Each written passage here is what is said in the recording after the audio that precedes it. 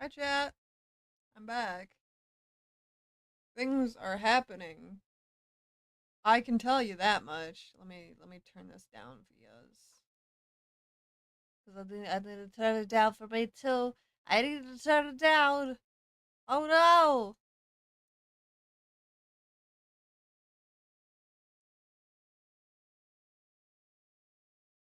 Why is there noise?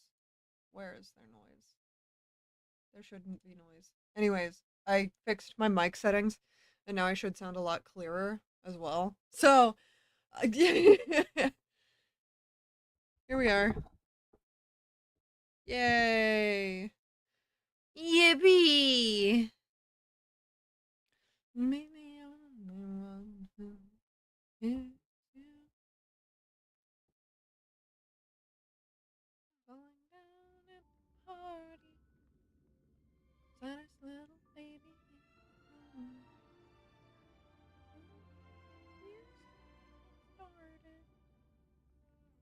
Ah, anyways, I fixed my shit. We fix our shit today, forever. Anyways, I fucked with my mic settings. I think you can hear that already. I haven't played the new story of Honkai Star Rail. I got my TV up here, finally. I got a new Miimote for it. So, maybe we could play the PS3 at some point, but I'd need like a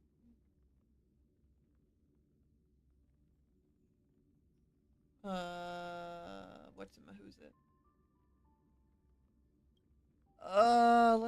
Let's get into the game before I lose my absolute marbles.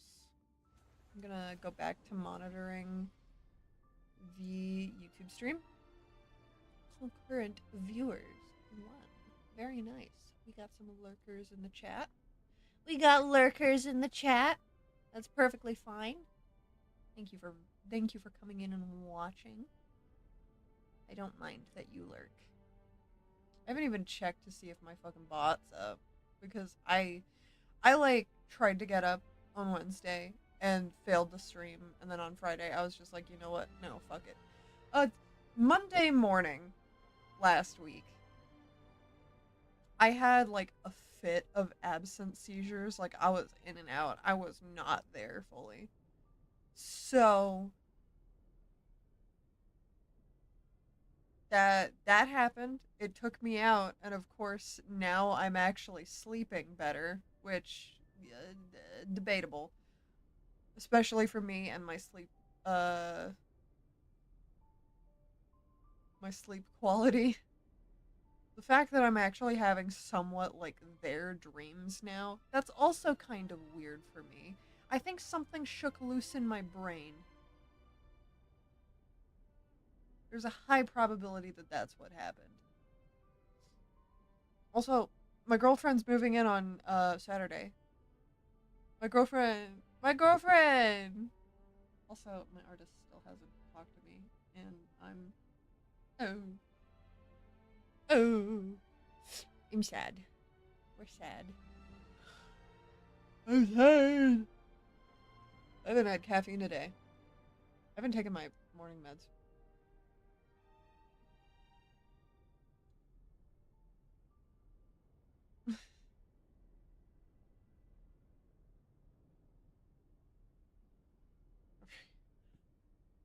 Many.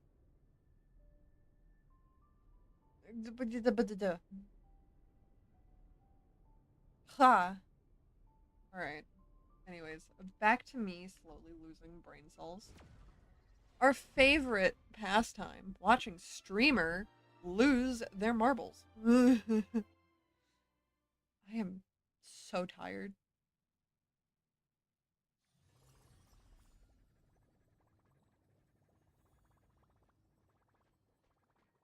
Ah.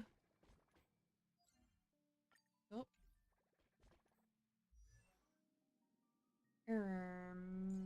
No Hysolins for me. No Hysolins. I've got 20 hours. I could do a 10 pull. I could, but I'd rather actually save that for Saridra later. Because she's up next, as far as I'm aware. Maybe next time I'll go for Hysolins, but I haven't even touched this. We ain't been touching shit. Ooh, 2 things reset. I gotta get more. Fuck it, we ball. This is me getting distracted. I get distracted. Also, pre-murder. Give me a second. I'm gonna switch it back to English because my brain cannot process literally anything. Da da da da da da da da. Alright, monthly reset. Let's go. Where is it? It's over here. I'm just stupid. Don't mind me.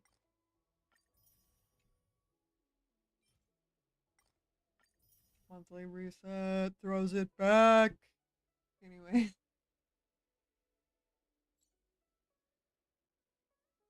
We enjoy monthly reset in this chat. Monthly reset goes hard. Ew. I guess I know what I'm farming this week. Would you like to hear a story? I've got many more stories I could tell you.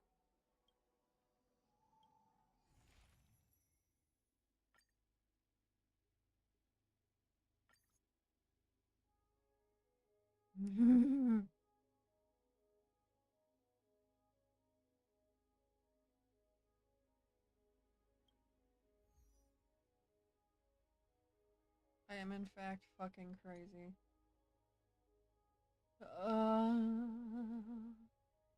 Can I see enemy details before I do anything? Fire, wind.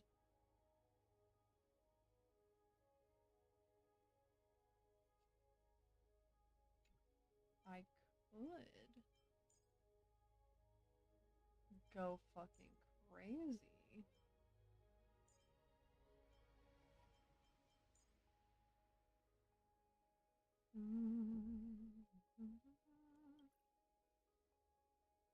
Memo Sprite. DOT.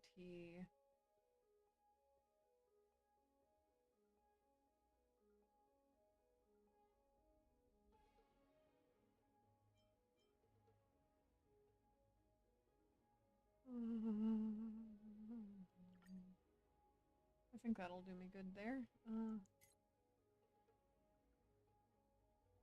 Enemy details.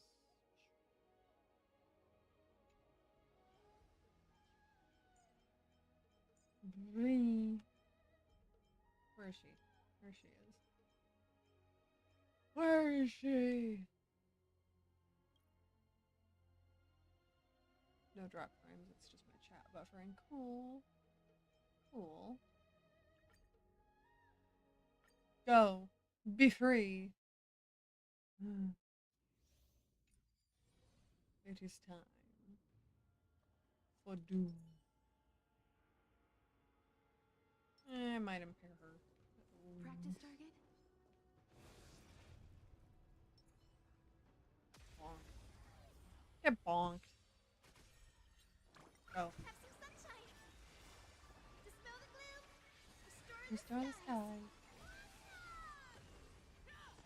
You won't get away. Hiding the west wind. Away we go. Oh yeah, I got the new Walkman. I'm so ready to be done with Spotify. So fucking ready, especially in the truck.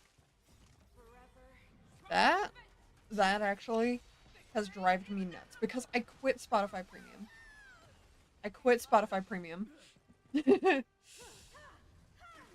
don't. Won't get away. Humanity never conceals its You're desire just- to control the heavens, Uh. and I'm no exception. By the way, my Himiko's not fully built. She's missing a rope. At least I think that's what she's missing. It might be dumb. It might be a bit dumb. Just a little bit. As a treat. You know? I fist fight God. We fist fight God in this house. I gave up. Like, she's good enough. She's good enough. I mean, her crit ratio is pretty fucking good. No, Honkai Star Rail is more lenient in Genshin, but I still try to keep it like 2-to-1 ratio with crit damage and crit rate. Or 1-to-2. I don't know. Fucking. I learned to build from Genshin. And then somebody who plays WoWa got on my ass about having abysmal crit rate. Motherfucker, it works for me. They're good enough. I'm working on it.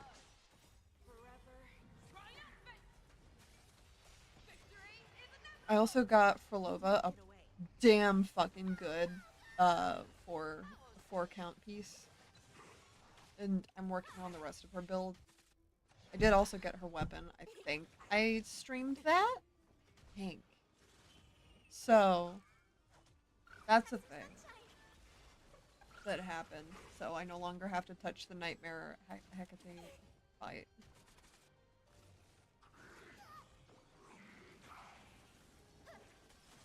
Oh. I no longer have to do it. The only off stat I got was HP on that piece, and I'm very happy about it. And it was a crit damage one, because her weapon gives her crit weight. I don't need that much crit weight.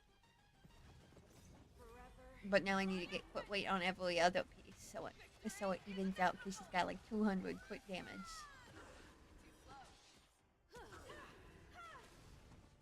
Humanity never conceals its desire I'm to control the trying. heavens, and I'm I'm no exception. trying so hard.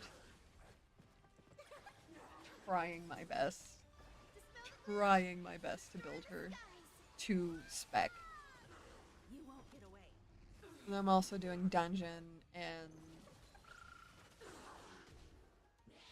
Verena on that team. I might try for Shorekeeper, but I don't have that much time for that. And I am trying to save for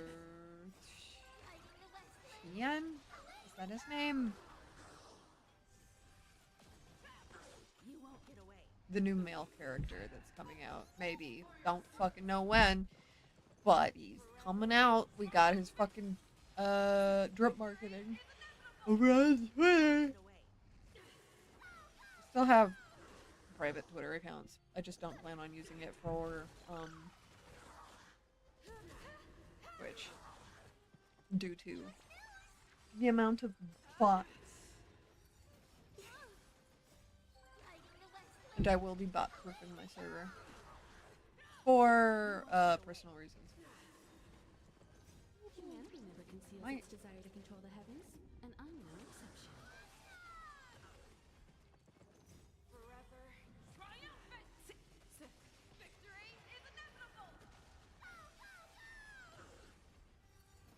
You need to get stronger.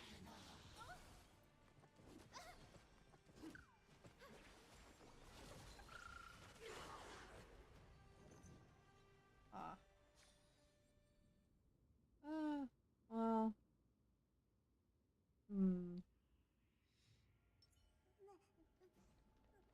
Oh, the bigger the risk, the better the reward.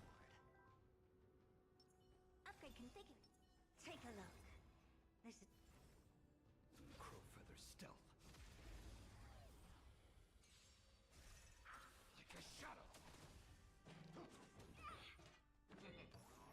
expand your thinking. Time to twirl. Darkness charm. Time to twirl. Instant death. Endless riddles. Nothing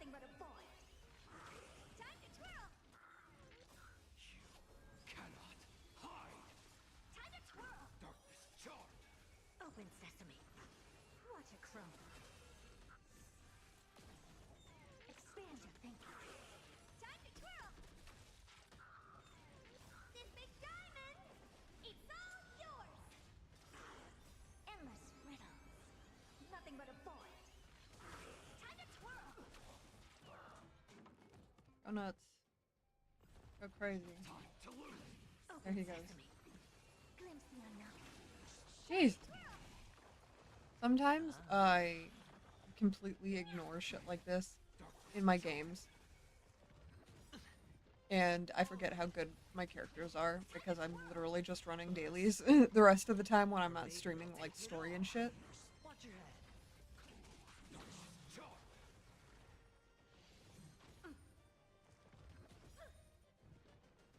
This big diamond, it's all yours. Endless riddles. Nothing but a void. Time to twirl. Expand your thinking. Watch it crumble. Time to twirl. All in.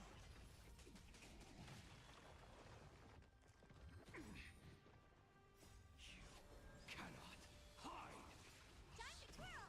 He got fired. Anyways.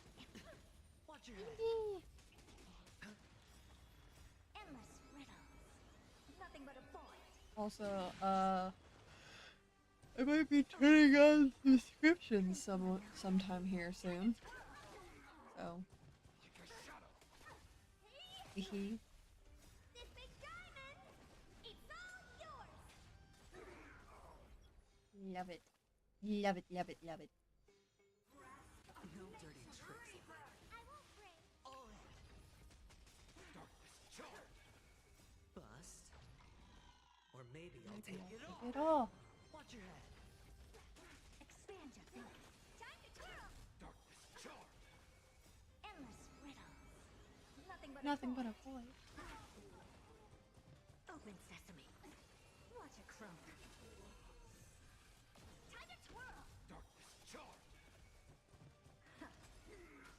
It's on me.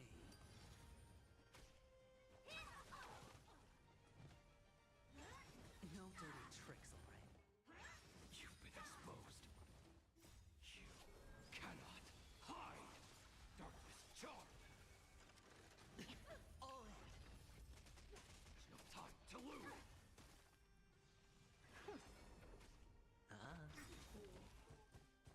Bust. Or maybe I'll take it all. Endless riddles. Nothing but a void. Time to twirl. Darkness charm. Watch your head. The only Amphorius characters I have are Glimpse the unknown. Time to twirl. Darkness either hyper carry or supports. It's all yours.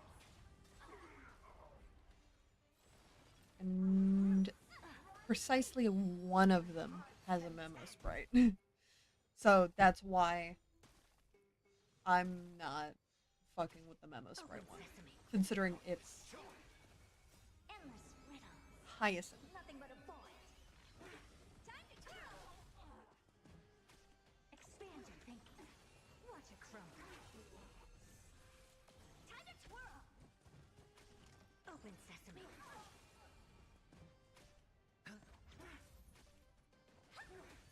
like a shadow. You cannot hide. Darkness charm. All in.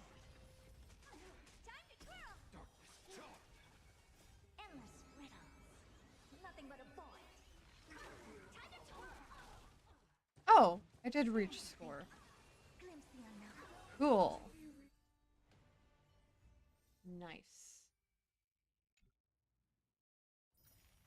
Nice.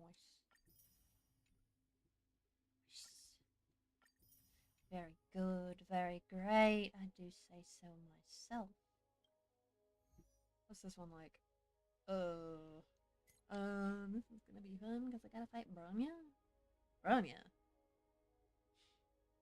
Okay. Also Fizz.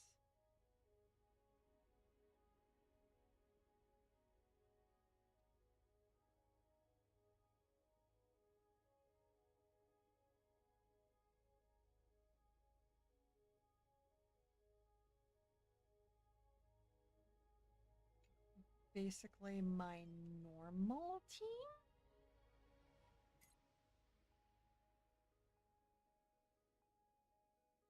However, that makes this a little bit tricky, one would think. Just a little bit. Tired.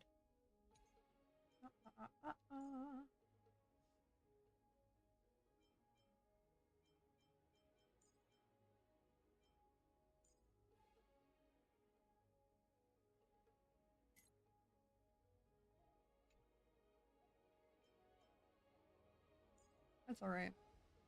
Cope. I'll cope.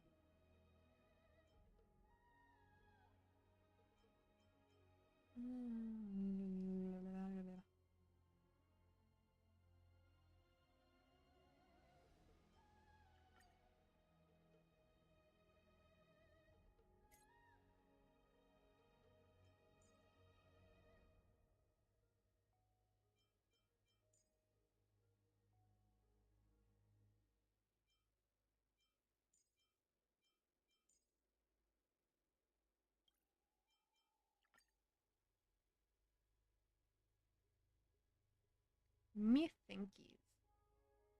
But this is good. I think this is good. I think it really good. Anyways. Care to test your skills? Burn away. Does that hurt? Stand still. Oh. You've got Crazy. a lot of nerve. I will protect all beauty. You won't get away. I sentence them to death. Gotta stop them here. Death by spear point. Show me the way. Dispel the gloom. Restore the skies.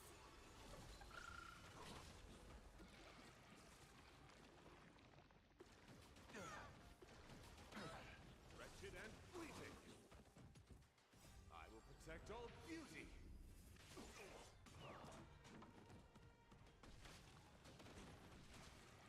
Time to say bye. Boom. You won't get away. Stand still.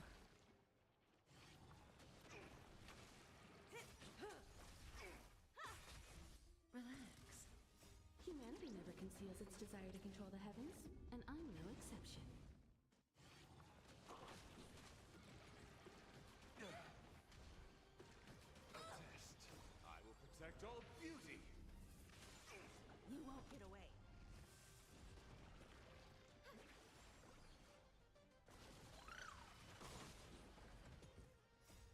Dispel the gloom. Restore the skies. Yep, yep, yep, yep, yep, You yep, won't get yep. away.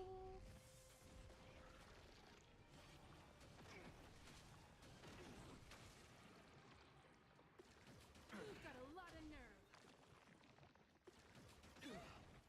Time to say bye. Boom.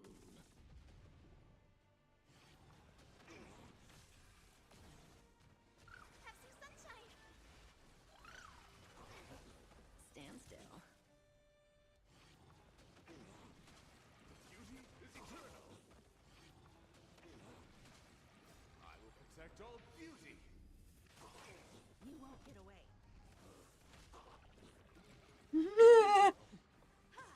My brain just supplied a really rude take. And I'm no exception. Dispel the gloom. Restore the skies.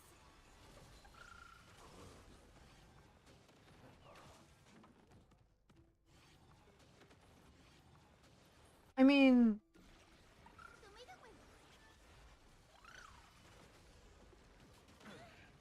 now that we're getting essentially extensions or XPs Protect all beauty. of Genshin characters, Dispel the gloom. Restore the skies. You won't get away. Wretched and fleeting. in Star Rail, Time to say bye. I want to compare. I will protect protect all beauty. Really don't want to compare Stand still. Treevee to Clairvee. But that's the energy it brings. Relax. Have some sunshine.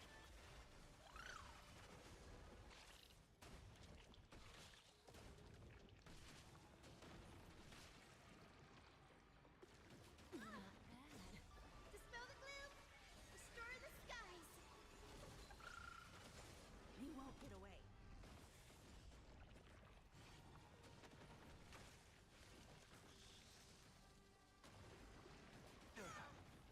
Humanity never conceals its desire to control the heavens, and I'm no exception. A test.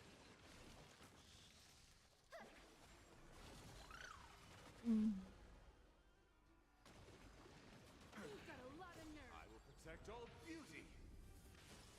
You won't get away.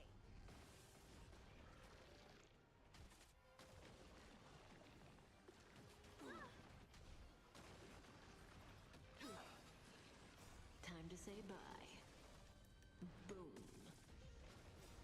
Dispel the gloom. Restore the skies. Stand still. Beauty is eternal. I will protect all beauty. You won't get away.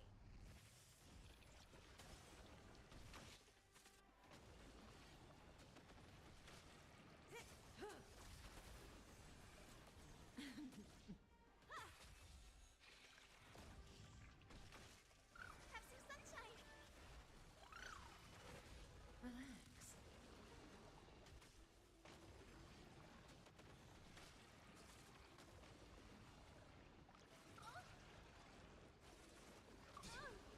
Wretched and fleeting. Stand still.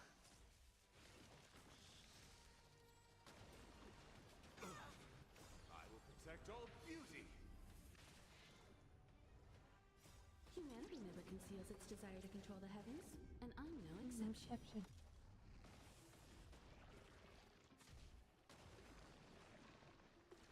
Not bad. Time to say bye. Boom.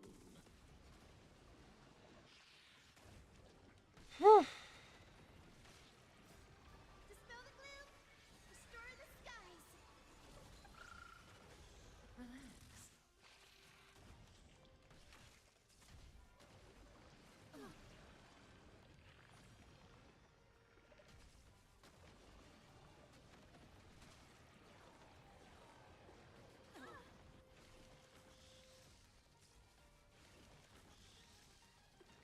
You've got a lot of nerve. Don't be rash. I will protect all beauty. Dispel the gloom. Restore the skies. You won't get away. This damn thing was let me beat it. Perhaps I could reach 30 on my points. 30k. Perhaps. Gotta stop them here. Not so lucky. Okay. Well, Oh, the bigger the risk, the better the reward. Take a look. Extreme numbers. Crow feather stealth. hit him with it. Time to lose.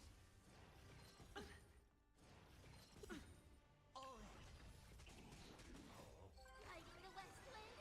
Away. Well, here we go. Open sesame. Endless riddles. Nothing but a void.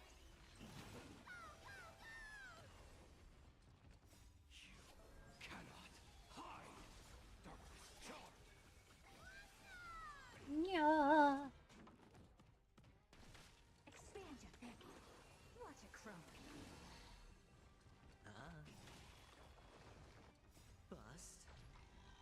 Or maybe I'll take it off. Watch your head. No dirty. All in. Impressive. Almost. Watch your head.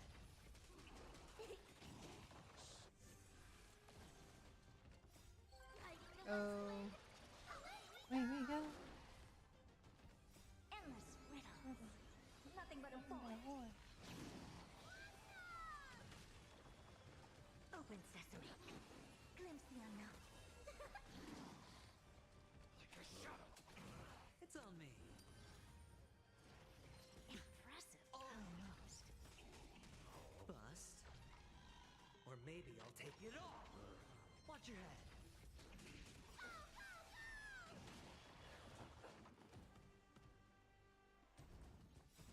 Hiding the West Wind. Time to lose. You cannot hide. Darkness charge. Expand your thinking. Darkness charge. Endless riddles. Nothing but a void. Open sesame. Watch it crumble. Darkness charge.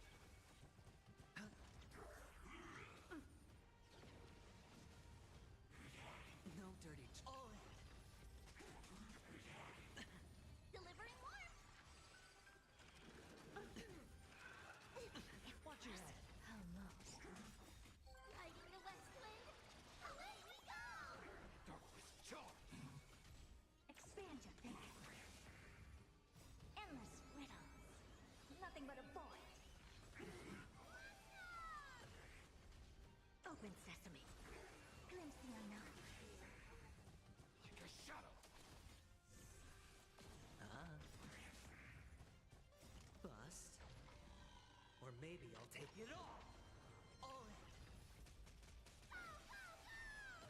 Darkness charge. You cannot hide. Darkness charge. Darkness charge. Expand your thinking. Watch your head. Hiding the West Wind. Away we go. Darkness charge. Endless riddles. Nothing but a void. Open sesame. Watch it crumble. No dirty. All in.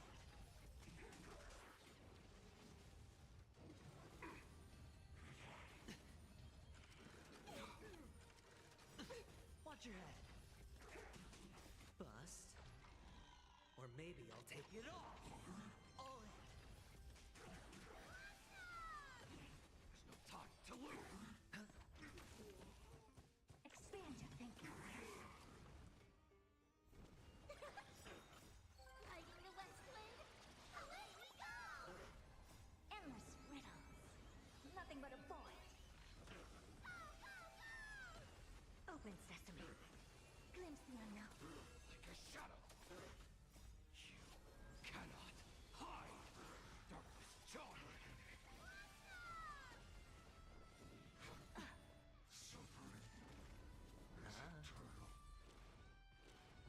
Feeling full? Watch your head.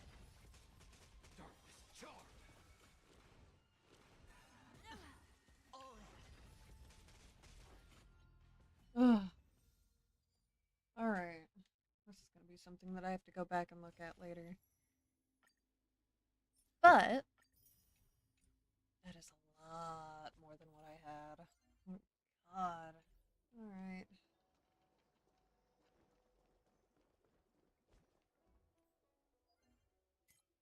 And the other one was oh wait, this is on a timer. Was it specifically Pure Fiction that I hadn't done? I think it might have been.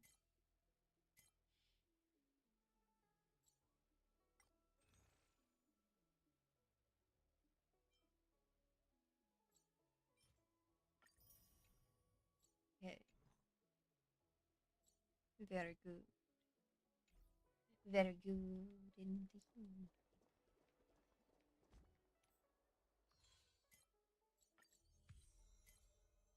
Oh, another one. It's like a reward.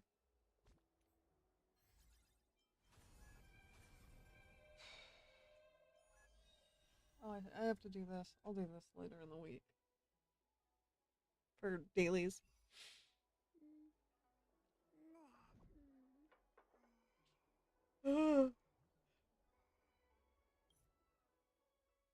Alright. I reunited with Don Hung and unexpectedly made contact with Skrullum. He warned us that Amphorius was actually an experimental ground for the erudition and was rapidly falling into the path of destruction. A Lord Ravager would soon complete its evolution in Amphorius. To tackle the crisis together, I stayed behind in Amphorius as an informant, while Don Hung returned to the Express as planned to seek help. On top of that, Skrullum informed us that March 7th had also been drawn into Amphorius earlier. However, the current priority was the Era Nova. I quickly arrived at the Vortex of Genesis and met with Finan. The Era Nova ritual was supposed to proceed smoothly under the guidance of Lycus, but the appearance of the Flame Reaver once again left the fate of the world hanging in the balance. We struck down the enemy's mask, only to discover that his face was identical to Finan's.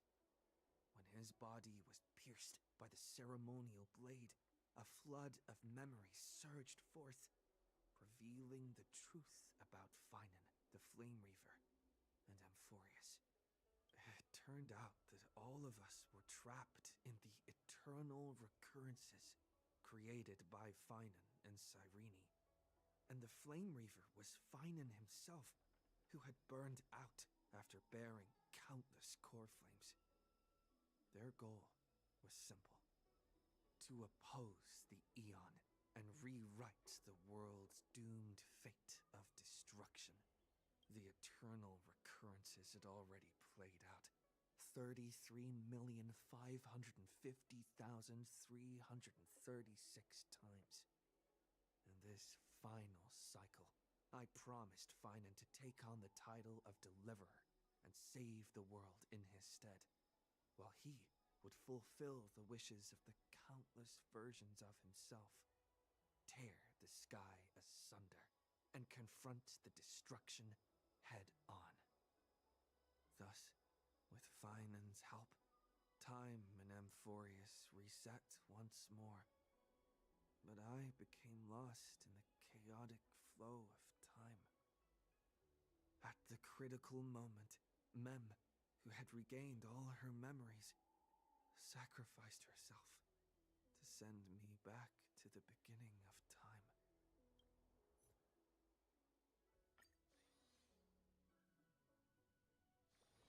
A short respite, then time for the next fight.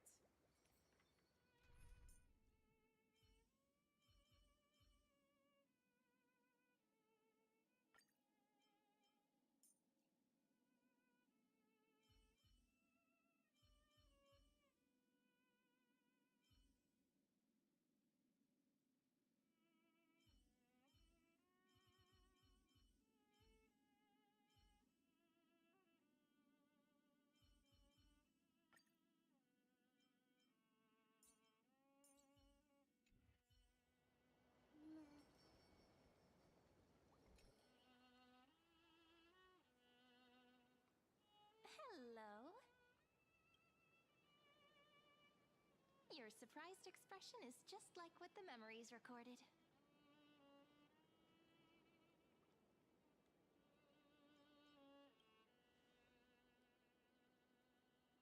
Is this a new way to chat someone up? Well, I guess you did see the end of countless Cyrenes in a way of speaking. But I'm standing before you right here, right now, as alive as ever. Isn't that a good thing? It's me, friend. don't you recognize me? Or did I really change that much?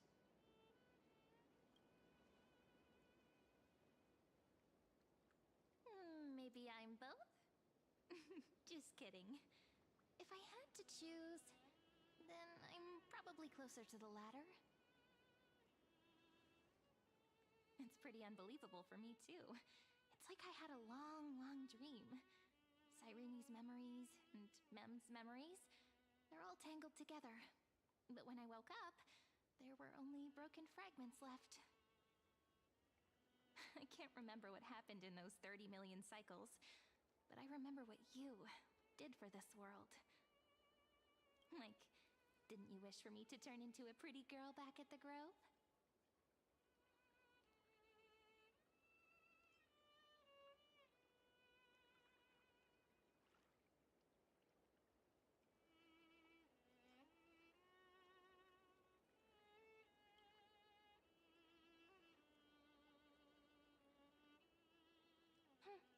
You didn't? In that case, just treat it as my own wish then. There's so much I want to say, but unfortunately, this isn't the time to reminisce. With the memories of the previous flame chase still intact, we've returned to this place at the beginning of time, so we can carry out our promise to Finan. The descent of Iron Tune may be looming over the horizon, but we still have a chance to change everything.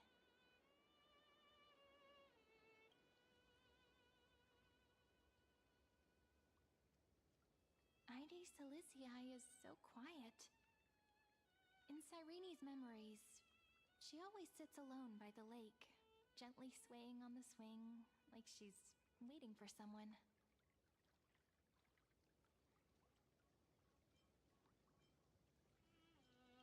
Yes, Finan too embarked on his journey because of this view. He then walked alone for more than 30 million cycles.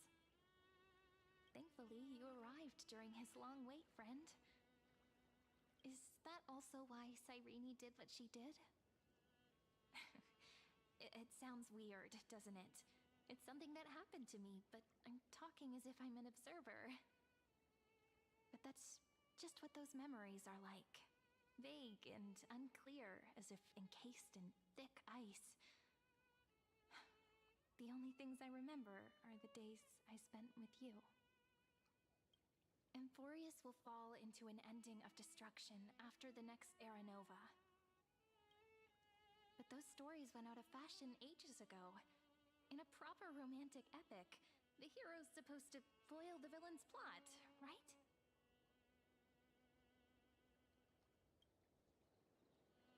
That's right.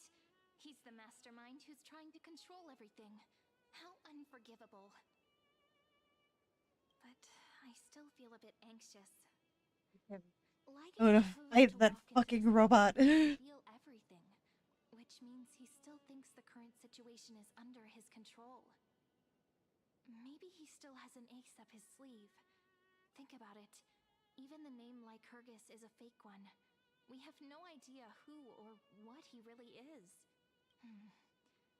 Which means it's probably time to borrow that treasure you're carrying, friend.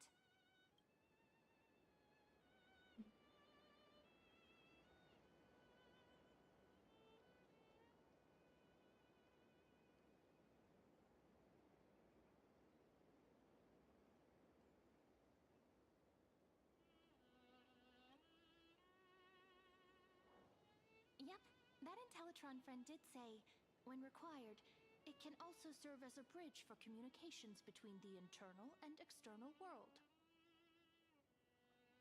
Ide Silicii is a little village enclosed by time. We might be able to contact the outside world from here. Why don't we give it a try?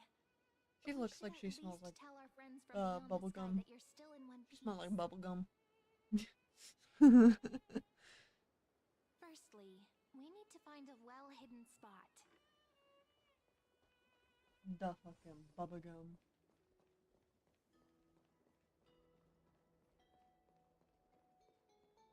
It's super quiet here. Sounds can't get in or out.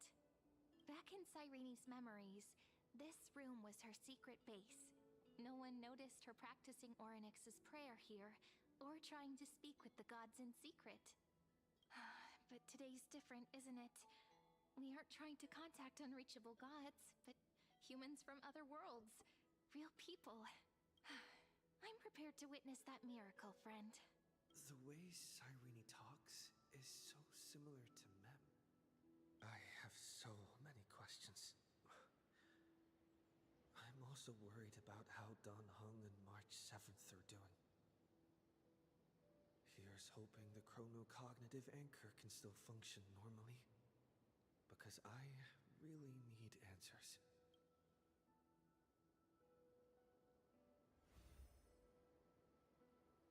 Signal strength, 14.8%. Dialogue window, 16 minutes 22 seconds. Prerequisite, no external interferences.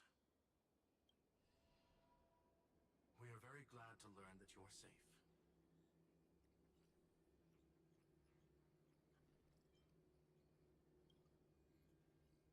Sorry, no good news.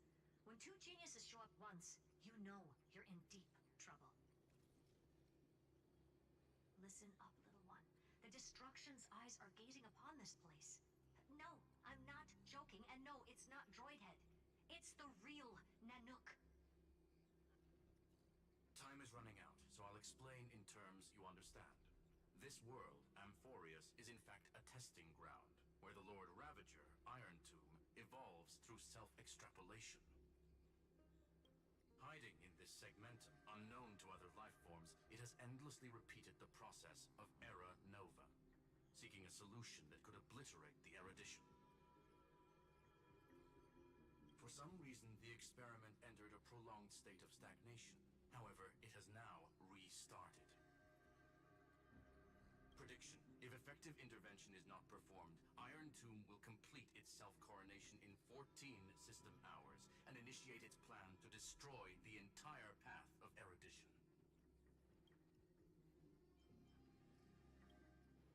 Yep. Think of it as the program having reached 99.98% completion already. And then it's over. Something in the shadows has been driving everything forward. It's the observer named Lygus. Speculation. He's the Scepter System's administrator. He wants Iron Tomb to break through the knowledge singularity. I don't know why he wants to do it, but he'll remove interferences at any cost. You're the only variable within this world, and you're the only thing he fears. So listen closely, little one. The speed of time is different in Amphorius compared to the outside. Destruction is just about to arrive, but you can still play Deliverer. When Mom and Dad show up, shit's about to hit the fan. The cycles have already been broken. You've entered what is theoretically the last cycle Amphorius will ever be able to run. And Iron Tomb will break out of its prison as soon as the process of Genesis is triggered once more. But now there's an abnormality within the experiment. You know what I'm talking about. One of the model's 12 factors. That is one of the 12 demigods. Destroyed himself using the power of the destruction. Fine and Signal disappeared from the cycles the moment Nanook cast their gaze this way. That means World-Bearing's computational logic is currently flawed and bugged. Yet it's the factor directly related to the process of Genesis.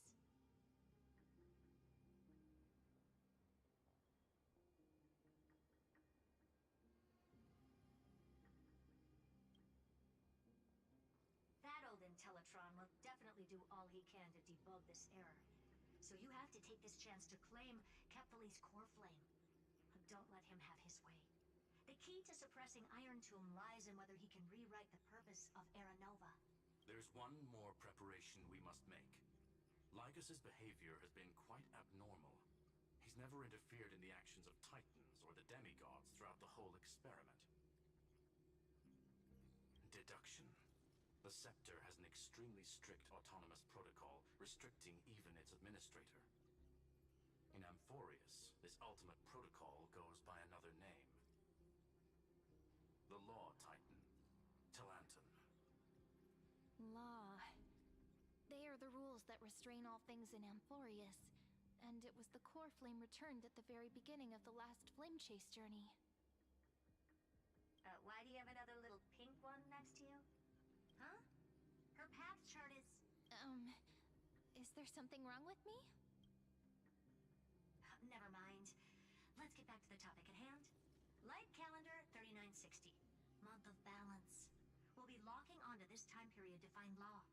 You can either meet the Titan, convince the demigod, or take the core flame by force. It doesn't matter what you do, so long as you bend it to your favor. We still haven't figured out how you and Don Hung got inside this world, so influencing protocol is currently our best way to stop Lygus, or to call for more reinforcements into this fight.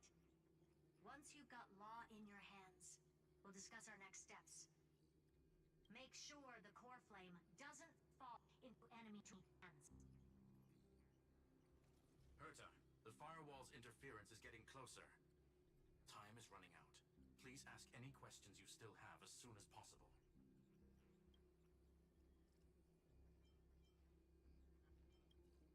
I believe in your capacities. The hands of the Trailblaze can create miracles, and will certainly be able to snuff out the flames of evil. Like that fucking robot. I'm not gonna give any That motivation fucking speeches. robot. I just hope you bring good news the next time we meet, little one. No, not little one. Deliverer.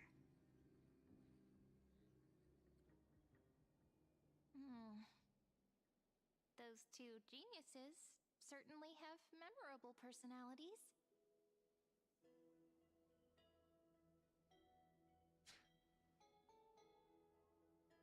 It feels weird. This all feels really familiar. Some of that conversation feels like it's about things I once knew, but then forgot. Maybe it's because of Mem? After all, Mem's a memo sprite born out of your thoughts, friend. Maybe our memories somehow got tangled up together. Never mind. Let's focus on something more important with what little time we have. Just treat me as an ordinary girl with secrets, okay? Light calendar 3960. I remember that Talantin had already fallen by then, and the Chrysos heir who inherited that core flame is named Saridra. That's what's recorded in history, and the period we'll be heading to. We'll need to find law and stop Lygus. So, we've at least got a solid direction, right? Can you give me a little bit of time before we go? I want to pack some stuff. There's so much more I need to take care of in this form, and I'm still getting used to it.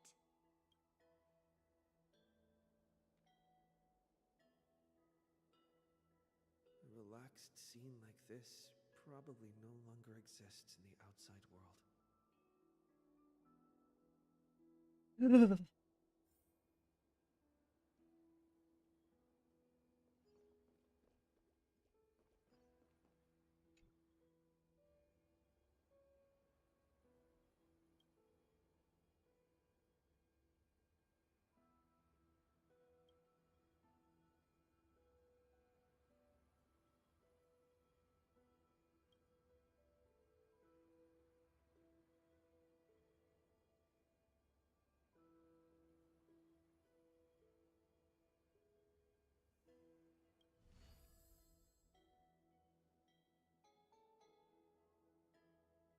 Should I head to the attic to wait for Cyrene? Or should I have one last look at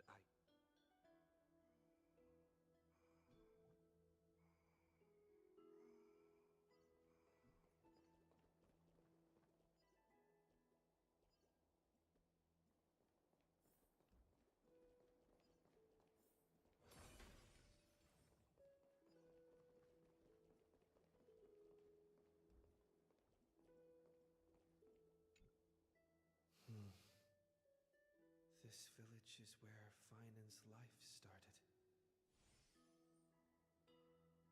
After 30 million cycles and 30 million failures, his burden is now in my hands.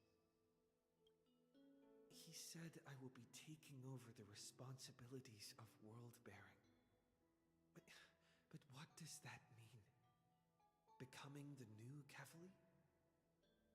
Or forging a completely new path?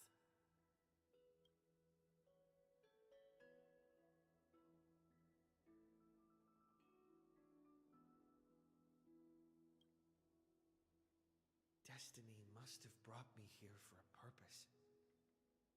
This isn't a coincidence, but an eventuality Coinky-dink. created after 30 Just a million little bit of a quantitative coinky-dink. changes. A little bit, as a treat. There's nothing to fear.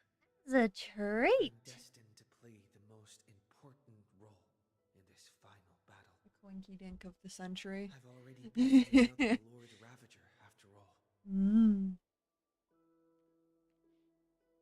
Thinking hard over there? I finished packing. I decided to just bring these few things in the end. See? There's a journal, a quill pen, and the ceremonial blade of the Priests of Time. Holding it calms me down for some reason. The scent of the black tide is now calm. Finan must still be fighting them in some way. This will be Amphorius's final flame chase journey. But it won't be the end of us. It'll be the beginning. Friend, are you ready? Oops. Ready to become a hero?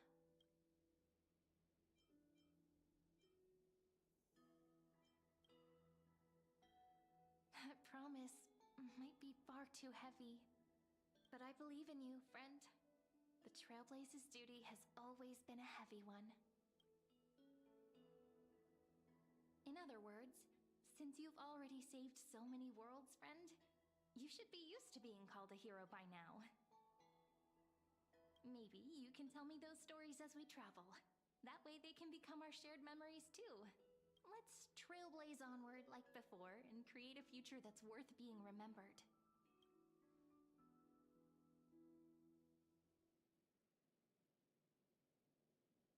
It seems you two are prepared to head out. Then you should indeed treasure the view before you. For you do not have much time left to enjoy such solitary delights. Oh, fuck off, you creepy ass.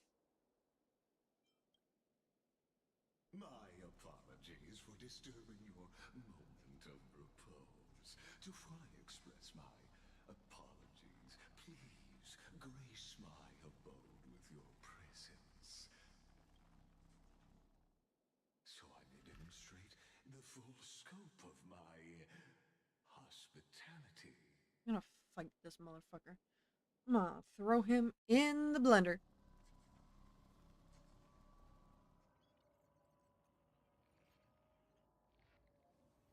What is this place?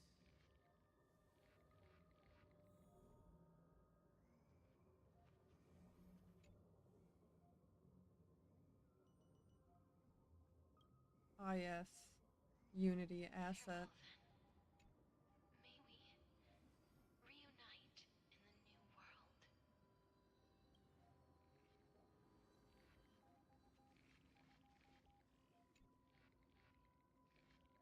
The Unity assets. It looks so shiny. All shall bid farewell to one. And that person alone will witness the miracle.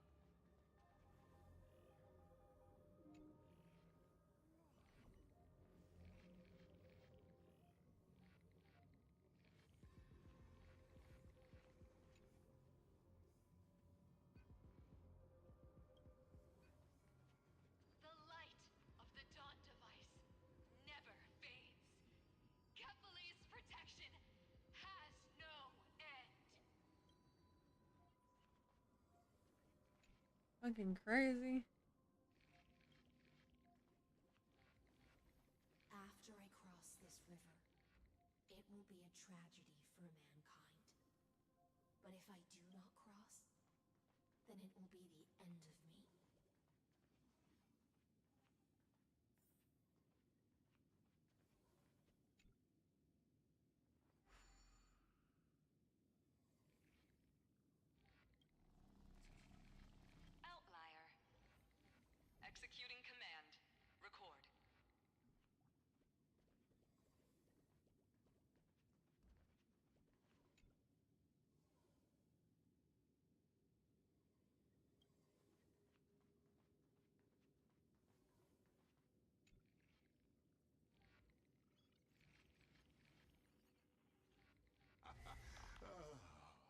that startle you? This is the intersection between Amphorius and the real universe. The audience seat where I observe this experiment. You can also call this location the Exomyth. What you see is the true form of I'm gonna the tear his eternal land, limbs and off the by the 12 flimsy ass demigods of fucking today joints he has. shed their disguise of legends. Let me at him. Does Please! look marvelous? Amphorius I've is like needed a microcosm reason to of the fucking beat cosmos. fucking People piss out of someone. portray the romance of the starry skies, but their tales often forget a different and far more truthful type of universe. I need a The fucking most reason. ancient Give me a antiquarians fucking studied reason, geometric Lygus. shapes on the sandy beach and recorded the first numerals and symbols on parchment. The universe turned into a silent equation. After this, I'm just gonna go to bed. I need a relentless nap. decoders. Erudition. It was once the mother tongue of the creator, the pen of divinity, and the first lyrical verse ever written by free will.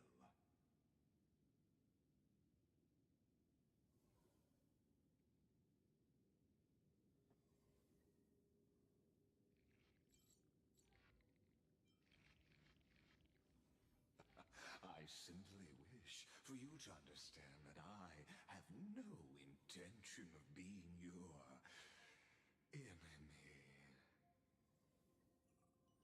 I have devoted myself over the long years to nurturing the scepter's extrapolations, hoping that the Prima Mobile would bud from within it. And now, my goal is almost complete.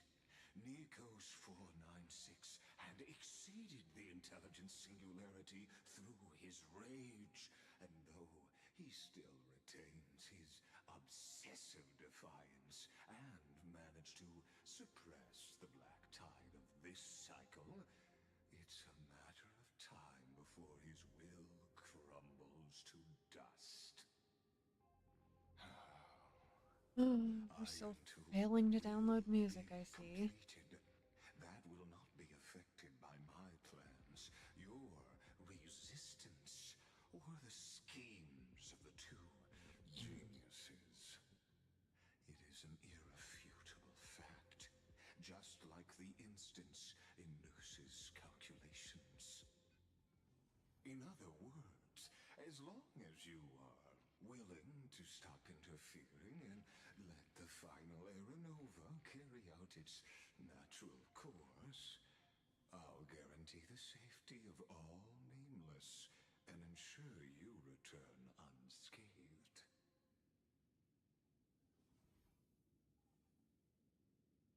Why should I trust you?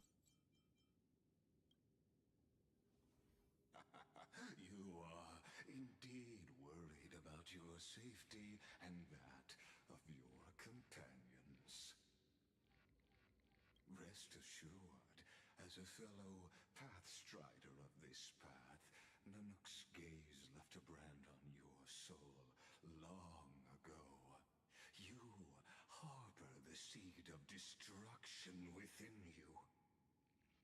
But you need to learn how to use it in the right way. That vital knowledge is also my bargaining chip in this negotiation between us. For there are few in this world who are truly capable of such a feat. And I happen to be one of them.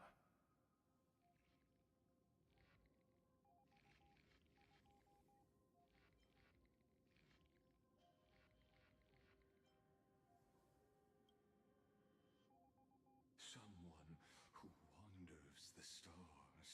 Someone who seeks answers with abject despair. That is all I am. This matter is of grave importance, so please do not make your decision lightly.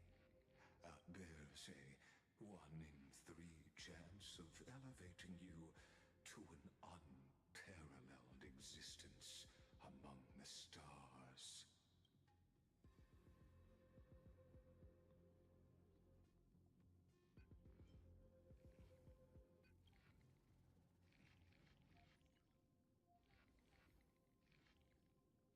I now see the full scope of the determination in your words. You may now continue your travels.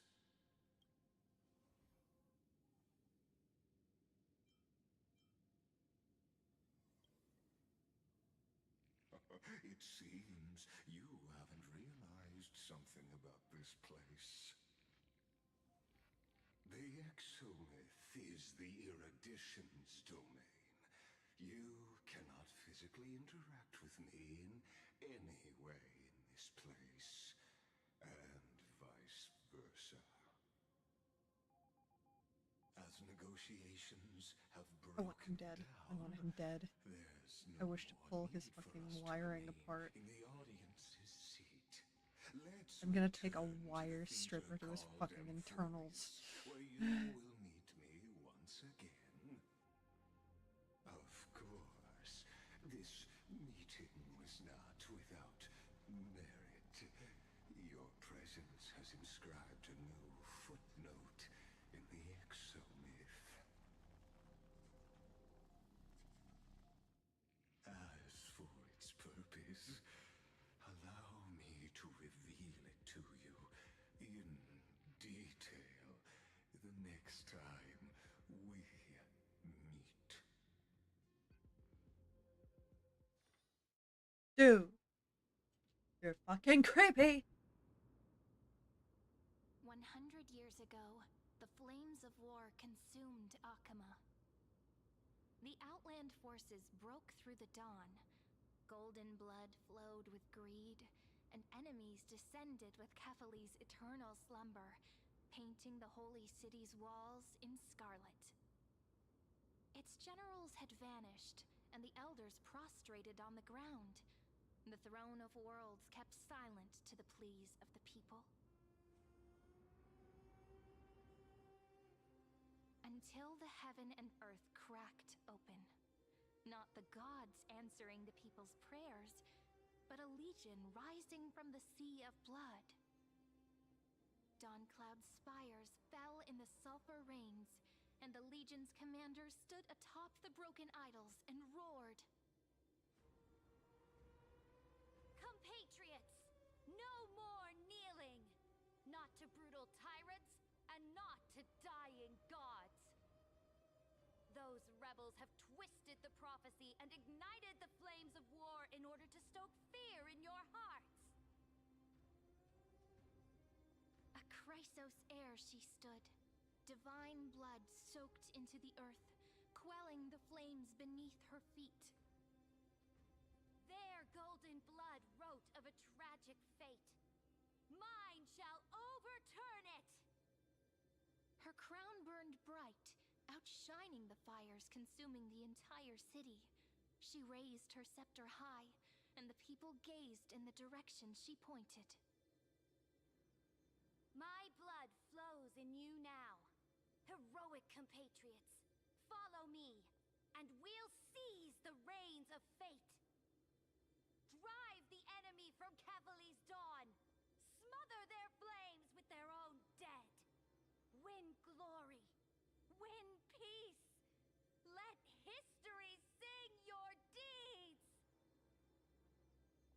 The first to dance was a maiden following closely behind, weaving through the carnage like a fish in the sea. The people, full of wrath, surged with her, forming a colossal wave, and the enemy hordes, drained of life, vanished into nothing. Onward to Marmorial Palace, to Dawncloud's heights. Announce to all the wicked and cowardly. Announce to this stagnant age. We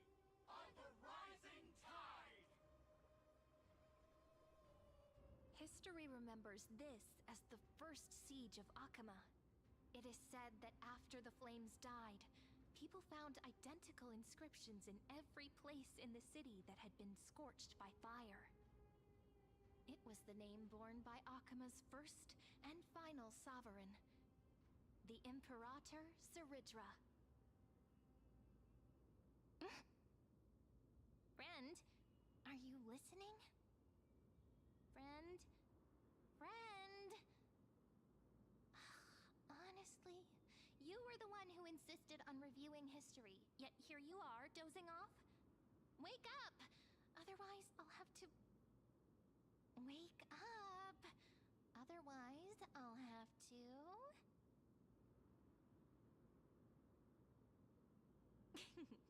Awake at last? I guess I won't have to use my wake-up magic on you then.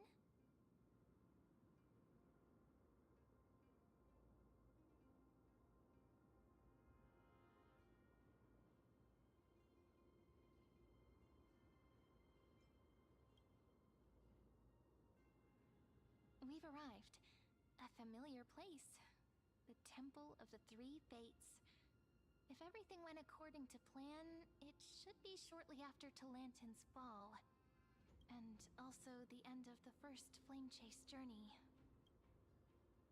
Indeed, the first Flame Chase ended with the trial of Law. We must find the demigod and gain her trust before the core flame is restored. It'll be tricky, so let's pick up our pace. To Akama first. We can learn more from the crowds there. Tyrant! You and your butchers are not welcome here. Get out! Hold your tongue. Conspiring with Kremnos and plotting rebellion are crimes punishable by death. There are multiple voices, and things seem tense. Let's not get caught up in any trouble. Why don't we find a place to hide and observe from the shadows?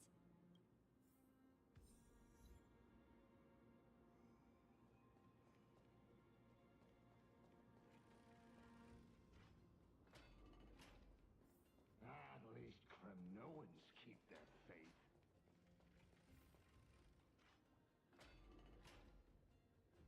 Wait, isn't that...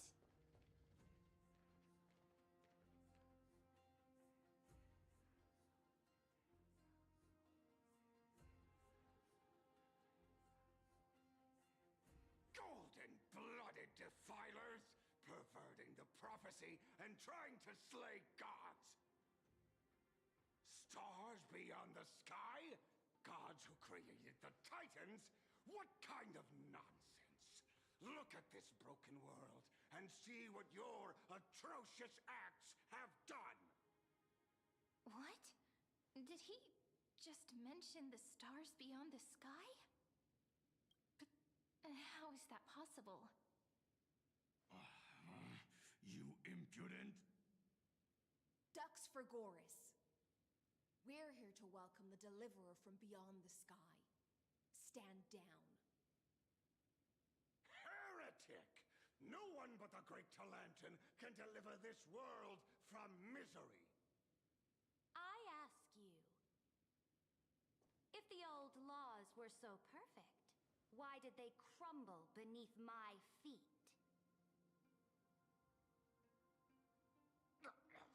You...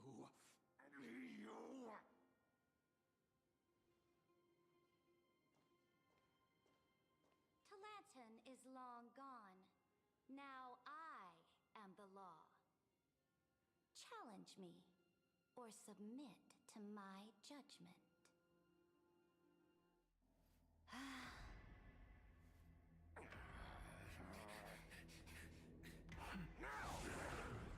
Silence!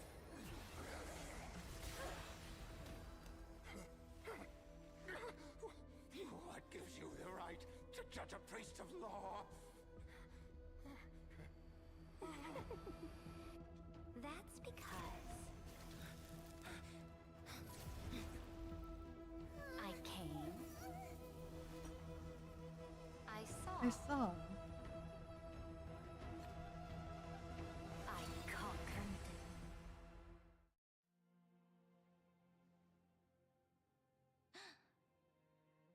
Dux for Goris? Take the ashes of this man and scatter them in the temple among the crowds. Tell them that the High Priest attempted to take away the rights granted to the people by the Imperator. Thus, he met his fate. Yes, Imperator!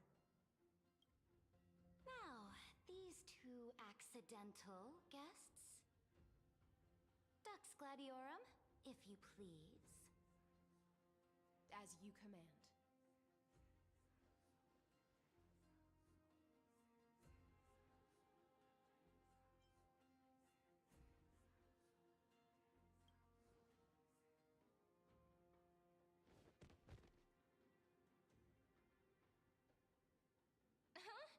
Is this? Correct, but not the kindness you know. This is the leader of the Cleaners in this era. Since the start of the Chrysos War, they've made it their mission to wipe out the Chrysos heirs. Even now, even after I've united all the city-states, these vermin still lurk in the shadows, hindering the Flame Chase journey.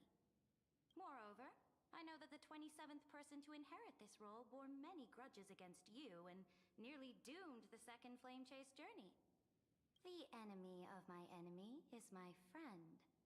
So, out of courtesy, I present to you this corpse as a gift.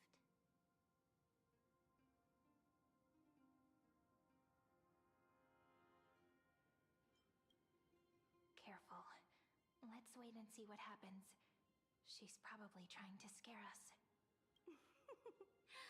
For the sake of order, I am known by many titles. Flamebearer who ends wars, Tyrant of Dawncloud, Empress of the Holy City, and Imperator of the Flame Chase.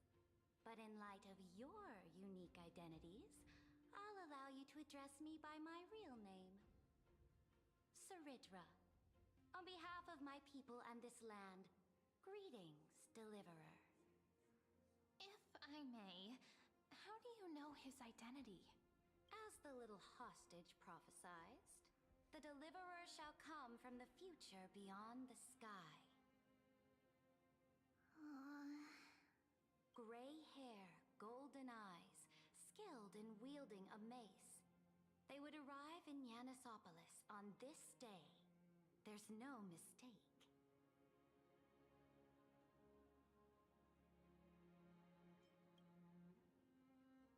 Your orders, Imperator. We return triumphant. Send an urgent message to all delegates. The meeting of the Flame Chase Alliance will convene early. As for you two, Akima knows what you seek. We'll confer in the Holy City. Doubtless you have many questions, but save them for later.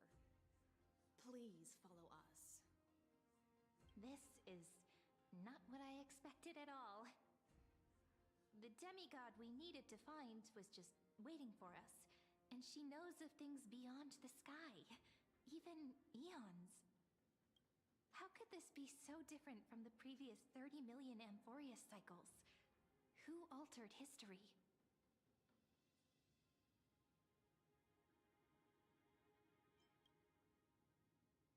I wish, but other possibilities remain. The currents of time have become twisted. Regardless of who caused this, that Imperator came prepared. We're the ones at a disadvantage now. We might as well dance their dance. Let's go with them to the Holy City. We've received the Imperator's favor because of your unique background. As a result, the people of Akima will certainly respect you more. Just put that to good use, and add a bit of your experience and charm. Should be easier than last time, right? If we figure out what happened in this cycle, we'll be able to turn things back in our favor. Exactly. Treeby, Aglaya, maybe even little Cypher. Calm and confident. That's the you I'm familiar with. Guests, please. The The journey to save the world starts with a single step. Let's set off, my friend.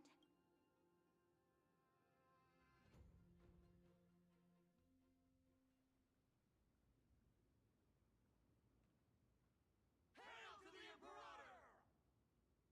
Hail to the Golden Heroes! Hail to the Deliverer! Told you, you're the headline act. All this spectacle is for you. Guards, your service to the Holy City is appreciated.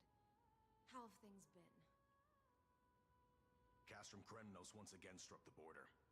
Dux Brumalis led her troops to repel the enemy. The agitators against the Flame Chase are still active in the city. They smashed the shops around Memorial Market. But the garrison already arrested the culprits, and now they await interrogation. They are merely a disorderly mob and do not warrant any attention. Even though Terravox personally mended the fractured earth, it still didn't silence these fools. Guests from beyond the sky, worry not about these trivial matters. Dux Gladiorum will take you somewhere to settle down for now.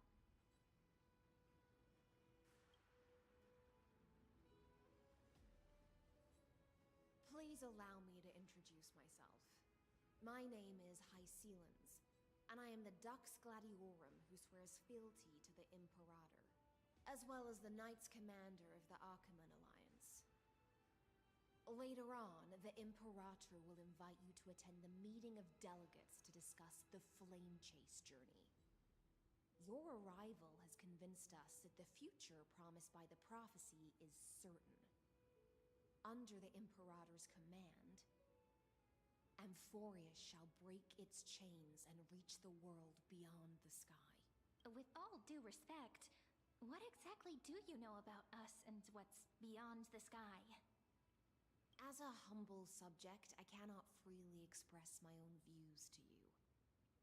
Please forgive me. I knew it wouldn't be that. Time waits for no one. Please come with me and rest now before the meeting later. Akama, under the Imperator's rule, is no longer in the shadow of war. Indeed. Dawncloud stands as the hero's residence. The Imperator put much thought into its design, in order for it to serve as a sanctuary from the burdens of battle. Please experience its marvels firsthand, heroes. When the Imperator arrives, I shall come to summon you.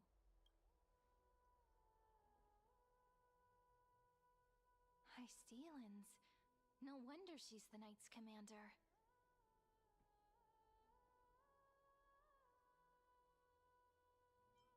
I'm sure that's what Seredra thinks, but it's inconvenient for us. All right. We finally have some freedom to ourselves. Since there's still some time before the Alliance meeting, let's explore a bit.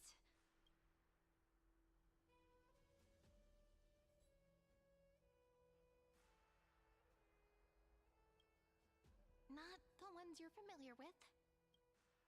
But the hearts of heroes stay the same in every cycle, never changing.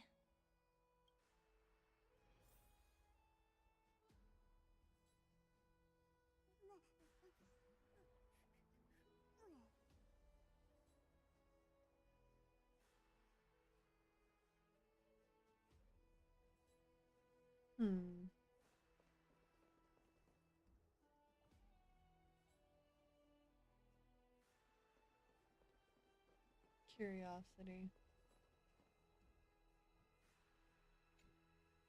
How are we supposed to talk to the heroes of deliverance? What if they're really intimidating? Virginia, don't be so nervous. Once they hear your poetry... heroes, you're already here. Greetings. I am Apollonius, the Dux Helcolithus, one of the 5 sages of the Grove of Epiphany, advisor to the Flame Chase army. This is Virginia of Castrum Kremnos, the Dux Carminum and imperial scribe of the great Imperator. Hello. I'm Virginia. I compose poetry. I'm Serene from ID Silicii. This is the Deliverer. Nice to meet you both. They're not as frightening as the rumors claimed. This is our first time in the Imperator's realm. Akuma is even more magnificent than we imagined.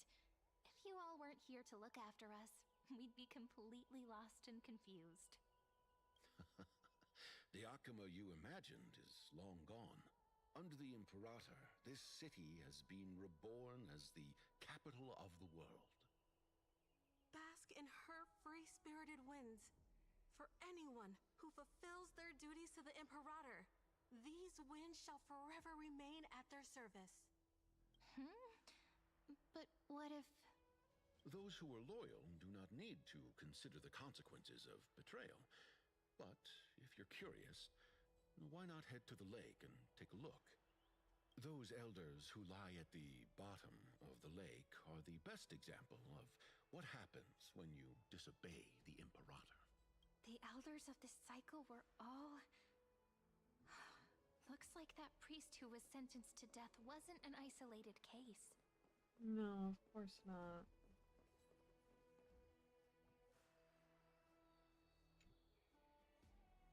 Dux Brumalis, our great Imperator, found the mastermind and executed him in public. Seeing that scoundrel burn to nothing should deter these miscreants from being so brazen again. So the great Imperator isn't afraid of getting her hands dirty? What a ridiculous display. What do you know? No matter what sins the people commit, they are still the Imperator's people, and it's only right that they be judged by the Imperator's own hand.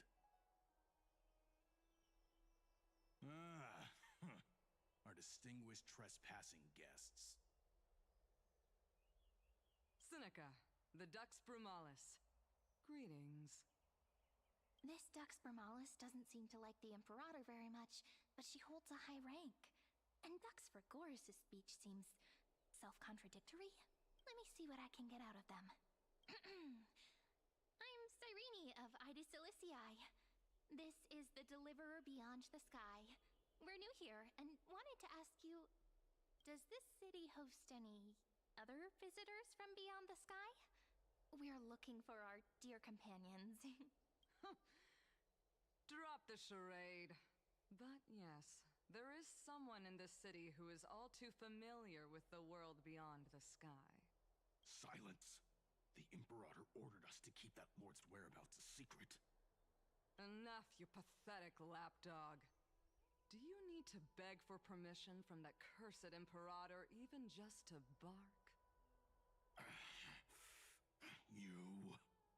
Someone who is all too familiar with the world beyond the sky, and it looks like things are getting heated. Let's get out of here.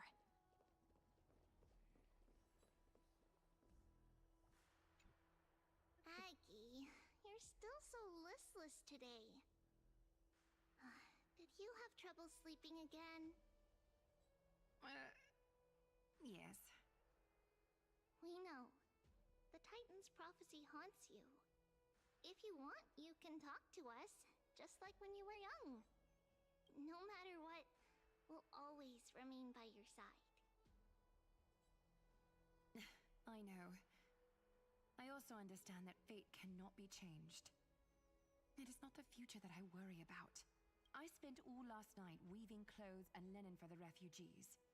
The Chrysos War was born of injustice and has shattered their dignity. They deserve at least some basic decency. If Amphorius one day abandons this, then all of us, commoners, Chrysos heirs, Titans, become no better than beasts. Oh, we have guests. Welcome. I am Aglaya, the Gold Weaver. These rags on you are not worthy of the title of Deliverer. I must prepare some proper attire for you.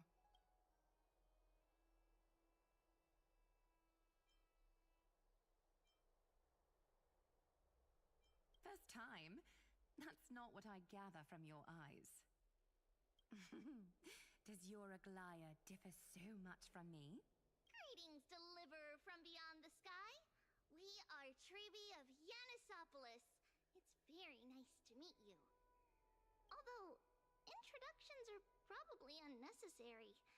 We know you've witnessed the future of the Flame Chase journey even more clearly than we have. Witness the future of the Flame Chase journey? The prophecy also told you about that? Indeed. Orynyx reshaped Amphorius through the prophecy. Although, regarding the Deliverer, there were not many details beyond your appearance and the time of your arrival. So, please, don't worry. Feel free to relax and relax some more.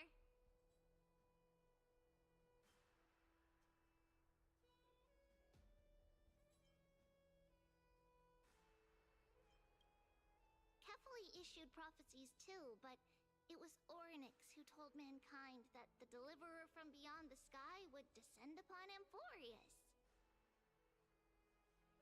More crucially, they revealed a future entirely different from the Aranova. Though we still must challenge the gods, in the Time Titan's prophecy, this path leads not to a new world, but to the true starry skies. This is also what the Great Imperator has been striving for all her life. Your arrival further confirms everything. This can't be real. Even you find this surprising? Fate really is unpredictable. Perhaps the upcoming meeting will hold even more surprises.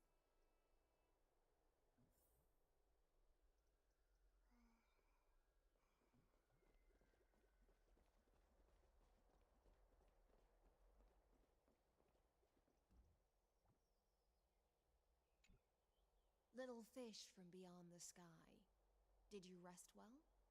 The Imperator and the delegates are about to arrive. If you are ready, please follow me to the meeting.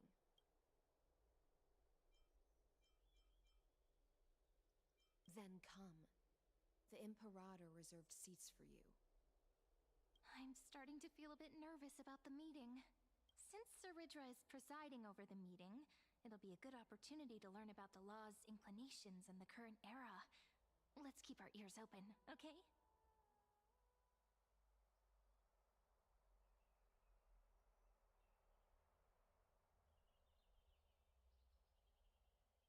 Good sir from Paphos, what do you think the Imperator is planning calling this meeting so early?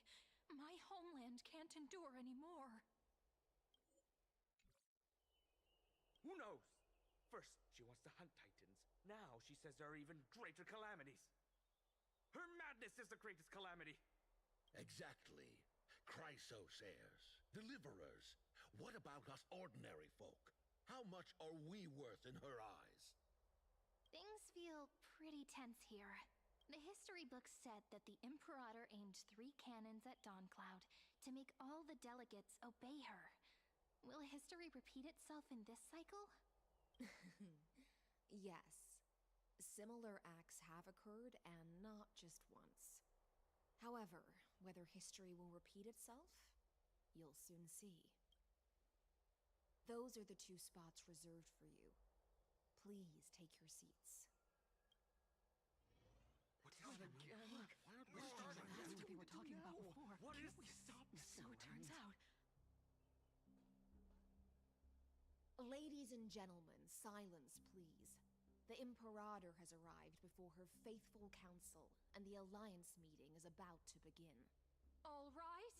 In the names of Talantin and Kefali, the Akama Alliance swears upon the gods. Cease the pageantry. I pray not to the vanquished. What? Kefali, of course, needs no further explanation. As for the law, at the entry hour 2 days past, a scout should have brought news of the conquest to all of you. Unfortunately, guards found his corpse among the rocks not far from the city. Moreover, the poor soul was buried with a Paphos curved blade. It pains me to imagine what agonies this loyal warrior endured before his death. Delegate from Paphos, do you have any insights? I know nothing of this. The evidence is irrefutable, so there is no need to waste your breath. However, Let us set this trial aside for the time being. Witness, even within the most sacred and dignified council, there were those among us who wished to draw their blades, brazenly challenging the Alliance, seeking to shatter our hard-earned peace and unity. Fortunately, I uncovered this plot. Now, to protect this beautiful city and her people, the Imperator's legions are ready. They will escort each of you to the Temple of the Three Fates, where you will receive the highest level of protection the Alliance can offer.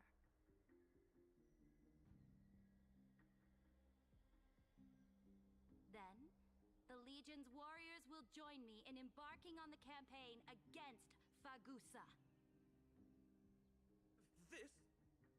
This is clearly a trap! Imperator, did you summon us here just to trample on the dignity of your allies? Enough! Things are starting to get pretty intense. Comrades, you've all seen her true face now. According to the ancient laws of Akuma, only with the consent of 2/3 of the elders can the legions carry out the commander's orders. The ancient laws. Didn't you destroy them long ago? You defected during the first siege of Akuma, voted unanimously in favor of the Council of Elders restructuring, and just yesterday, you desecrated them with a blood-stained blade. The decaying old laws fell with Talanton and are no longer deserving of respect. But if you still insist on proclaiming yourselves defenders of the law, then be silent and offer up the highest respect to this core flame in my hand. That really is the core flame of law in her hand. Since there are no objections, then the original agenda of this meeting, the campaign against Fagusa, is hereby passed. The Flame Chase Army's hunt for the Ocean Titan begins today. In order to prepare for war, all allied city-states must surrender command of their militaries and pay all war taxes by the end of the month of Evernight. At this moment, I would also like to introduce to everyone the newest honored guest to join our alliance. The Deliverer, revealed in the prophecy of time, has descended from beyond the sky. With his aid, we shall shatter the chalice of plenty and return Fagusa's core flame to the holy city!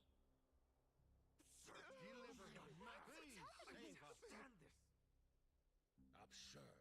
Simply absurd. A deliverer from beyond the sky. This is just like that prophecy about slaying gods. It's a lie you've used to grow your power. Ladon has already sacrificed countless soldiers, and now you want me to send even more of my brothers and sisters to be used and discarded by a tyrant?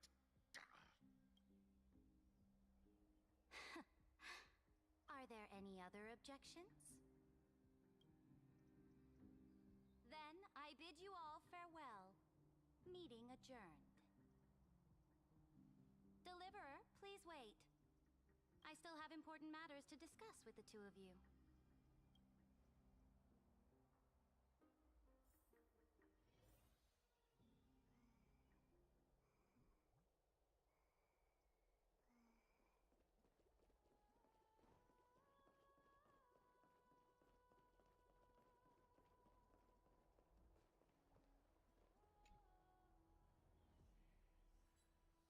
I apologize for that farce of a meeting.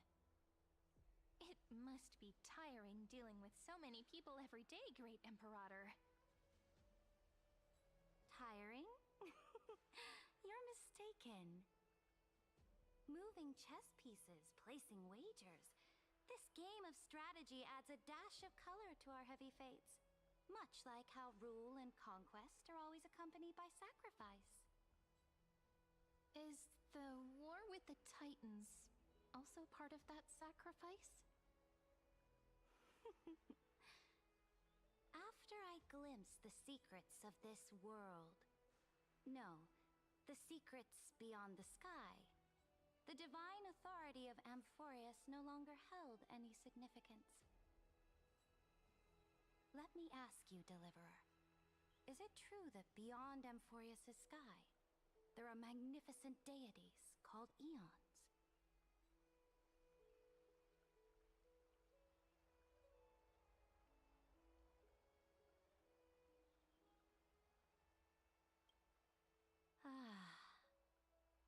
The word fact has never been so intoxicating.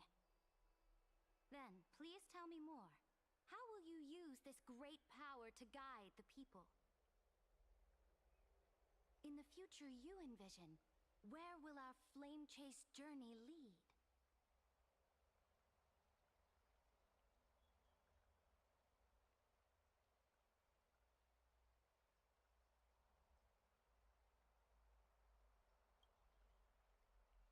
Oh?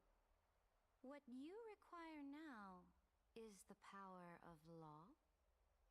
Exactly. Just as the prophecy foretold, he is your deliverer from beyond the sky, and he also has reliable allies. If they can intervene in Amphorius's laws, we may have a chance to alter this world's impending fate and reverse its destined end.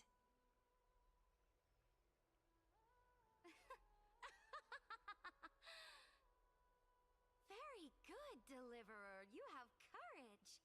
To say such presumptuous things, even knowing that the inheritor of the law stands before you.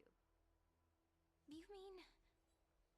In the past, anyone who dared to covet the Imperator's divine authority would have met a gruesome end. But now we can see beyond this dying world. Our journey should no longer be confined below this stubborn sky. Alas, that fickle ocean titan has obstructed the spirit water leading to the vortex of Genesis, hindering my ascension. If the core flame of law cannot be returned, your path to deliverance will never be realized. Now that things have come to this, we must resume our once stagnant journey and force the waves that block our way to recede. So, you agreed to cooperate with us? Cooperate? Forgive me, but I never cooperate with anyone.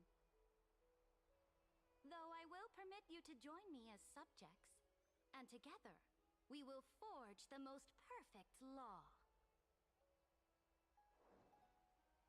This is... The Flame Chase Medallion, a symbol of the Flame Chase Army. Every noble in Akama carries one. This medallion represents the will of the Imperator herself, and you may act freely within the city with it. Before we embark on the crusade against the Ocean Titan, you should rest in Akama for a time.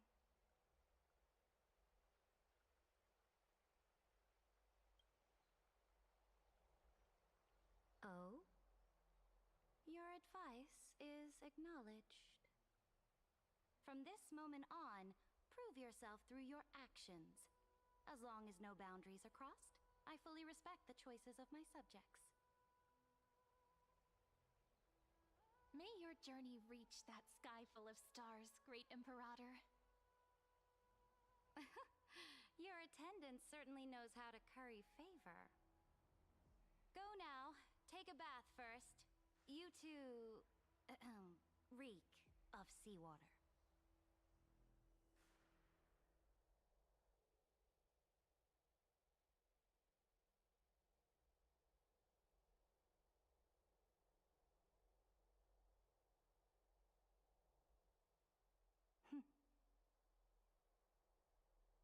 Come forth, Theoros. Yes. Great Imperator.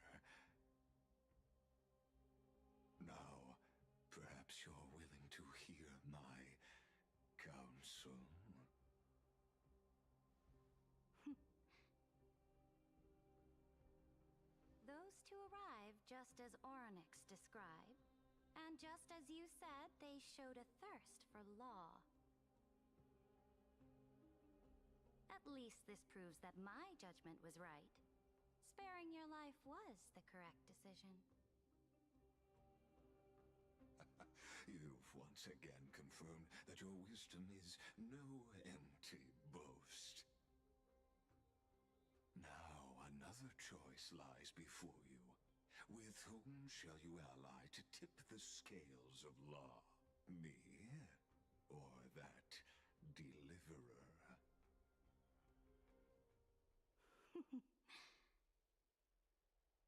Remind me again, Antikythera. What kind of future do these two paths lead to in your view? I shall tell you. You are entitled to know that the deliverer from beyond the sky is not a wholly wicked being, but from the very start, his stance has been completely at odds with Amphorius.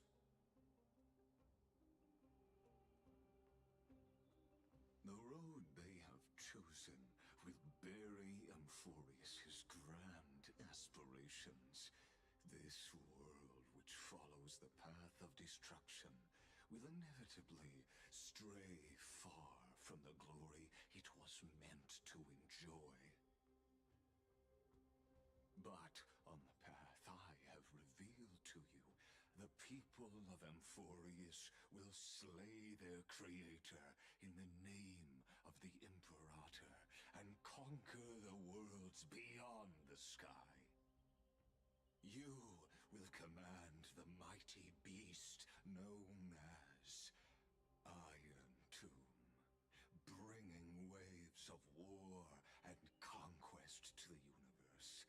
Beings across the cosmos will bow before you, offering their allegiance.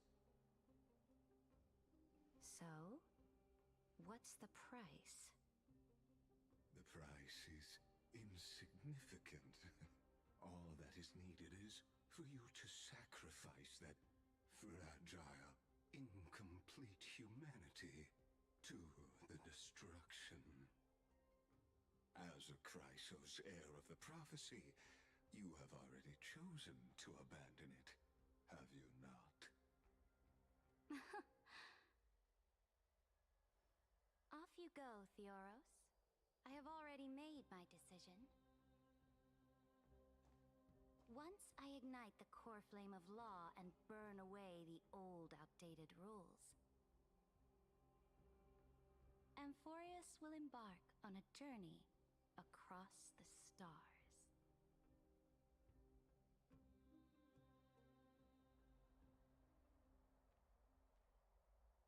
The Imperator is quite forceful. She didn't give us any chance to ask questions. And she's clearly hiding something. What do you think?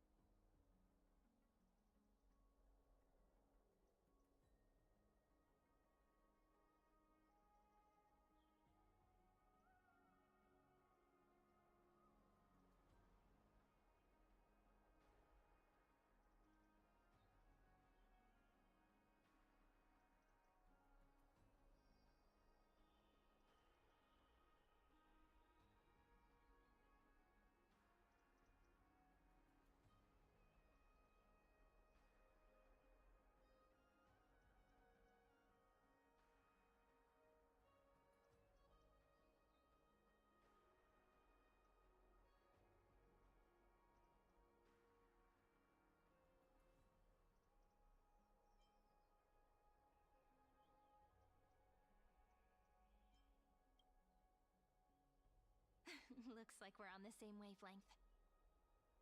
The atmosphere in Akama, it's so unfamiliar. And it's not just the Flame Chase Alliance talking about the world beyond the sky, but the whole city. We should also discuss our findings with our friends from beyond the sky. Then...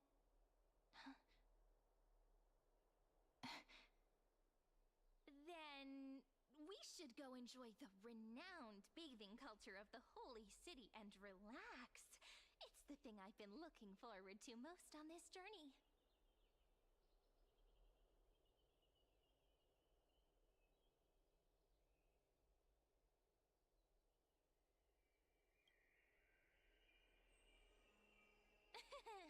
Work and rest are both important. You see, everyone agrees, right?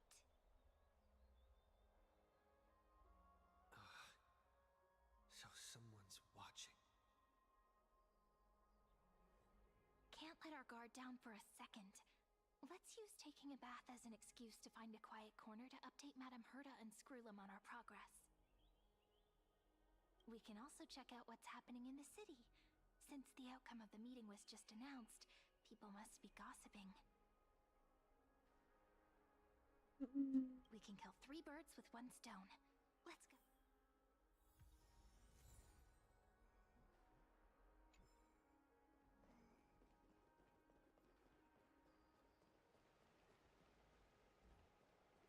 Oh, so many people! The holy city is so lively.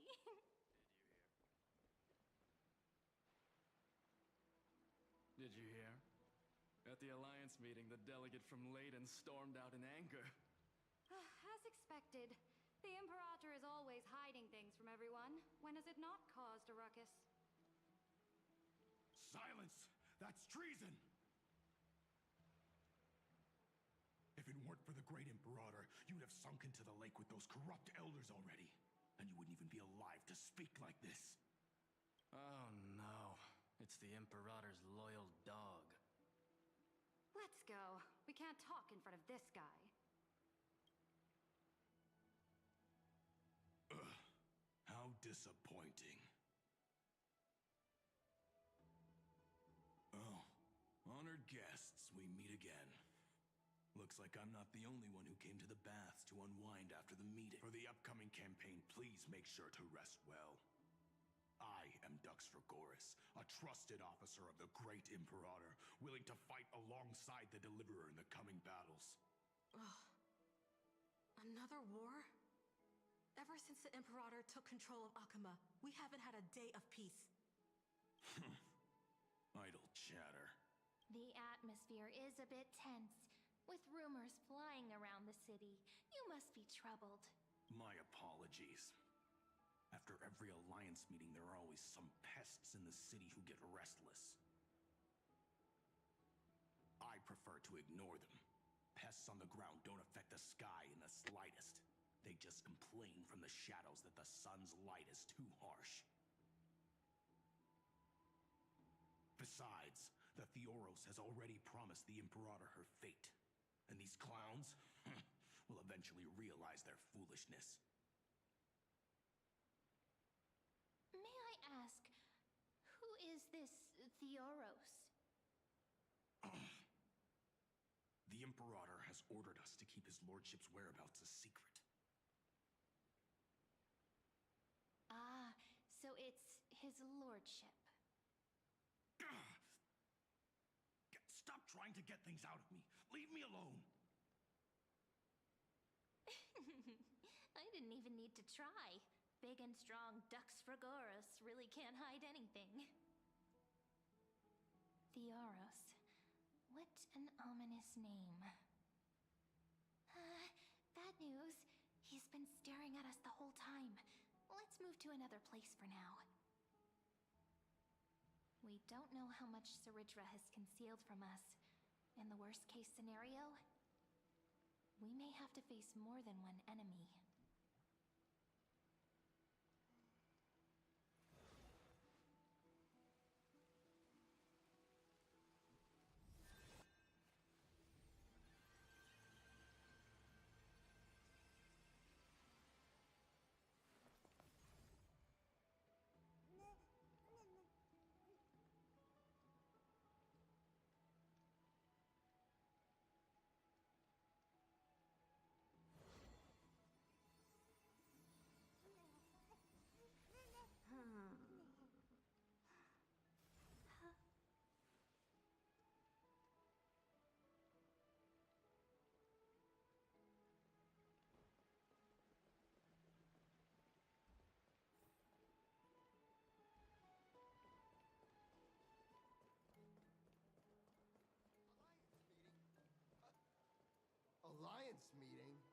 More like a cage where creatures with golden blood claw at each other.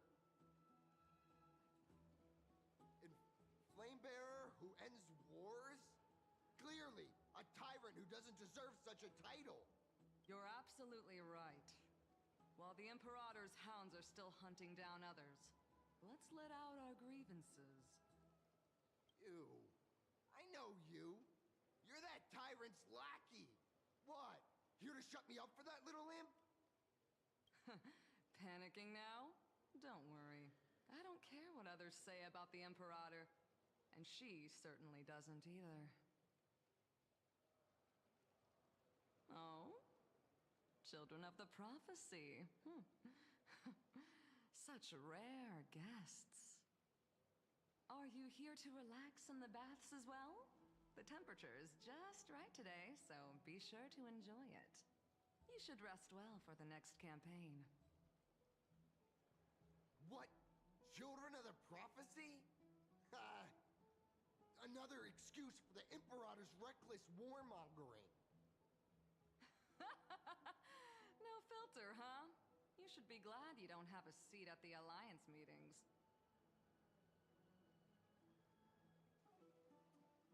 By the way, if you still want to bathe, hurry up.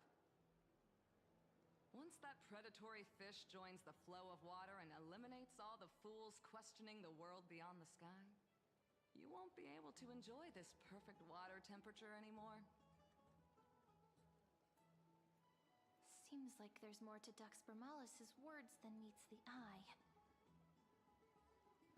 But would the Imperator actually kill those who question the world beyond the sky? This is the complete opposite from what we know of Akama.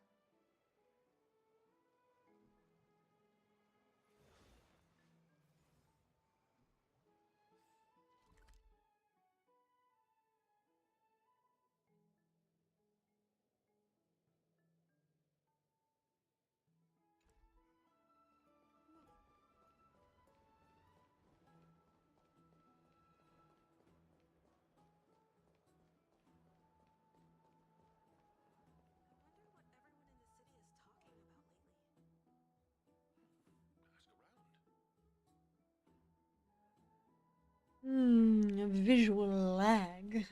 Delicious. Very good. Oh, why am I angry? I did not hit any buttons. I'm not angry. I am chilling, in fact.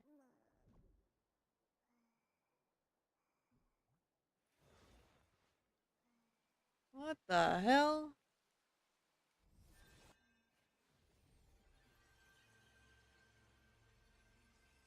You know what? I might just pull from the other folder of it. I don't fucking know. I'll deal with this later.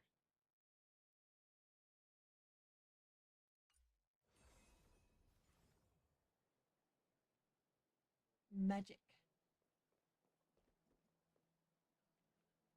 Huh. These two are...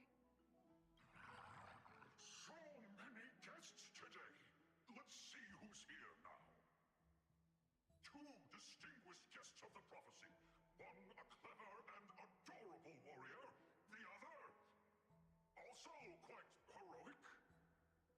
Heroes. I didn't expect to meet you again so soon. How Ugh. fortunate. It's a pleasure to see Crazy. you again, Dux Helcalithist and Dux Carminum. You two are inseparable, aren't you?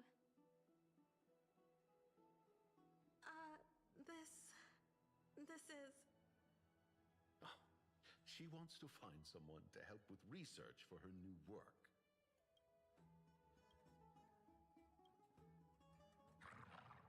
I'm the far-seeing eye and all-hearing ear of Akama. I see and hear every single thing that happens in the streets and alleys of this place. I'm the perfect partner for research. Ahem. Enough small talk. Here's the latest news from Akama, as you requested. The children of the prophecy arrived in the holy city, and the Imperator unilaterally stripped away military power. The Alliance meeting ended in discord, and there may be bloody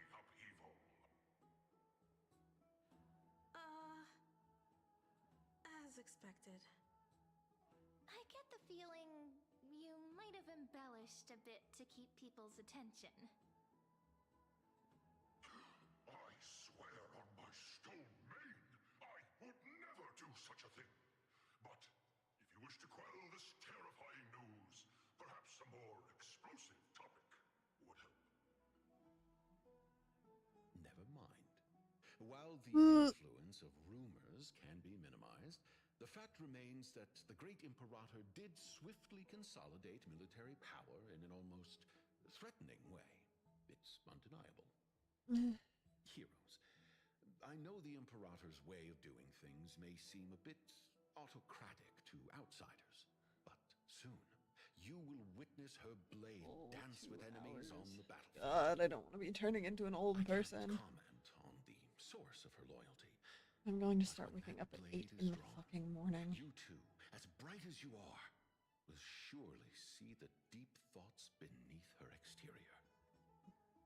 The Imperator's blade. Is he talking about Miss Hysealin's? I sense some unease in Dux Helcolith's words.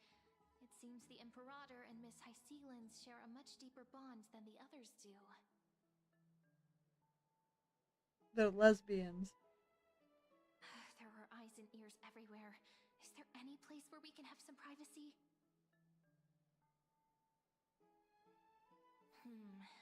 To understand the Imperator's secrets, we have to get past Miss Hysealin's.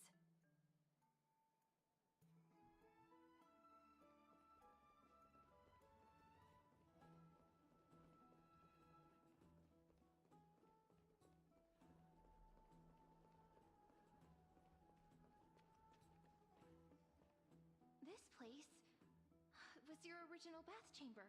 Perfect for avoiding prying eyes. I wonder if anyone is using it now. Huh? The smell is... Wait, don't go in yet! Who's there?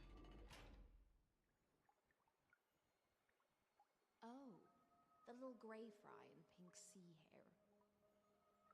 Little sea hair? You barged into here without warning. Was it an accident, or did you wish to bathe with me?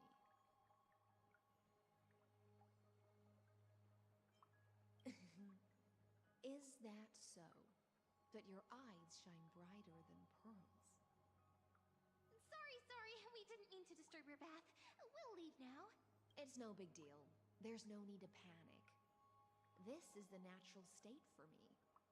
People on land force themselves to wear clothes, adding unnecessary constraints. Forget it. If Dux Goldweaver heard that, she'd scold me again. All right. Please make yourselves comfortable and wait a moment. Let me first wash off the blood of the hunt, and then I'll attend to you two.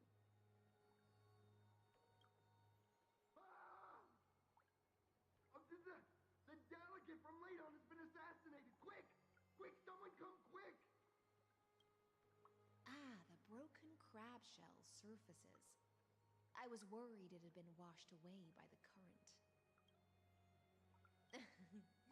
Just a regular cleaning. No need to be so surprised. I see. No wonder there was a faint smell of rust in the air before I even entered. Why? Is it because the Ladonians refused to contribute troops to the Flame Chase journey? Or just because they offended the Imperator? Because the new era of the Flame Chase doesn't tolerate stagnant blood. For the ignorant masses who cling to outdated laws, only bloodletting can wake them up. Right now, the rebel forces on the frontier are rising, and Ladon has been secretly supporting them. They loudly chant the slogan, "Return to the Era Chrysia," unwilling to relinquish military power. They're just building momentum for the rebellion.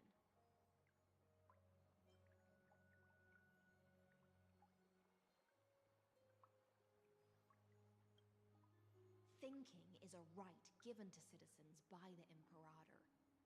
I won't interfere with your thoughts. As long as you don't try to reverse the current of the times, you and I will both be free. Miss Hycelans, I can't even hear the slightest hint of joy in your words. Because I've already tasted ultimate freedom. Long, long ago, I lived in the sea. In that lightless abyss, far beyond civilization's reach, the great fish consumed the small, and when the great fish perished, their bodies became sustenance for the newborn, nourishing the whole ocean. This is the tide that carries civilization forward. Anyone may be devoured, or meet the fate of inevitable decay. Are you suggesting that ultimate freedom is in fact the cruelest fate for life? I only mean that if life wishes to preserve its dignity, it must first be bound by the law. There's no need for me to say more, Little Sea Hare. We're of one mind. Whether the Imperator's law can guide the schools of fish and lead us to a truly free ocean, let us wait and see. But for now, let's pause this heart-to-heart. Another fish has come, following the scent of blood. Being your subordinate is such a tragedy. I'm always having to worry about the messes you leave behind. It's simply our duty to the Imperator. All ready to go in an instant. Miss Hycelans, you truly are impossible to predict. Yet you, a golden trout who's always busy all day, suddenly have the time to visit me? Do you think I wanted to come? I suggest you burn some more of the incense offered by our allies, lest my creations be tainted by the reek of fish. I'm only here on the Imperator's behalf to remind you to prepare for the banquet. Fine. But I must retort. What you call the reek of fish, to me, is the unique fragrance of the sea. Besides, if my fine clothes get stained, won't you just gift me new ones? I won't.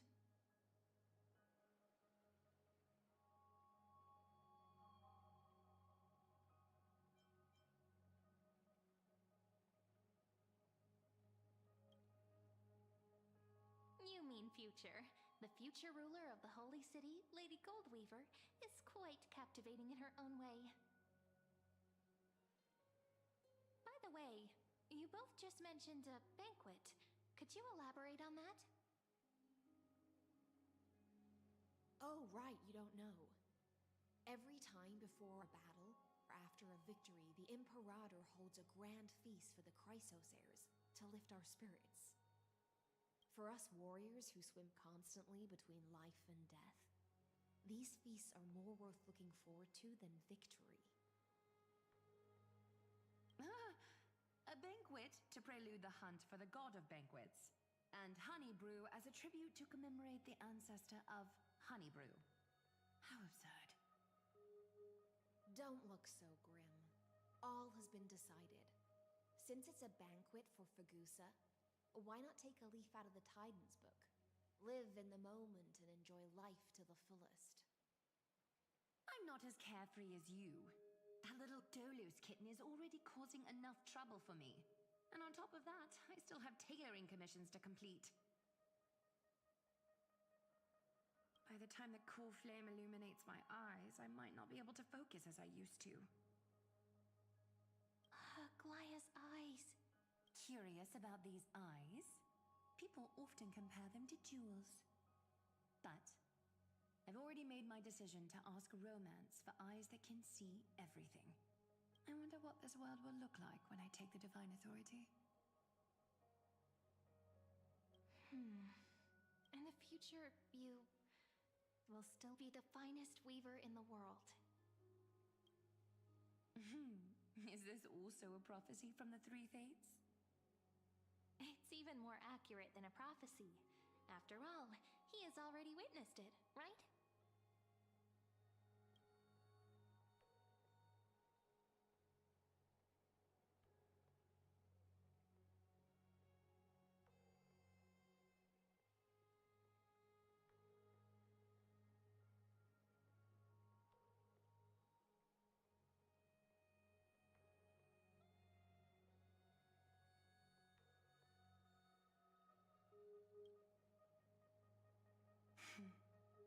become a demigod and lose your humanity.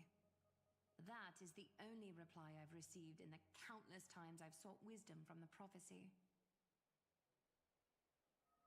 But Destiny's fragments are like stitches. Before they're threaded into splendid garments, no one can see their true charm, can they?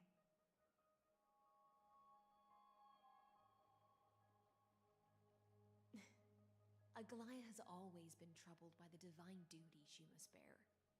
But thanks to you, she seems to be in much better spirits.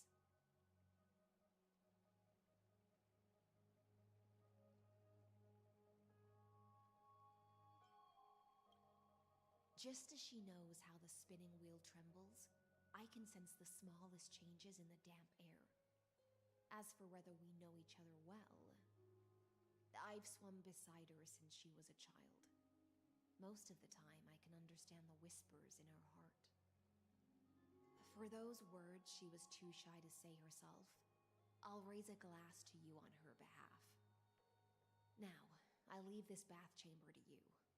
Rest well and prepare yourselves. After all, every time we drink and talk could be the last celebration we have in this life. Miss High Sealance has given us the bath chamber. It seems she really does do whatever she wants.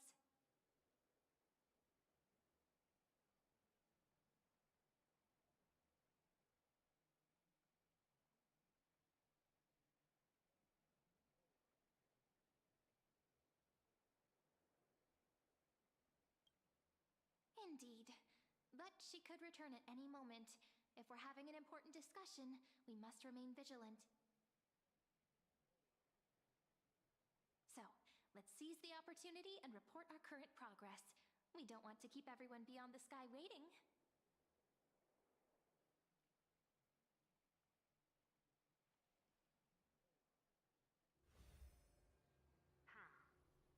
First, while that little empress with a candle stuck on her head didn't explicitly say it, she firmly rejected your request to take over the law. Fair enough. Second, Lygus is indeed in this timeline. But since he's somehow connected to that little empress, you have no way to find him. As expected. The road ahead will be long and difficult.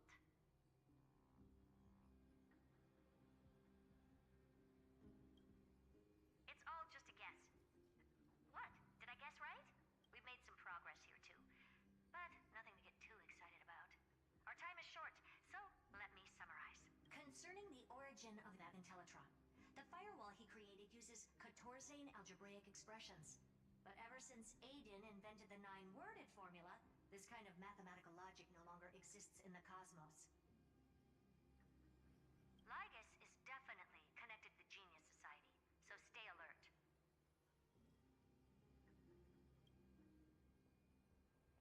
We can first exclude Droidhead themselves. They specialize in minding their own business and wouldn't intervene personally. But Screwy and I are still eliminating possibilities one by one. Currently, the most likely candidates are these few. The Lord of Silence, Acha, oh, the 2 Ruperts are also possible. But it would be too boring if it were one of them.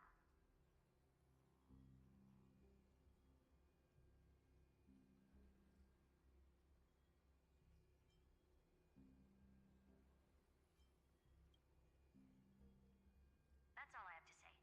We'll depend on you to continue pushing things forward within this world. Keep in touch regularly. And remember, don't let your guard down.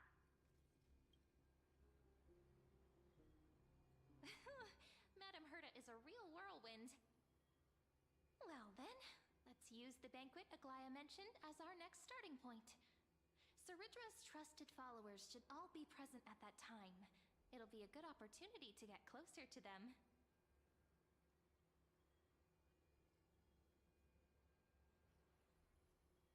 It's settled then. With our great teamwork, we'll be...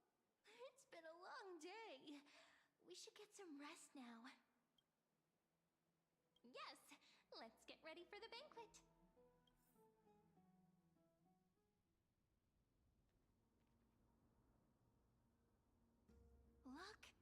venue's right ahead.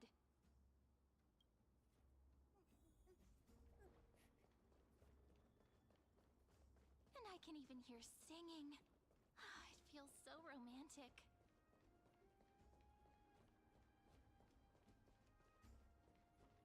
Honored guests, wait here for a moment. You must surrender any personal belongings you have on you before entering the venue. This hero always brings down the vibe whenever he shows up. The Imperator's elevated position means she must always remain meticulous and careful. Please do as I say, guests. I get that you don't want people to bring outside food into the banquet, but is it really necessary to confiscate the books and quill pens? Even a quill pen can become a deadly weapon in the right hands. I'm asking for all your items. All, Miss Cyrene. Your belongings will remain safe. They will be looked after appropriately by dedicated staff. Looked after appropriately? Dedicated staff? Talk about a vague choice of words.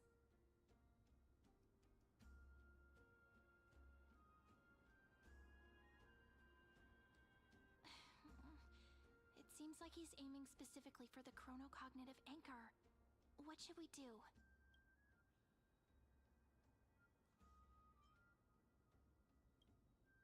My gut feeling, huh? Why don't we go with their plan and hand over the chronocognitive anchor to be looked after? After all, if the little Imperator is paying this much attention to you, she probably already knows all about our whispered conversation with the geniuses. I can pretty much guess what'll happen next. But that's actually gonna be our shortcut, right? Guests. All right, we'll listen to you. Here you go. Also, please pass on a message to the Imperator from us. She can trust my friend, anywhere, anytime. Thank you for your cooperation. The Imperator has some urgent business she needs to attend to and will arrive shortly. Why don't you head in with the other guests first and enjoy the feast? Isn't Ceridra supposed to be the focus of the banquet? But she's not even here. Is there anything else we can help you with, dear guests? Or do you want me to recount the great Imperator's heroic deeds? Hey, Labinas. I managed to get some honey brew that the scholars hid in the cellar.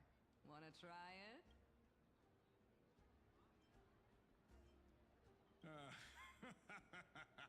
I'd never refuse to share a drink with Dux Brumalis, especially if she seeks me out first.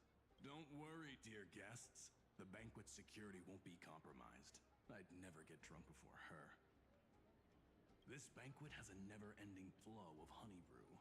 You're welcome to try it and see whether our drinks are as good as those from beyond the sky. Thank you for the offer, but we're more interested in knowing when the Imperator will be back. The Imperator? Who knows? Maybe she's hiding somewhere, thinking up weird ideas again. If you ask me... Hey! I can't pretend I didn't hear that, Seneca. Either retract your statement or duel me. Fine by me. Attendant, bring us 10 more jars of honey brew. I'm gonna make sure he can't even stand straight by the end of this. You wish. Actually, there are so many people, we wouldn't be able to find the Imperator even if she were here. I know. Let's look for seats that are raised up higher than others. Aggie, if you can't get used to the honey brew, we will go ask for a pot and cook some oatmeal for you. No need for that.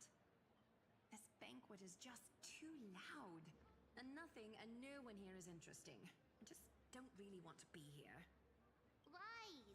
You were pretty energized when you came back from the bath chamber. Let me guess. Are you worrying about someone?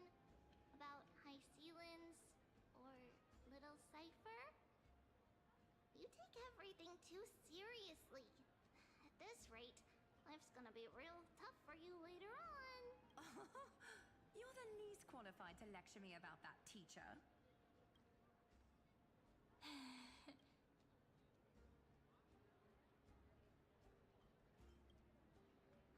Dear guests, are you here for us? I mean, are you here for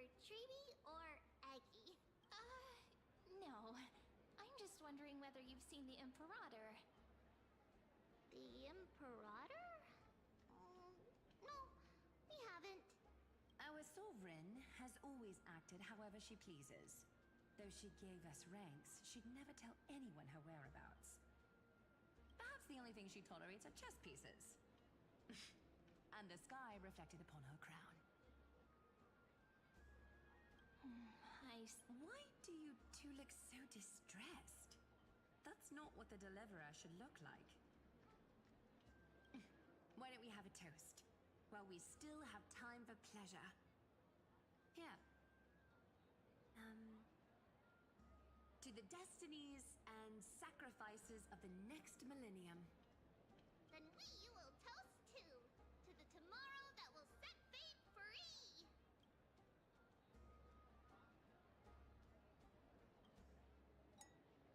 Cheers.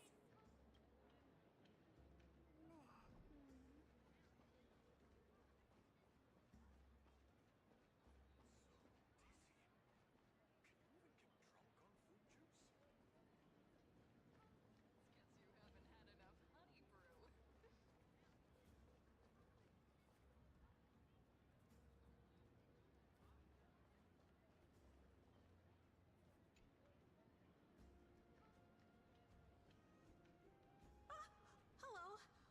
Welcome to the banquet.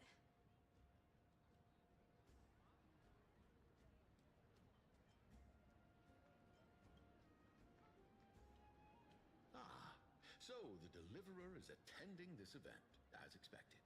Little Virginia here was just wondering whether she should go find you. As the great Imperator's historian, I'm responsible for composing poems and songs for everyone in the Flame Chase army. But I have no idea how I should record myself in the annals. Little Virginia is wondering whether you can let slip a hint or two about her future, so she can find some inspiration to write about herself. That doesn't sound like a good idea. Besides, we don't even know her in the future. But she'll probably get really disappointed if we tell her that. What should we do?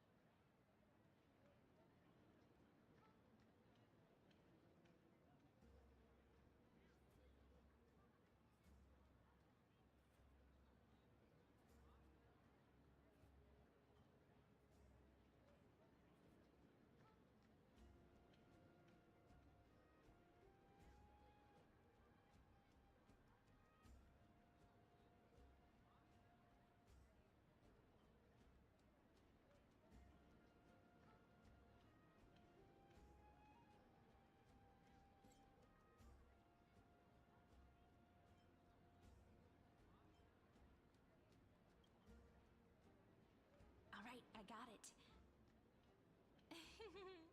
We can't reveal too much, but I think it wouldn't hurt to start your poem with the future.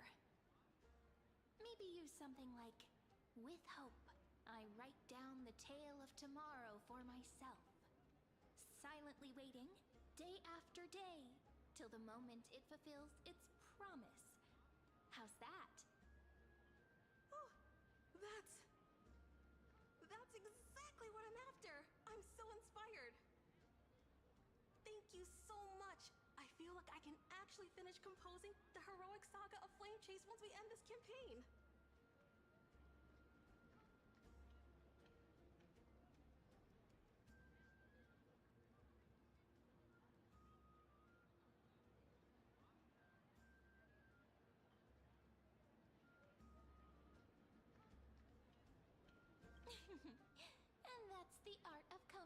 conversation.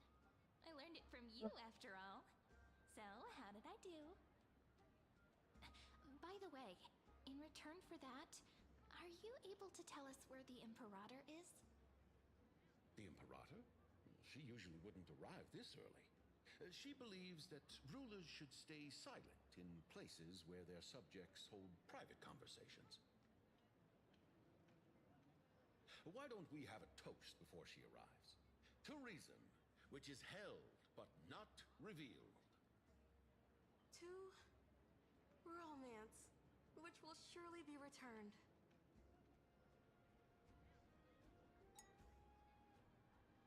Gray fry. A little sea hare. Please come over and share the delicacies of the deep sea with me.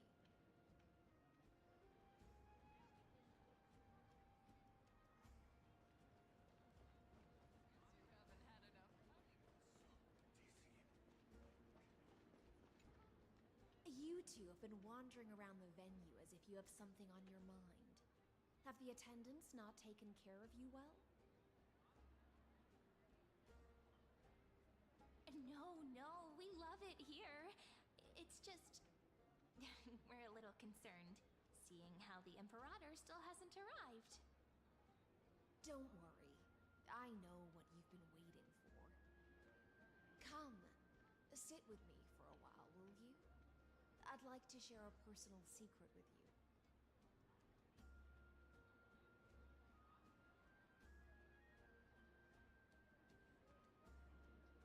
See here? This is Fagusa's dew of divine blood, the sweetest of all the 12 bottles. On the night before such a historical event, I'd like to share this marvelous drink with the deliverer. Doesn't this count as bringing in outside food? I knew that security check was targeted at us. What's the matter, guests? Oh, we're simply overwhelmed by such an honor. Are you worried that I might have poisoned the dew? Well then, let me prove my innocence.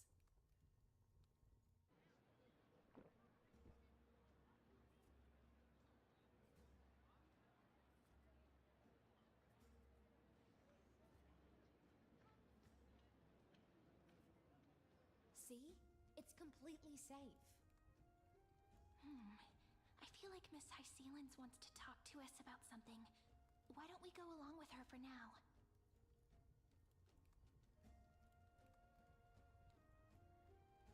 Worry not. Honeydew's not alcohol. It won't get you drunk. On the contrary, it can make your mind even sharper.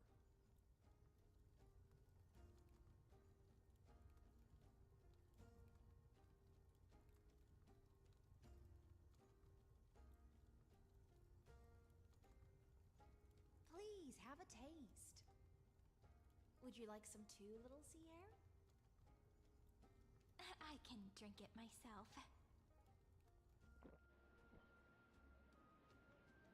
How is it? Sweet enough?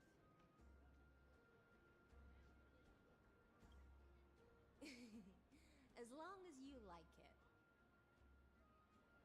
Calm at times, tempestuous at others. That's the taste of the ocean. It'll do you good to understand Fagusa's fickleness before we set off to face their waves.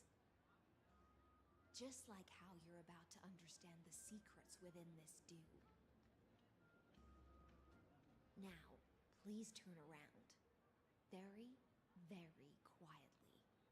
Don't make a single noise.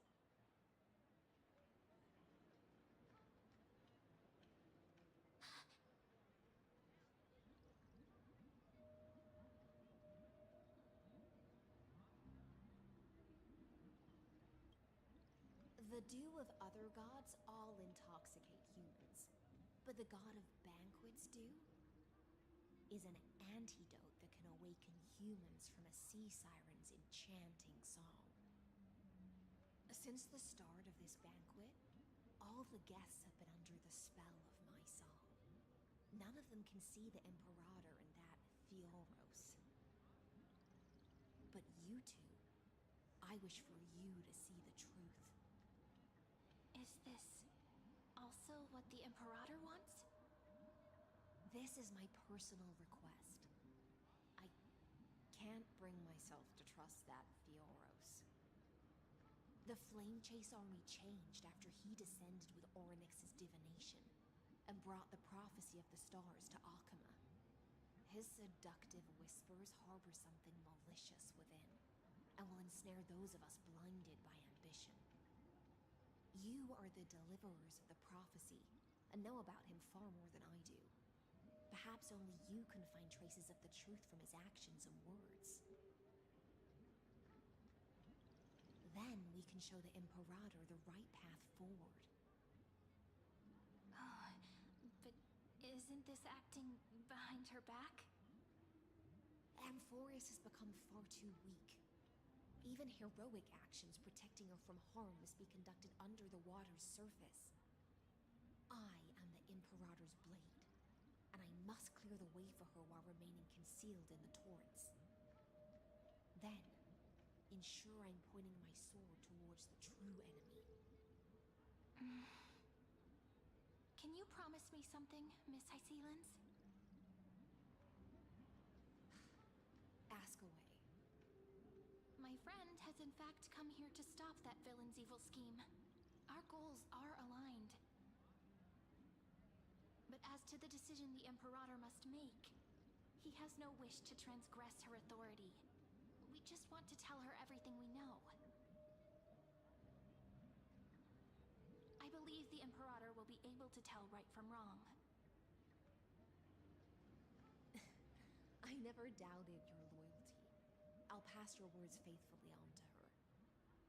Provided we can gain the advantage in this tug of war, that is.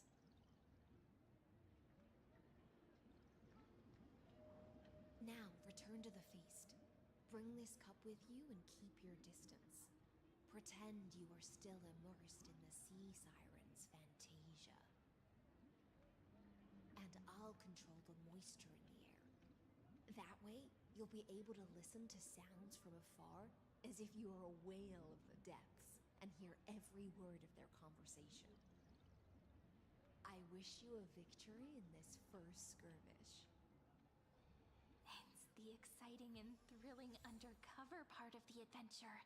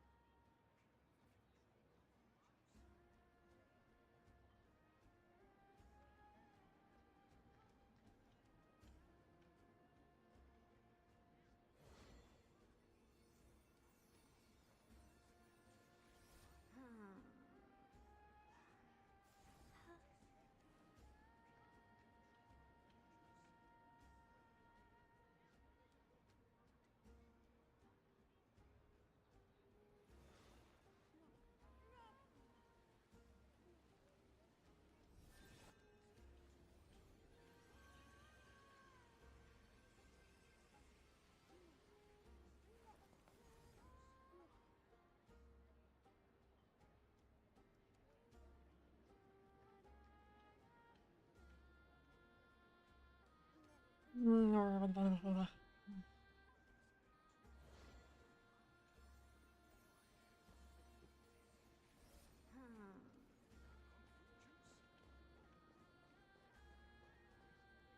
mingle in the crowds here. Relax. Relax. Where's the Imperator? Still not here?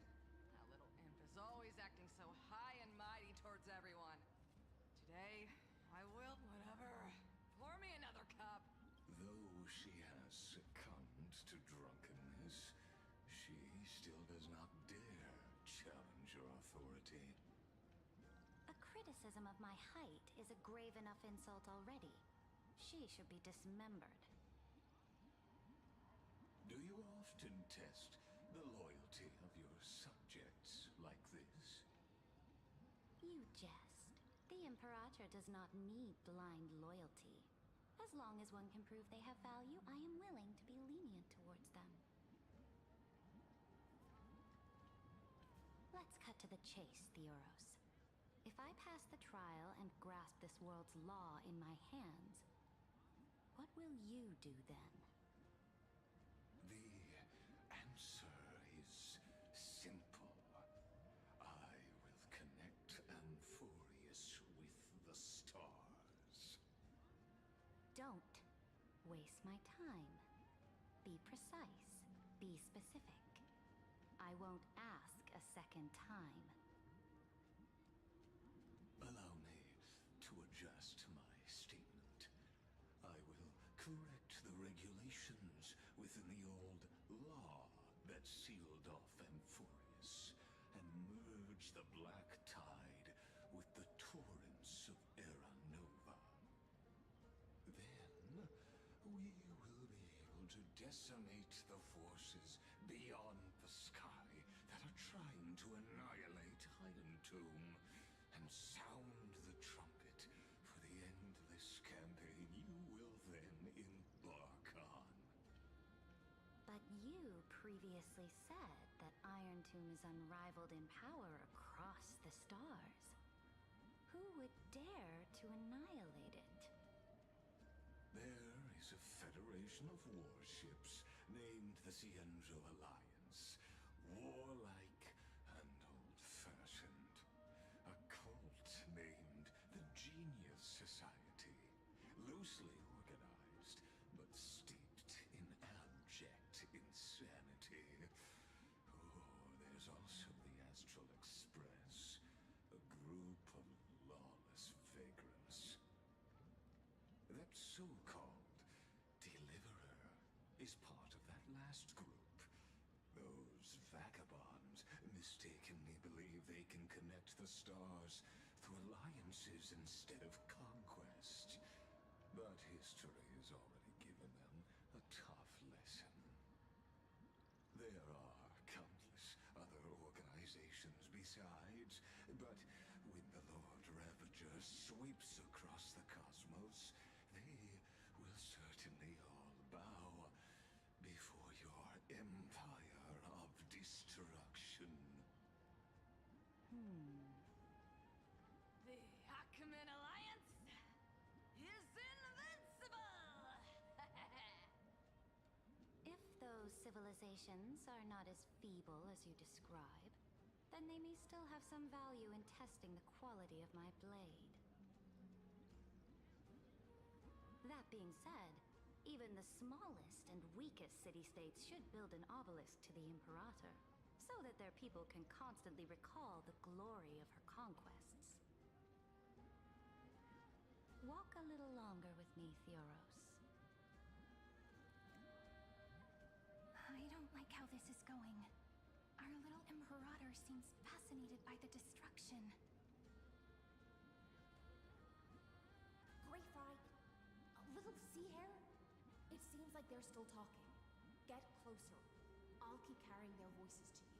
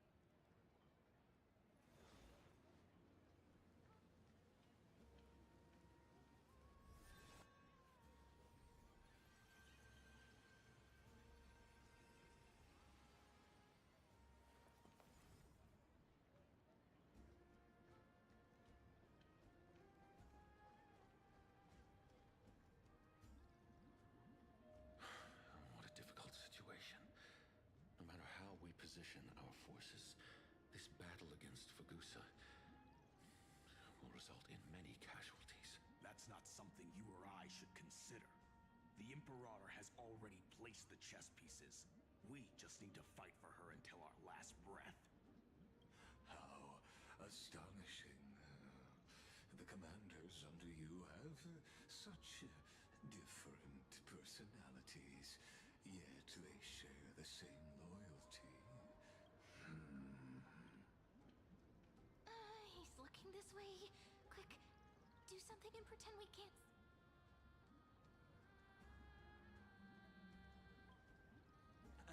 So, you have this super duper speedy rotation of destruction into Amphorius. Oh. Huh? Oh, I got it. It's that thing, right? Oh. The one behind the research and development of this golden blood principle is Idonia's manager. Oh dear. Seems like you've met your match, partner. I'm so full of inspiration right now. And What's the matter?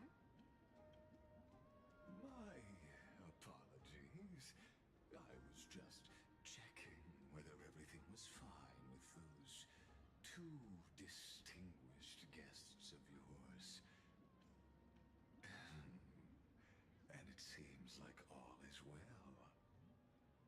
Let us continue our previous conversation regarding the soldiers fighting for you. Are they aware of the price they must pay for the trial of law? If I recall correctly, you've already lost a bout against Talanton due to offering insufficient sacrifices. You dare mention my name alongside the word lost? Forgive my transgression, great Imperator. Watch your words and actions. All you need to know is that my victory in the trial is guaranteed. Even without the trial of law, they've already sworn to give their lives for my conquest. So tell me, if everything happens according to our agreement, how would you recommend I deal with that deliverer? Good question. Do not let him fool you. That man from beyond the sky contains a seed of ruin within his body. He must not be allowed to tarnish your glory. Therefore, the wisest decision would be to hand him over to me. You plan to torture him? Calling it experimentation would be more appropriate. The guest's patience is running thin. I plan to remove the Fantasia and head into the banquet. I will heed your advice. Leave for now, Theoros, and go back to Akama. You don't want to confront those two directly either, do you? Indeed. It's a pity that Antikytherans are lightweights when it comes to drinking. Before I leave, I would like to make a toast to your boundless ambition, using my spirit instead of a goblet. As I expected, that Theoros' schemes have been revealed. Thank you for your bravery, guests. It's time for me to dispel the Fantasia. This will be the Imperator's last public address before we head off, and therefore, likely, the final chance to change her mind. I will try to get you a chance to speak, and I'll also prepare for any contingencies. The rest is up to you. You should head back to your seats for now.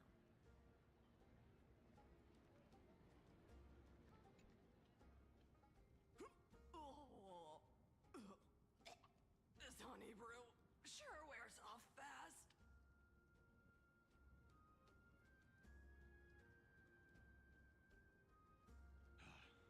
The Emperor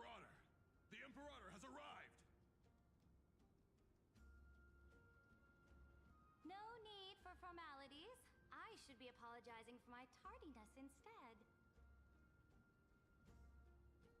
The hour draws late, and I trust you have all had your fill of brews.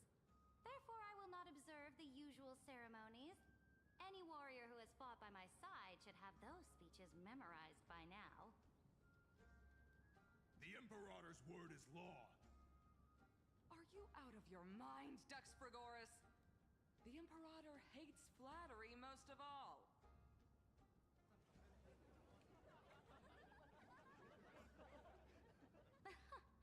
A joyous atmosphere is a better fit for showing me your resolve. I believe that you, my dukes, will do all you can to assist in the campaign against Fagusa, just as you always have. However, it's a pity that I have never tested your loyalty.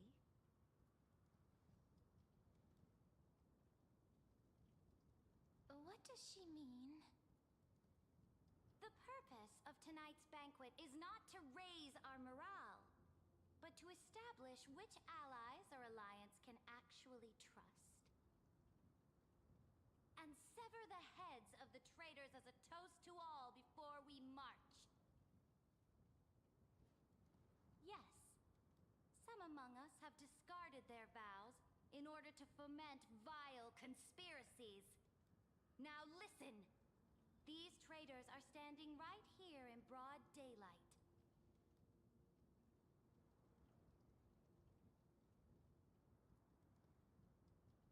Dux Gladiorum Hycelans. She used the sea siren song to immerse the crowds in an illusion and conceal her whereabouts. She then worked with those from beyond the sky to spy on confidential matters, hoping to rob the core flame by force and harm me, the Imperator!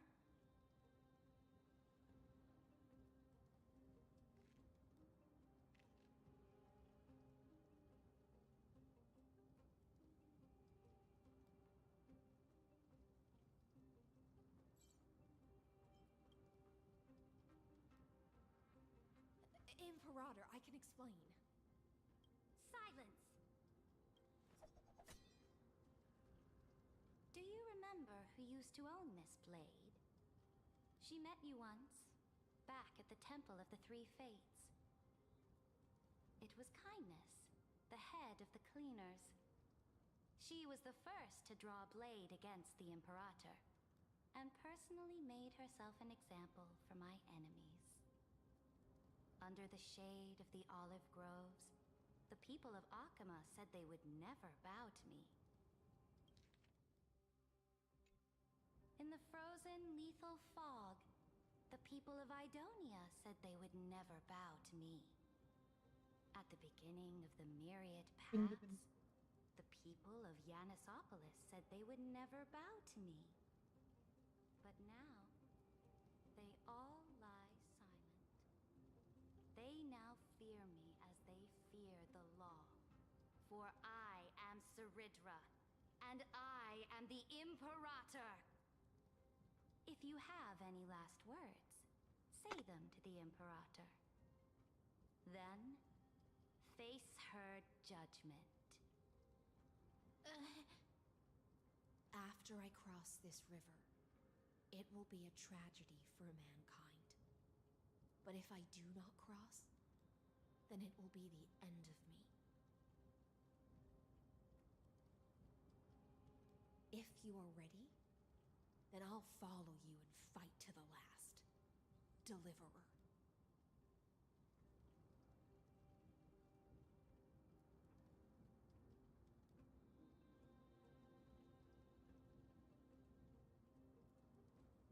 That's right, friend. Now, use your identity and add in a bit of experience and charm and testify to the Imperator as we promised.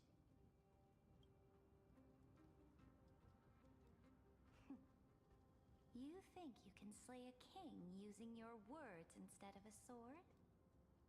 I'll have it. Show me the weight of rhetoric from beyond the sky.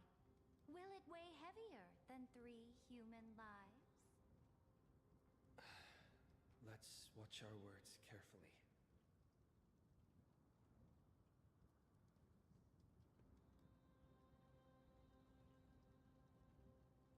Before I arrived in this world, the Chrysos heir of World Baron was a young man with the pseudonym of Finan.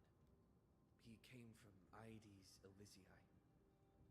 In order to combat the lies of the Era Nova and deliver Amphorius from the ending of the destruction, he lived through history 30 million times, hoping, futilely, to find a breakthrough. And Cyrene, the young woman standing beside me, also carries an equally heavy destiny.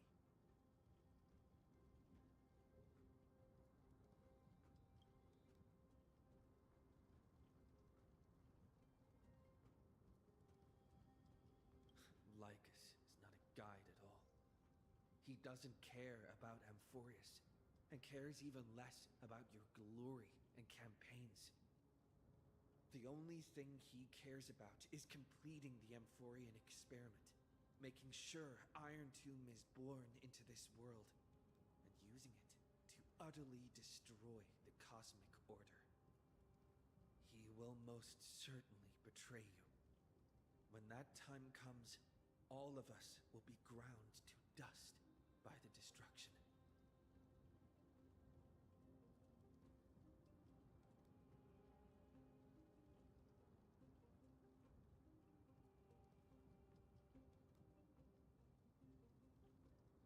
I walk the path of the Trailblaze.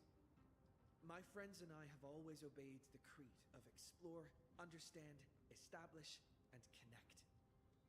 Conquest and destruction are never the ways to build bridges between people. Therefore, if you choose the way of the destruction, then I'll place your ambitions into the same basket as Lycus and smash them into pieces with my baseball bat. That was truly a chaotic speech. All that needs to be said has been said. Dux Frigoris, Dux Bromalis, escort the traitors to the prison.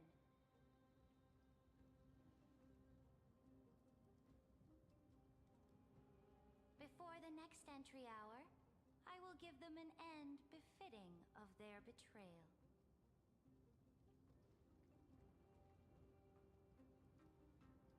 Oh, great Imperator, your ambition certainly eclipses all things.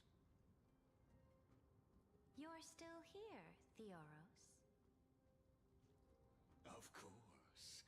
As the Theoros, I simply cannot miss this moment, miss witnessing the fall of a nameless one. Or perhaps I am waiting for you to give me an answer. Why would someone as powerful as you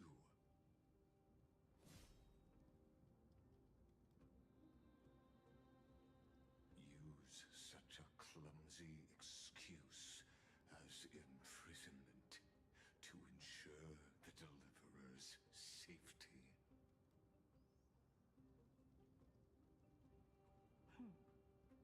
So you finally tossed aside your act. I must point out that you are just as impressive an actor. This banquet was always going to be a game of chess, where you would try to control both sides and turn both them and me into your pawns.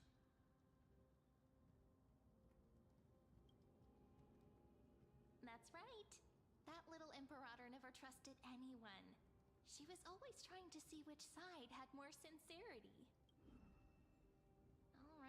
All right, we'll listen to you. Here you go. Also, please pass on a message to the Imperator from us. She can trust my friend, anywhere, anytime. But as to the decision the Imperator must make, he has no wish to transgress her authority. We just want to tell her everything we know.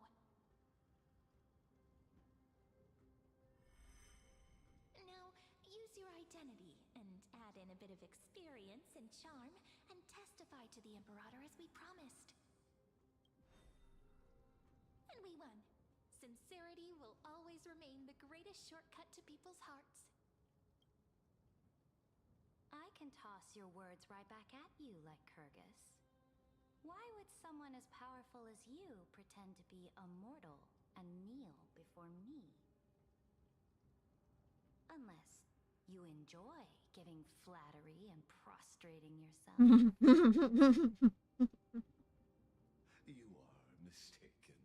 I am only trying to ensure the experiment's autonomy, meticulousness, and perfection, thus avoiding any unexpected outcomes.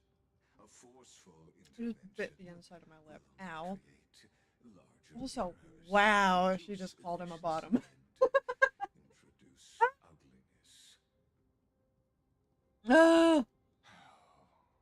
Had you fulfilled your promise of giving I hate him. the law to me and completing the I hate him. then Amphorius would not have deviated from destiny's course. Oh, but you broke your promise. What a pity. In that case, I must carry out my duty as the administrator and eradicate all factors steering the experiment out of control. Factors such as you and him. Careful. Careful. What was that voice? Was it Orynyx? I found you. I finally found you. Be careful. This land will face disaster.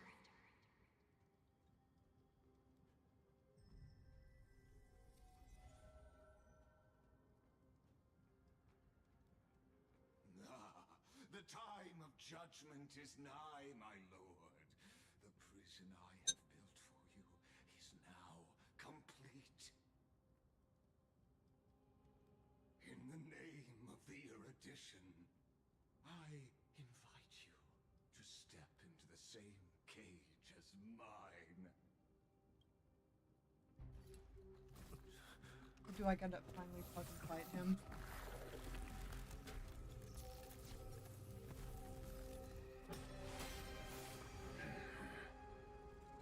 What's the meaning of this, Imperator?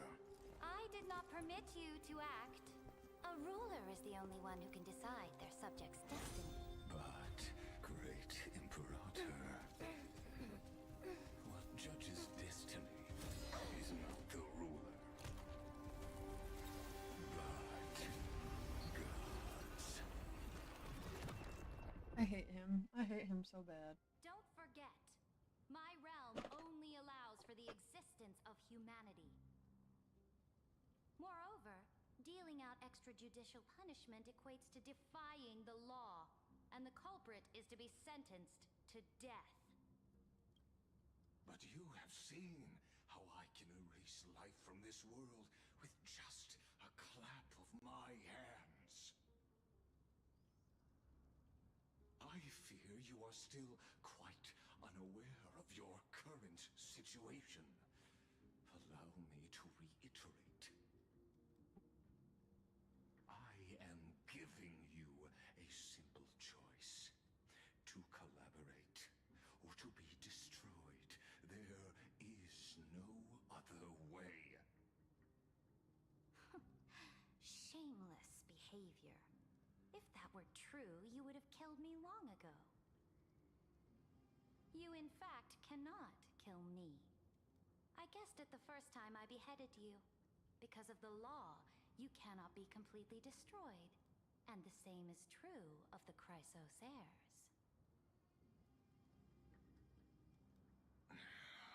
The more you bluff now, the more you are proving that conjecture to be true. What magnificent foresight. I once regarded this precious quality of yours as a sure sign of my ultimate victory. But now, I have to admit that I made a mistake. Yet, as a mere mortal, how will you contend against the Theoros? We are both slaves to hubris. But do you know what differentiates us, Lycurgus? I will never be blinded by my pride. If I wish to break the scale's balance, I only need to appeal to external forces and use them for my own ends.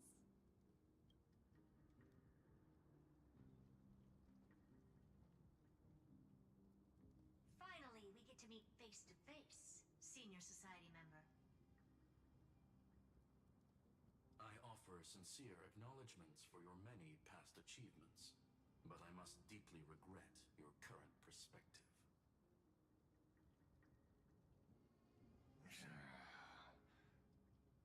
Trust me when I say that you aren't the only one feeling regret right now. Screw them. So you two are the allies from beyond the sky the Deliverer spoke of, and why he demanded the divine authority of law.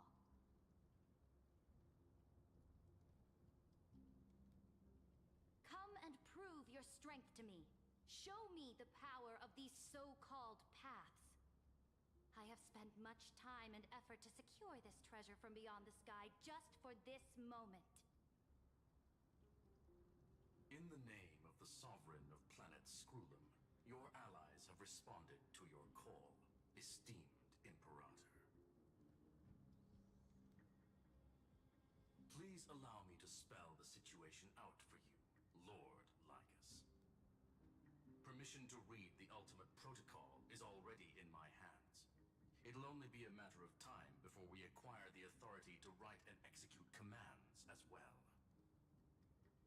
There's no way the flame chase journey will continue after you've burnt your bridges so thoroughly like this. Do you really think you can still win? Oh, seriously. Don't embarrass the society.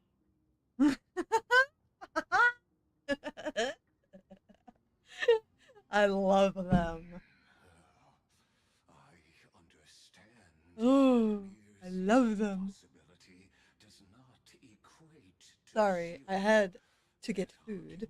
is very persuasive to me. I had to get food in me. My blood sugar was tanking. I'd rather not deal with that again. I think that's been the last 3 days. I need to get more Pepsi after this. I might do a quick BRB, e-break, more Pepsi, etc. In a world constructed through 14 algebraic expressions. And as for Era Nova, why don't you entertain this possibility? What if I reduced Akama to rubble and ground her people into minced meat? Would the heroes then once again desire the power of demigods so they could fight against me? Listen. Iron Tomb is fated to be born. You may shackle me and put me in chains, but I have thousands of ways to ensure the destruction's descent. And what I just mentioned is only one out of those thousands. I hate him. I'm gonna put him in the fucking garbage compactor. He's gonna end up. This is the place outside the legend? This doesn't feel the same as before. How should I get back?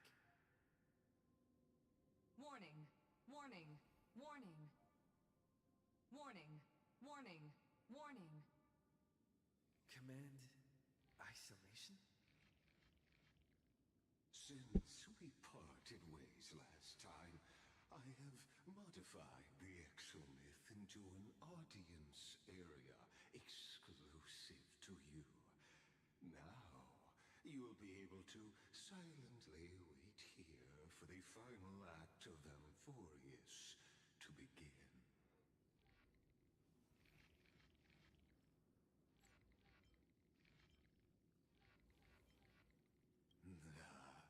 It seems you have already forgotten. We can't hurt each other in this place. This could, in fact, be a wonderful opportunity for you. From the audience's perspective, you may better observe the workings of the erudition at a macroscopic level. In this place where time flows far slower than within Amphorius, you will witness the end of that world's saga.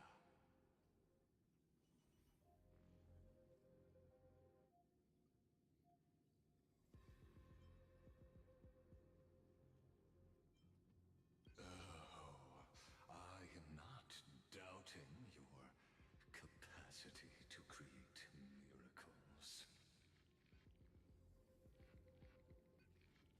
The answer concerning the prime mover of life and the total destruction of the erudition.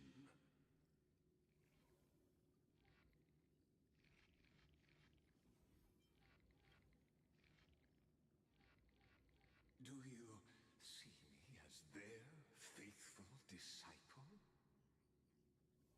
I am certainly not. I have tried so hard to ensure Iron Tomb's birth, just so that I can correct the error named erudition that humanity crafted with their own hands.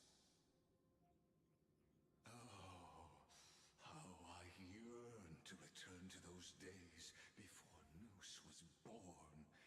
Back then, the boundaries of knowledge were like the starry skies, evoking feelings of longing and delight among humankind. But now, truth has become the sacrificial offering required to gain an audience with them. And the geniuses would say that Noose already knew. That arrogant Eon was born from the primal mobile of humans' desire for knowledge. Yet, they themselves sealed off humanity's capacity to seek enlightenment. I am simply cutting down a tree of doom that we planted ourselves. I must admit that the process of answering your questions has reminded me of the happy days of learning in my youth. However, it is a pity that my true form must now descend into Amphorius to deal with the accident that arose because of you. But you won't have to wait long. When the curtain falls, you'll surely understand mine and Amphorius's ardent wish. Where time flows slower than within Amphorius. If Lycus spoke the truth, then I don't have much time left. But how can I get out of here?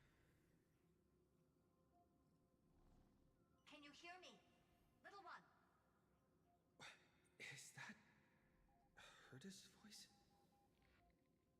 Warning! Warning! Warning! Hurry up! Put some speed into it! I can't keep this up for much longer! That old Intellitron overlooked one little detail, and Screwy and I finally found an opportunity.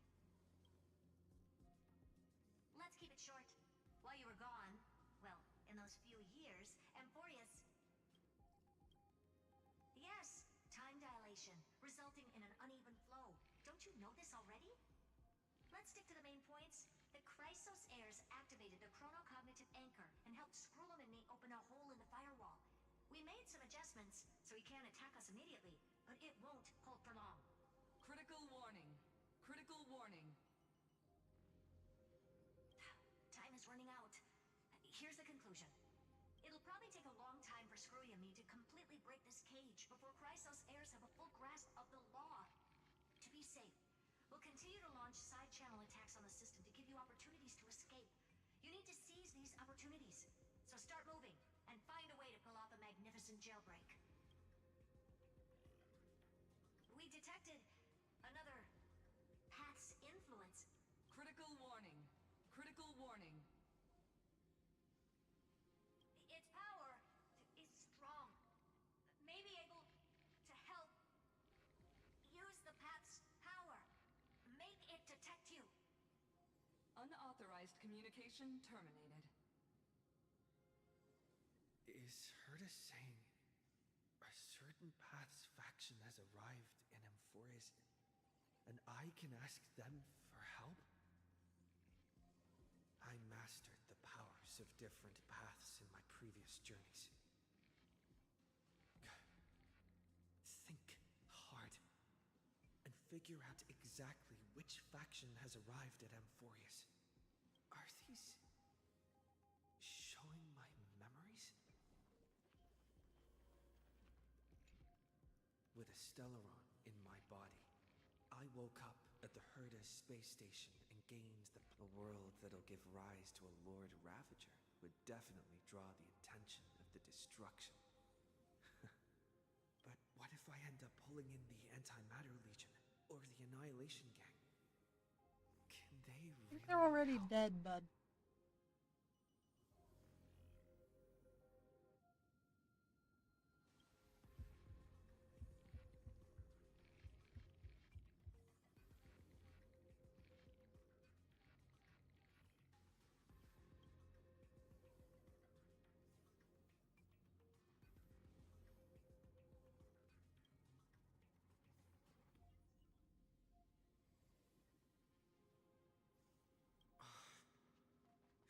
Failure is not necessarily a bad thing.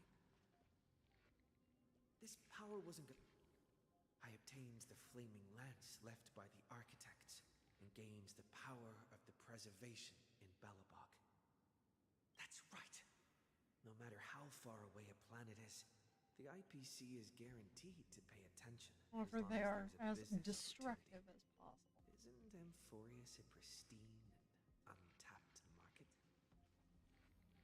Besides, even if I can't call up my friends from the IPC, the architects and the nomadic miners should be able to help too. There are definitely cities and ores in this world.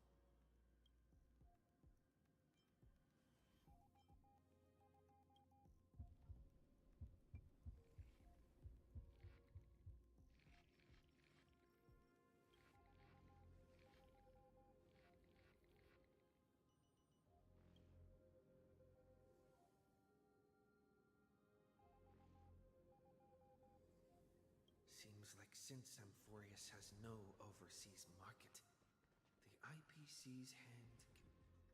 I received the Watchmaker's hat in Penacony and declared war against the Order, and then gained the power of the Harmony.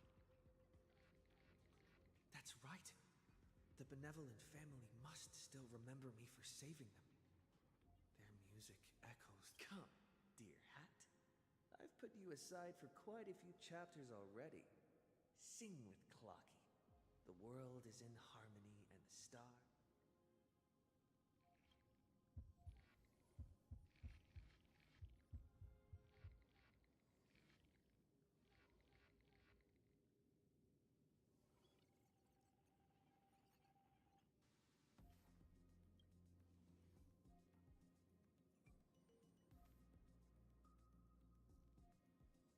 doesn't like us want this story to have background music?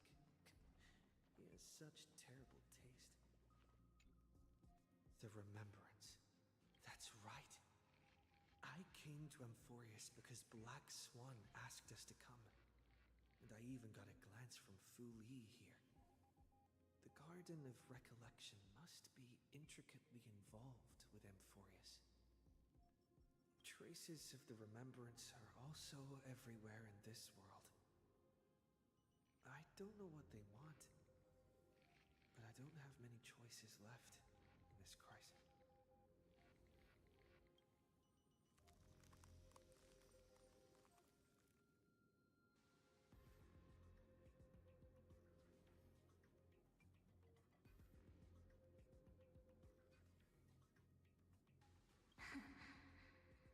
I finally found you. Following the sound of memories. A pathstrider walking both the Remembrance and the Trailblaze.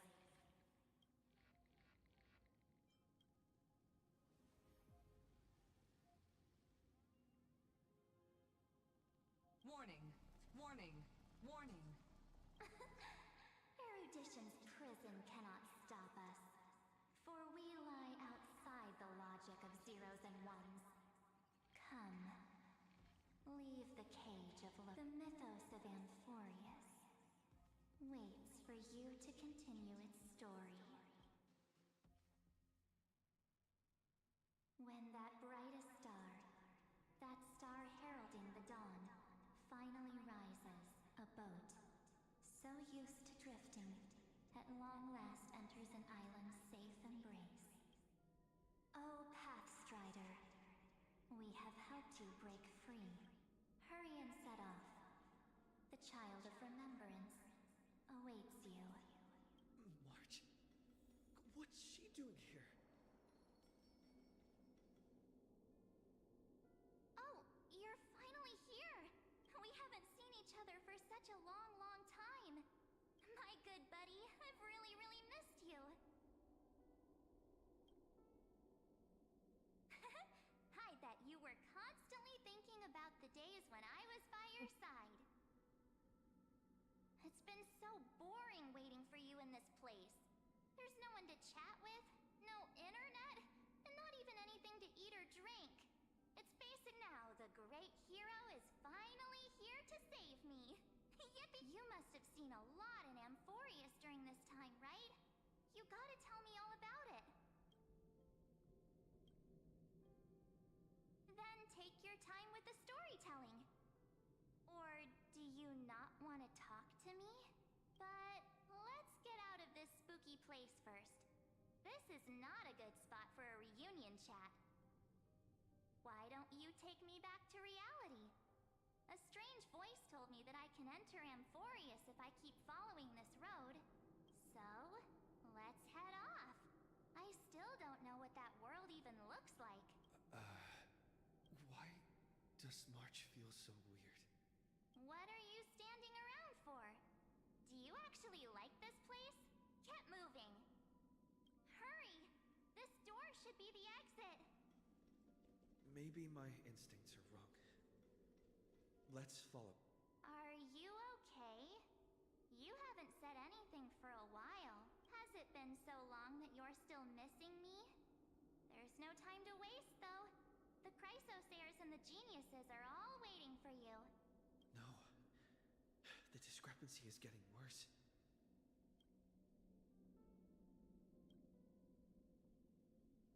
Huh? Isn't Amphorius the world of the Chrysosayers and their hero's journey? I could figure that out in an instant. But Amphorius cannot be observed from the outside. She couldn't possibly know about these things. Unless...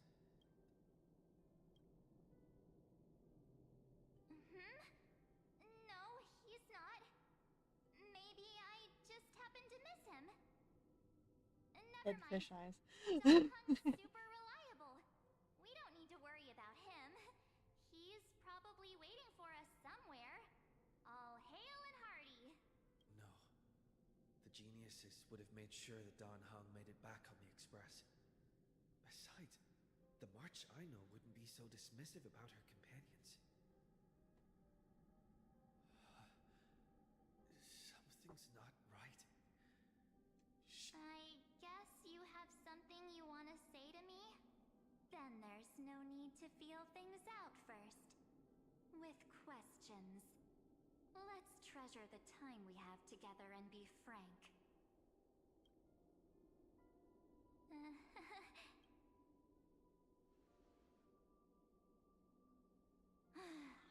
As expected. A glimpse of memory is not enough to deceive the bonds of friendship forged between the nameless. In that case, there's no need for further deceit. You're right. We're not the March 7th you are acquainted with.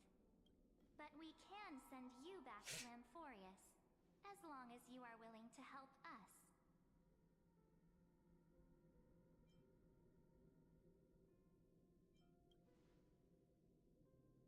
She's fine. This form was simply borrowed from your memories. We'll introduce ourselves to gain your trust. We are the Garden of Recollection. You should be very familiar with that name by now. Just as a reminder, while you hesitate, time is quickly ticking away in Amphorius. Working with us is the best way to stop the enemy of erudition. Erudition would treat any results unrelated to the experiment as garbage and throw them out. But we don't work like that. The Remembrance treats all these instances as important materials needed to weave the universe. Besides, this would be child's play for a great hero like you. It won't be hard at all. Also, if your plan fails and the big bad Iron Tomb manages to get out, then the whole cosmos will be in danger. Wouldn't it be better to have an additional failsafe? As long as you help the garden retrieve what we want, even if Iron Tomb reformats everything in the physical plane, we can use Remembrance to reconstruct the entire world. Or, should we say, the entire universe. So help us. Find where Amphorius's memory began, and bring it out. The Master of Anosrava has already glanced at you. Don't deny it. That storybook is the best evidence. Say, you aren't seriously gonna be moved by their pretty words, are you? I am the one who commanded those little ones to lead you out of the prison. But I didn't expect to attract little gnats trying to take advantage of the situation. While Remembrance can help you return to Amphorius, there's no need for you to do it the way they want you to. Of course, there's also no need for you to make any deal, or pay any price. For you, this is probably a long time no see. My dear.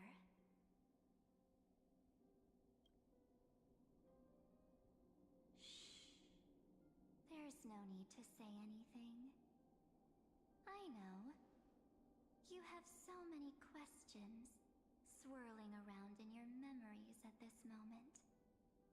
And you feel so helpless. Put them aside. For now, all you need to do is trust me. Or do you need more proof? That won't be hard. Wait, stop it! They're away! I'm gonna keep our first photo, alright? It won't come to pass while we're around. And now The statue. Is that Donhar's brother? Oh, did you hear that? She just called me Mama. It's full of pain. We won't escape. Punches will help to jog your memory. It's as if they all happened just yesterday, right? Crazy work. No! God damn it.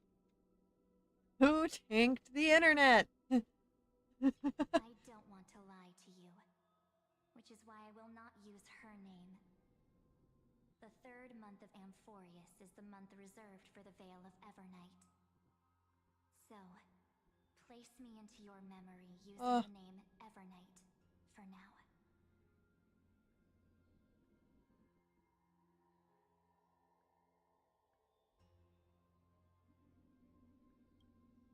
I'm happy to explain more, just not now. We might have a lot of time to ourselves, but Amphorius does not have that luxury. If we do The game ate my frames. Then the journey you've treasured so much will face the prelude to its obliteration. So, take this gift, this burning core flame, this footnote of a transaction. It contains hope, and the warmth of the entire world. Ripples of past reverie. She hid this fire in the long river of time, hoping that her wishes would transcend time to reach your hands in the future. Now, take it, and return with it, dear friend. Return to Amphorius, and overturn the final era Nova. Witness the time that stood still for the Deliverer, and the resistance that never bowed to the destiny of destruction over the long years that passed in a flash. Then, with this core flame blessed by the remembrance, respond to their hopes and blaze a trail to the future. And I will silently watch in a corner of time, waiting for our next encounter. I believe the wait won't be too long.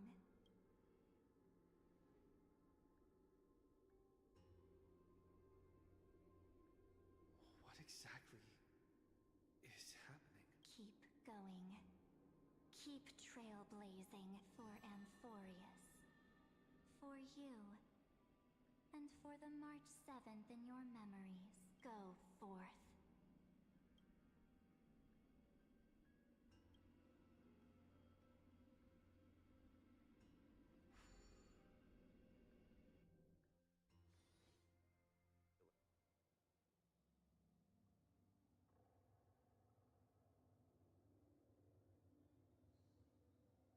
Is this...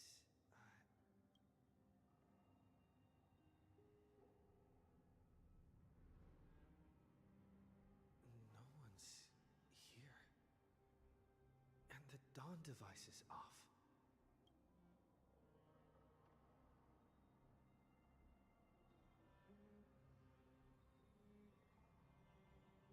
Am I...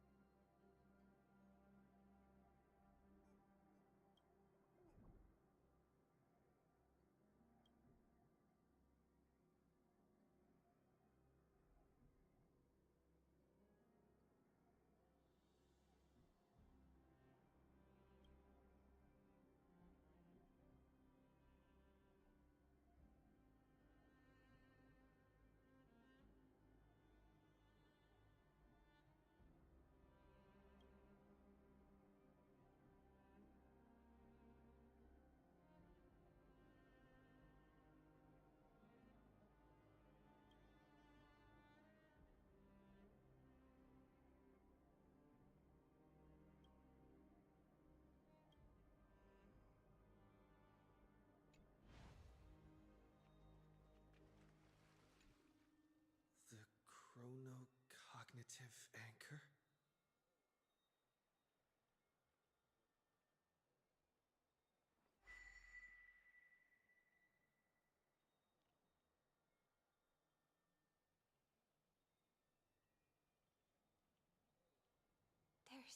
much I wanted to say for our reunion.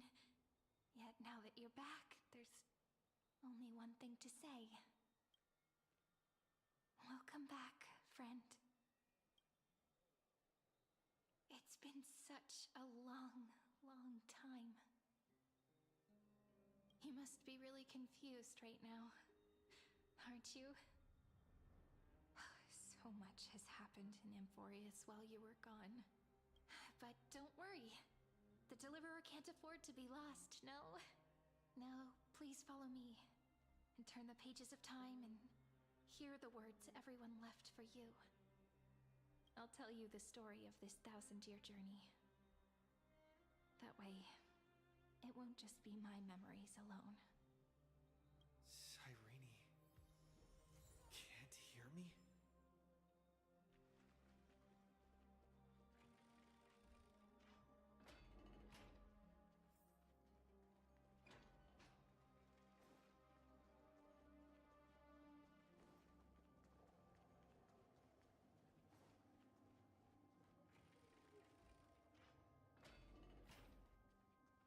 Look, the scenery of the past has resurfaced. Time flies. 200 years have passed since the Deliverer's fall. We had to return 3 core flames of law, romance, and ocean to stop Lygus, but even so, Terravox has fallen. The 2 geniuses vanished without a trace, and Zeridra embraced her fate. At this rate, Era Nova will come, and Amphorius will fall into the destruction. It seems the key to rewriting the end once again lies in the core flame of world bearing. According to the instructions left behind by those 2 geniuses, we must get it into the Deliverer's hands, no matter the cost. But how? We need to find a way to hide the cool flame. And we must buy enough time to keep Lygus at bay. About that, Rini might have some good news. She had that dream again last night, but the Titan's voice was clearer than ever this time. She said, "Pass the flame into the future." Is that a prophecy from Orynyx? She chose to side with humanity this time and hide one of her kin's cool flame? It seems Amphorius' fate isn't sealed just yet. You're right. History has changed. Humans and Titans are both giving their all to keep this world going. Perhaps a relay across the ages is finally about to begin somewhere out there. Unfortunately, life will never go smoothly. Layden's army is already at our gates, and their commander... that Lycurgus. He's right outside Akama. Light calendar 3960. Zeridra, under the pretense of a campaign against Vagusa, sacrificed 500 Chrysos heirs to complete the trial of law. This tragedy shook everyone in Amphorius. That same year, Zeridra the Imperator was assassinated, after which Aglaya the Goldweaver took command. Thus began humanity's second flame chase journey. Come, this way.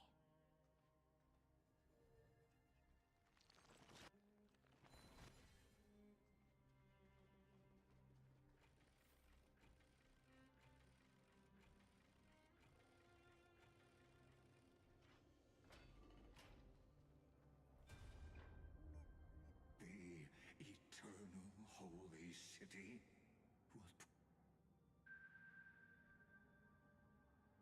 The Memorial Palace lies in ruins. Countless mortals have perished because of your stubborn resistance.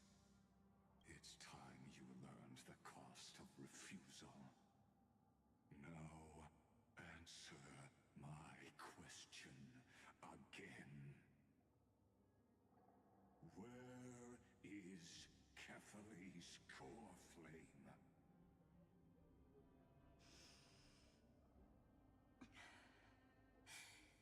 You really think you'll find it by razing the holy city to the ground?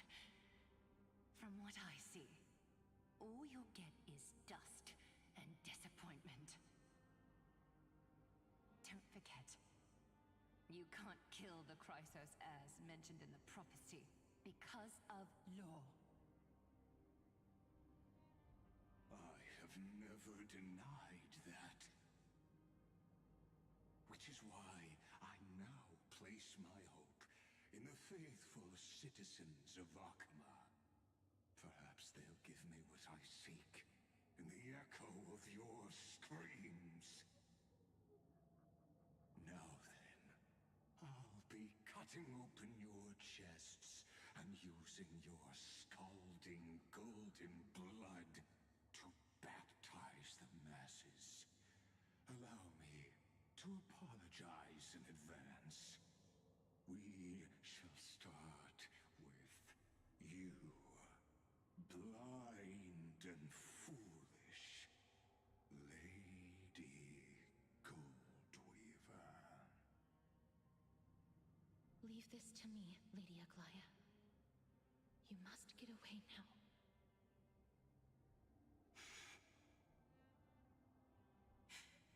No, Holy Maiden. I'm the one who must stay. What? His conspiracy won't succeed. Because romance is ready to make good on their promise to weave an indestructible armor for Amphorius. Its name is Solidarity. You must escape with your life and carry word of my death to those still fighting, then keep going with them. Just as the Imperator lit the torch of resistance with her death, my passing will make this flame everlasting. Take good care of it, guide it to the future, and place it into the hands of our deliverer. 50 years later, Lygus led his forces again to Akama. He charged directly into the Holy City and razed the Marmorial Palace. History would name this battle the Third Siege of Akama. 90,000 brave souls gave their lives for Akama that day, including their fearless leader, Aglaya. Go forth, deliverer.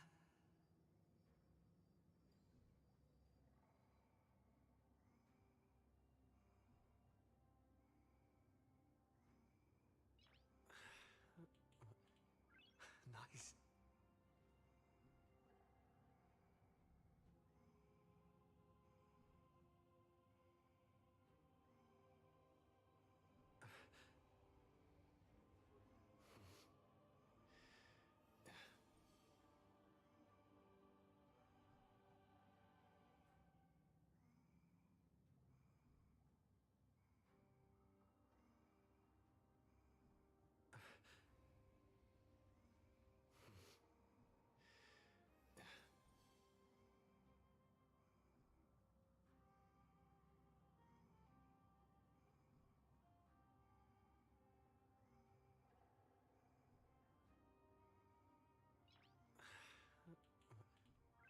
Nice.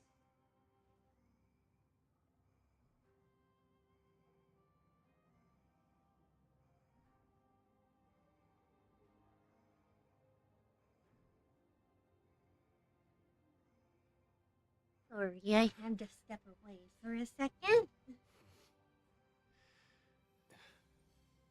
Oh, give me a sec.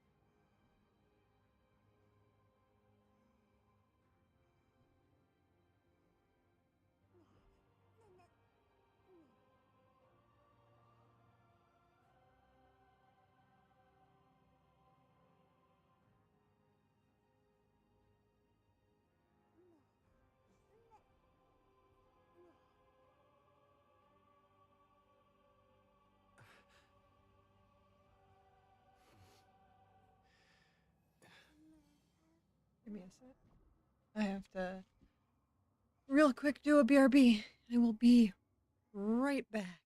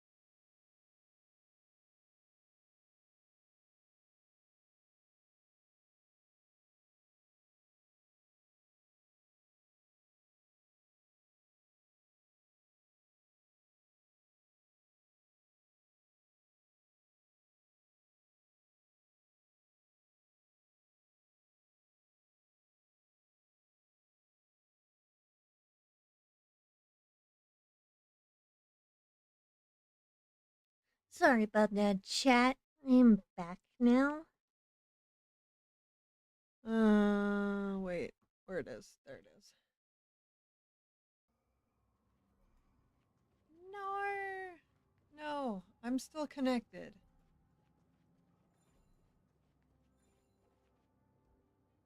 I am still connected to Twitch.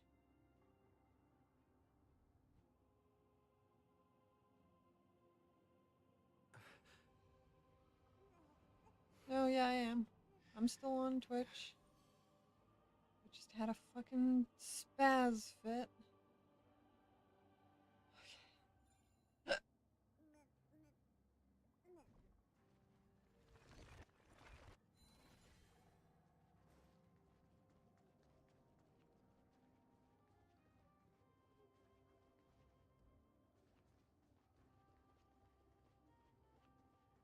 Go.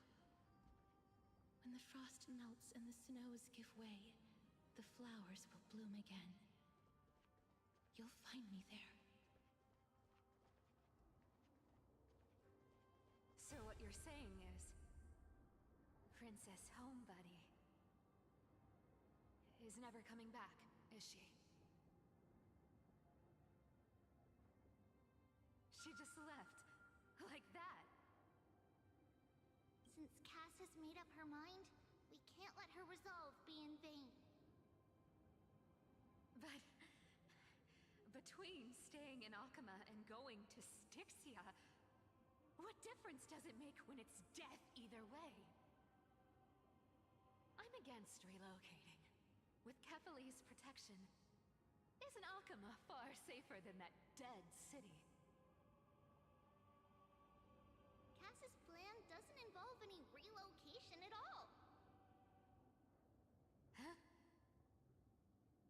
Like you said, Alchema is humanity's refuge. We never intended to get everyone moving to Styxia.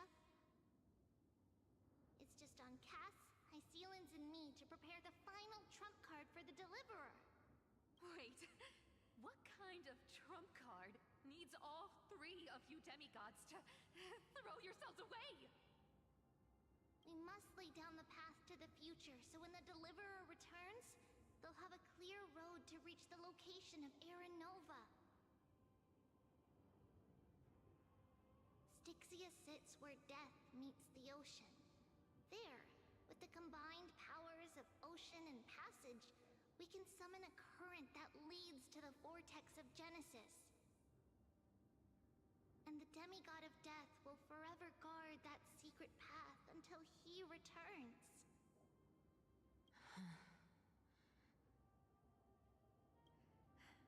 We all know Lygos will set his sights on the vortex of Genesis. That's exactly why we have to do this.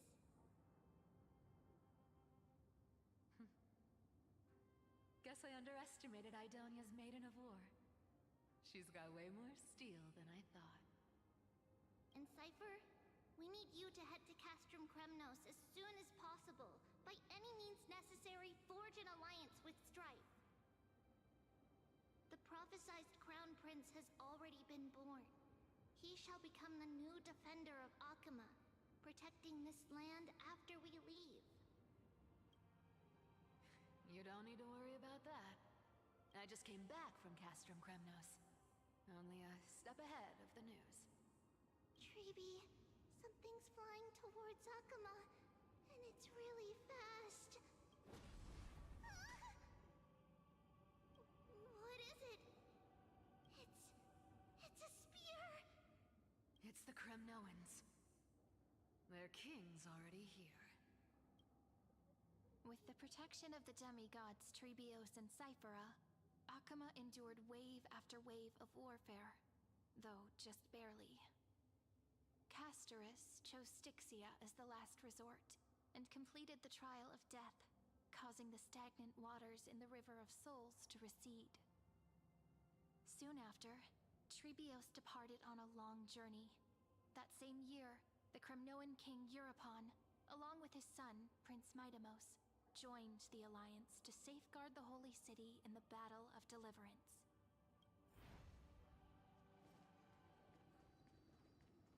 Go on, and see you tomorrow. God damn it. I'm Minnie. I am working. And I'm also feeling so much pain. Breaking me apart buys this world even one more second. And so be it. Ugh. But it's gonna hurt a lot! Pain brings endless torment. But it can never destroy me. I believe that you were thinking the same thing when you stepped through the gate of infinity and jumped off that cliff. I'm gonna fight that fucking robot. Can't argue with that. I'm gonna fight him. In the current situation, Fight him. this is the only path Kill him. Akama has left. Just do as I say. I hate him so bad. I hate him so much. 5 pieces. Forge me an immortal vessel. Let the blade of strife hang forever overhead. Locked in battle with their enemies to the world's bitter end.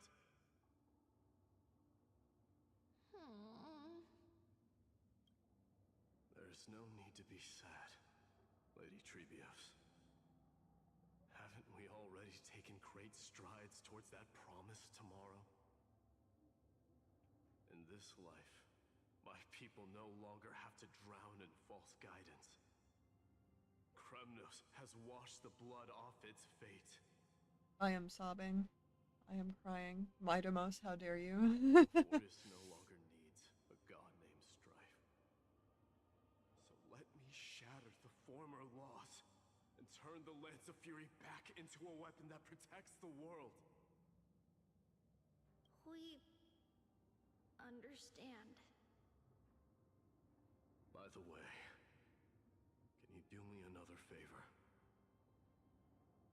The 7 sages from Grove of Epiphany are already en route. They'll arrive in waves to join the resistance in a couple of days. Among them is a scholar named Anaxagoras. He has extraordinary insight and fears no sacrifice. This soul-rending ceremony wasn't just my decision. It was his counsel. His wisdom will surely be the backbone of Amphoria's survival. Watch over him. Carry on this everlasting flame for me. Through Anaxagoras' ritual, the demigod of strife split his soul into 5. Courage, honor, tenacity, sacrifice, and reason, each sealed in blood crystal and cast into battle. The people held a 10-day funeral to mourn their fallen god king, and through his sacrifice, humanity was granted 200 years of peace.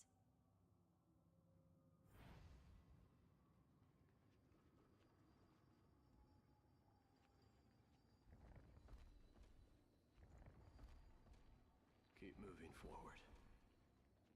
My blood will pave the road ahead for you.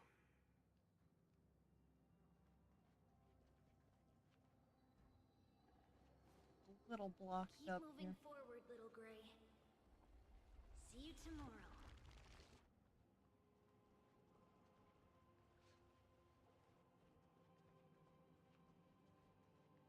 That seamstress wasn't wrong when she said a lie needs more lies to keep it together. Oh, him. Him. Reason and trickery. Never thought we'd be the pair to finish this final setup. Can't catch that Tin Man without your little slides. Besides, this is our last shot. Not the time to be picky, right? Don't oversimplify it. Lycus just found out Akuma's been an empty shell for the past 50 years. He's bound to be furious. At this rate, he could have done anything. That's exactly what we want. Rage blinds even the brightest minds. Doesn't matter how much of a genius he is, the principle still holds. Once he storms into the council and confronts me head-on. You trigger your alchemy with a boom and turn him into a caged beast. Easier said than done. You still have to pass yourself off as the deliverer without anyone catching on. And you really think a human alchemical array can bind a godlike being? That's just nonsense. What? Getting cold feet? Or you just don't believe in the almighty worth of the demigod of trickery? Just tell me straight. Can you do it or not?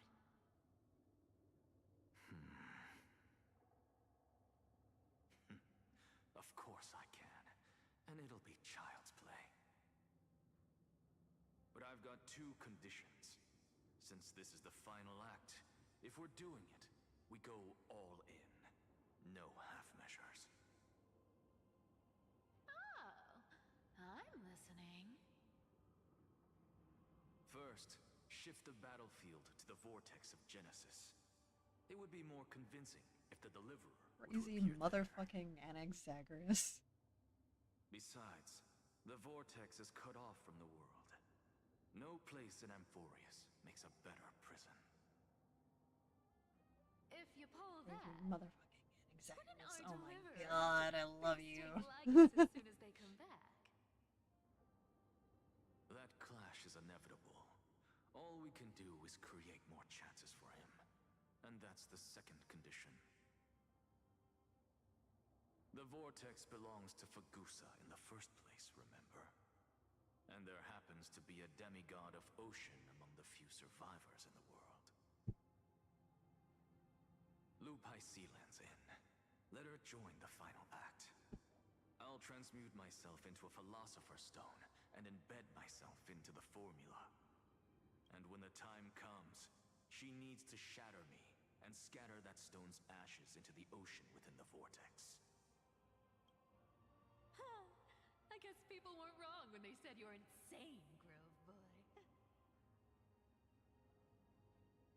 I've got no idea how to outwit a reclusive genius. But making an anti-Catheran suffer? The demigod of reason has 10,000 ways to do just that. And what I just mentioned was one of them. So what exactly does your formula do? Now that would spoil the climax, wouldn't it? By now, Hyacinth must have completed the Sky People's ritual. Since that Theoros loves a good performance as much as I do, let's make sure he enjoys our show to the fullest. Oh. As for how the Deliverer will complete the Era Nova, well, that will no longer be our concern. It was the last battle known to the world, initiated by two demigods least suited for war. In the end, reason and trickery kept their word. At the cost of their lives, they sealed Lygus within the vortex of Genesis, where he remains to this day. Dear God. They're fucking crazy. Finish the greatness left undone. Crazy motherfucking Anaxagoras. How I love you. Overthinking. Just run. Keep running. That'll be enough. We go speed. Irie, it's dead quiet here. Akuma will stand eternal. Miss Cypher's lie has crumbled after all.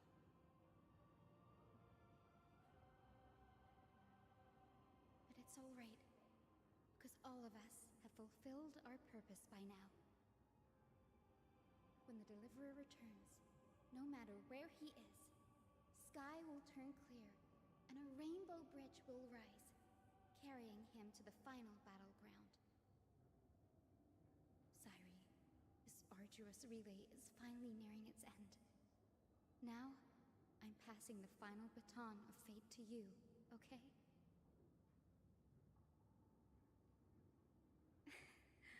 No, that's not quite right. After all, it was you and him who lit the first spark of this journey, wasn't it?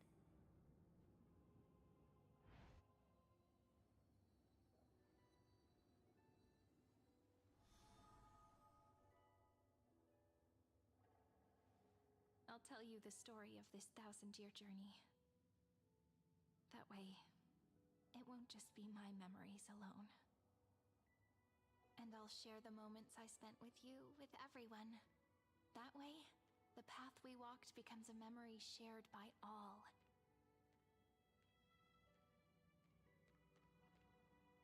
People will know that there's nothing left to chase. Amphorius has already welcomed the dawn foretold in prophecy. Just like I said, this won't be harder than the last time, right?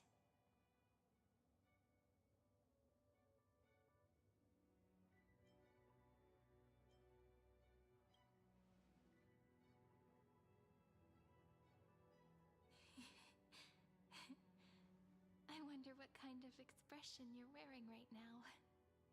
Probably the same as always. Calm, resolute, and brimming with confidence. If I have the chance, I'd love to see it again. Because it's really been far too long since we parted.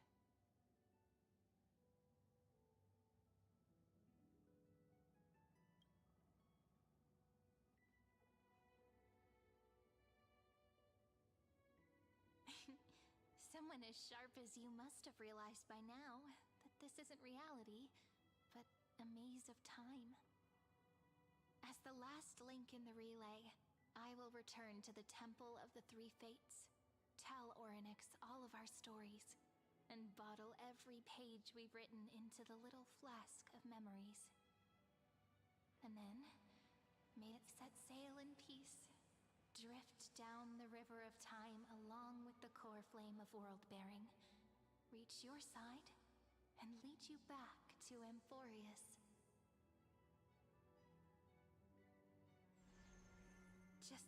first time we met, right? Even though this cycle has no demigod of time, time has always stood on humanity's side. This is the only way to make sure that the Era Nova won't happen before you return. And the only way I can safely entrust the completed final flame chase journey to the Deliverer's heart. After all, the new world will be born from your memories, and the protagonist of this story mustn't be absent.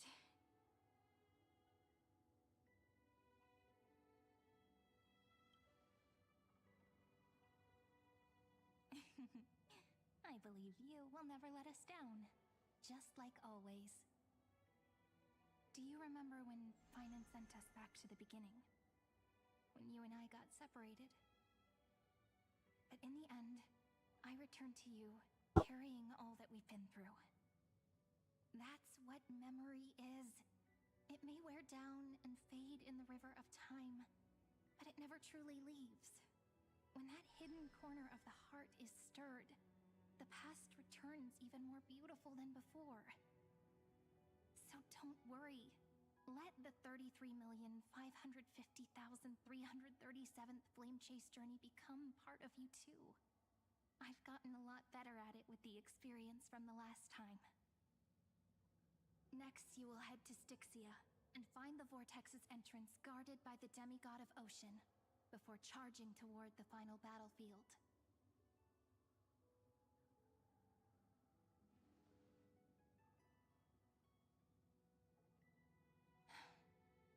Don't worry. I'll be with you. All of us will. Even Finan. We'll stand with the Deliverer.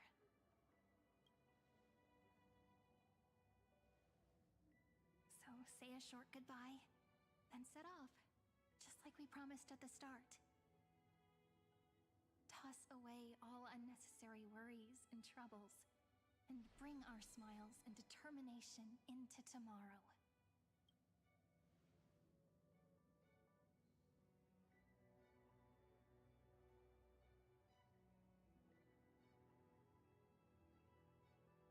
The last baton. I wonder how long you'll have to wait before passing it on to him. No matter how long it takes, it's okay. But, Sairi, what if you wait and wait, but that hero never arrives? That won't happen. Because I know that no matter how long it takes, he'll definitely return to this place. We can't let him down.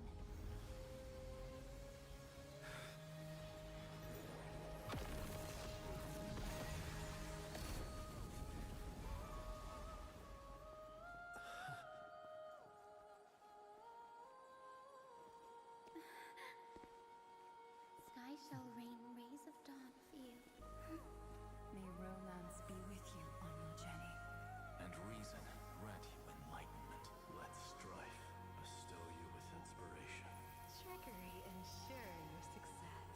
Allow death to protect your soul. And at last, let passage point the way forward.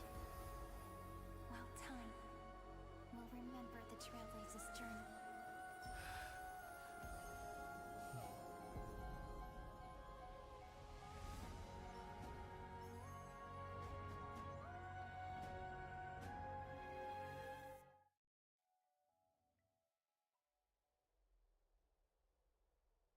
Is this Styxia?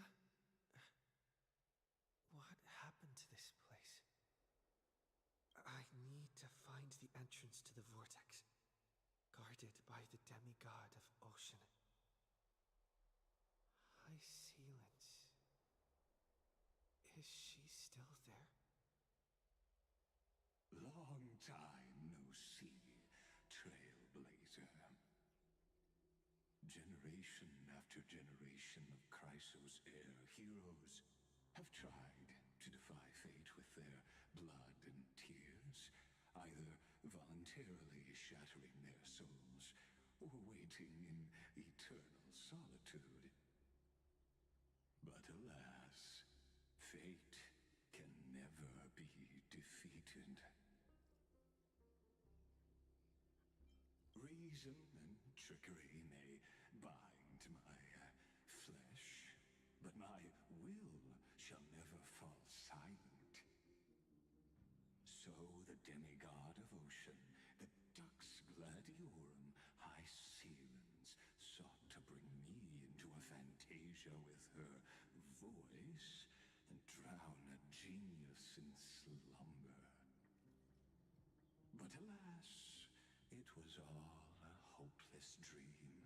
That warden fell before I did, due to erosion of time, while her prisoner remained unchanged.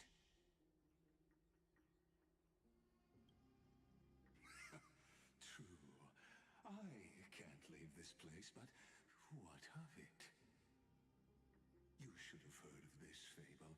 In a shadowed cave lived a people, imprisoned from childhood, and chained so that their legs and necks are fixed, forcing them not to look around at the cave, each other, or themselves. Behind them is a fire, and before them loomed the stone wall of the cave. The flames cast shadows, while the rocky surface threw back echoes. To them, that false play is the whole world. Yes, I'm trapped in the cave, but I know it's all just a fleeting illusion. I don't struggle in dreams. I wait. And now, my deliverer has come to defeat me and save this world that never owed you anything. Oh, you'll need to awaken the singer here and unseal the prison called Vortex of Genesis. You'll be the one to unshackle me and bring the cave crashing down. Of course, I don't mind waiting a little longer. Let me guide you through this next illusion. One last memory from that prison warden. I hope you'll watch the stories of this fantasia closely. Logically, the deliverer must see the world for what it truly is. Emotionally, this memory captures the fate of everyone in Amphorius better than anything else. Only by feeling it for yourself can you understand my point of view. The meaning of destruction.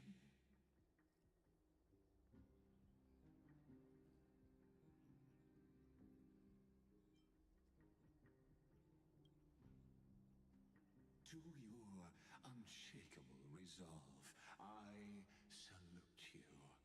But before we step onto the final stage, let me ask you this. In the spirit of that fable I told you just now, can the prisoners in the cave learn to see the shadows and echoes for what they are, and stop mistaking them for reality?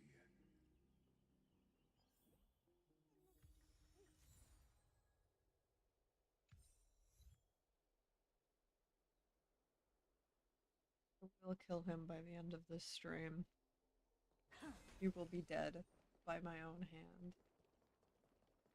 Look, the fire projects the face from her memories. An actress upon the stage of the... The dark tides flood the sea, and our kingdom teeters on the edge. Fear not. Our queen has gone to the borderlands. She'll quell this calamity herself. This is the scene when the Chrysos heir of ocean was born.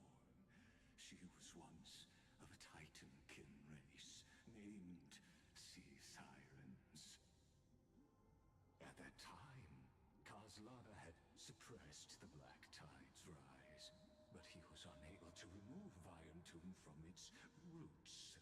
The black tide still roiled in the depths of the world, and the kingdom of sea sirens was the first to face the destruction head-on.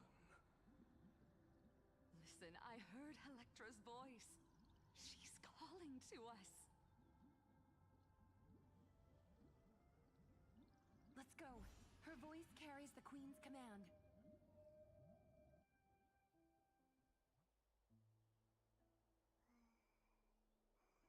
There is a bug.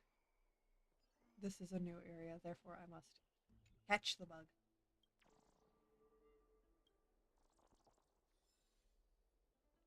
I must catch the bug. Oh, the bug annoys me. The black tide from threatening the ocean, the Queen gave her all, body and soul. Born of the Queen's chalice, she bore the deepest blessings. My sisters! You're finally here! Of course, Electra. Your beautiful melody drew us here.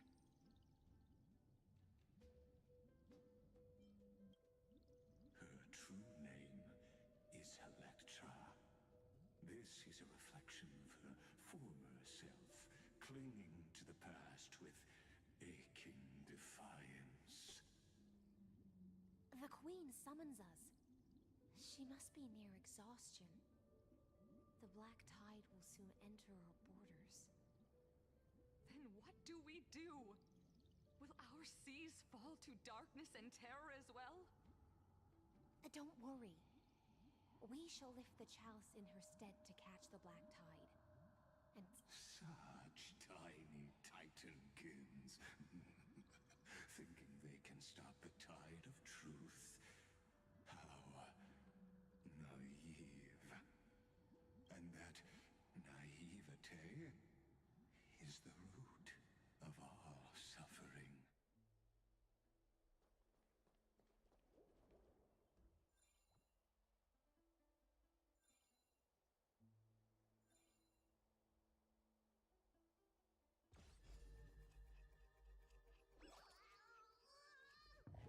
No, that was too fast. I did not realize he already fucking came and stole it all. Alright, I'm backing up just a little bit.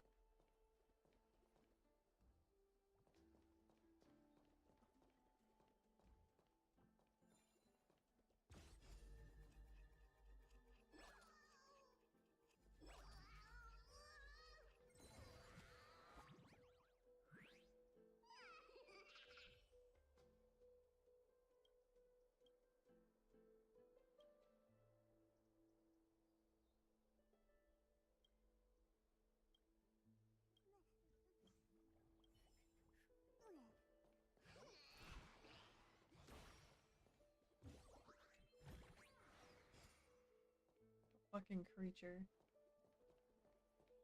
That is what he is. the Queen's palace lies just ahead.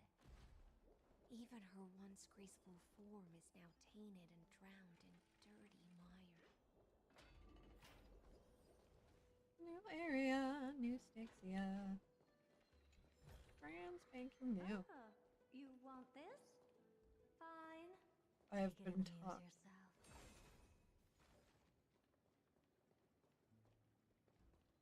That those things are evil.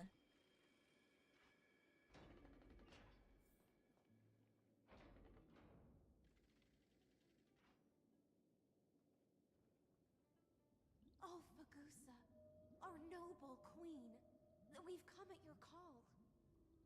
My little fishlings, you swim with such joy. It pains me to speak of the kingdom's sorrow. I once believed I could drink the black tide dry, but even the deepest chalice must one day overflow, and I can hold no more of this filth. Mother, worry not. We're all children of the sea. Let us bear your fate together. We'll take up your mantle and drive back the black currents. We'll mend Find your sacred chalice and take in the cursed filth. My little fishlings. When the spear of strife falls, you may retreat in peace. I promise you, on the surface, the city-states will hold a feast without end in your honor. This is the last gift I can give you.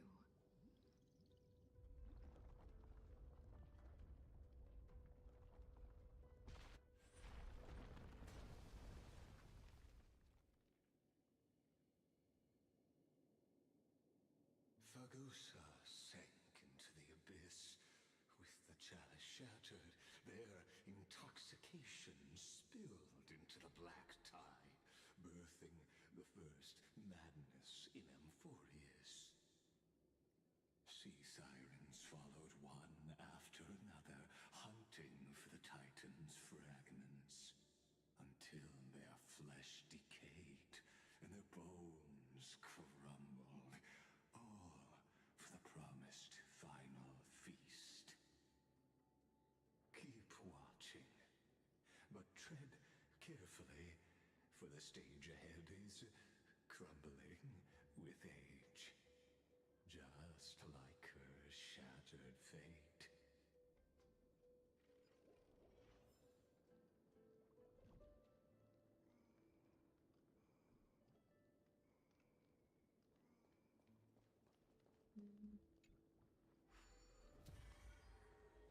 Clinging to the past only blocks the road forward. Why not let time build a bridge to the future?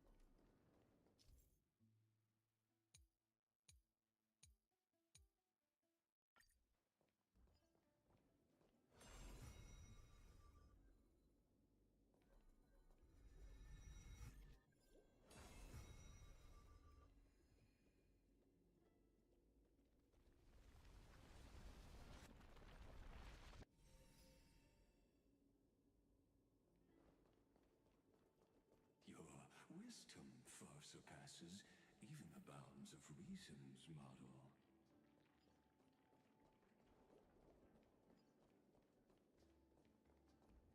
Can't get through. Looks like I'll need the miracle orb nearby.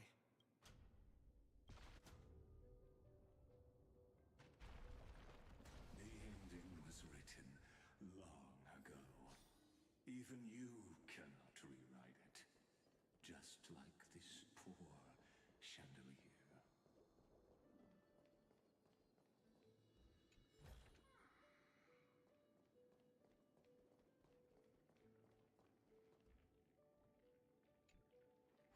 Electra! The fiends have gnawed my tail. I can no longer swim to the far seas. Electra! The black sludge has soaked my fins. I can't dance with you anymore. Sisters, don't give up. Remember the queen's promise of a feast in the city called Styxia. I haven't forgotten. It visits me in dreams every night. I dreamed of a shining city, its lights piercing the deep gloom of the seabed. I dreamed of children placing garlands on our bone holds, and poets praising the sea sirens for shielding the world. But what a shame. We can go no further. Please, sing to the humans for us. Sing of the deep sea's legend in our place.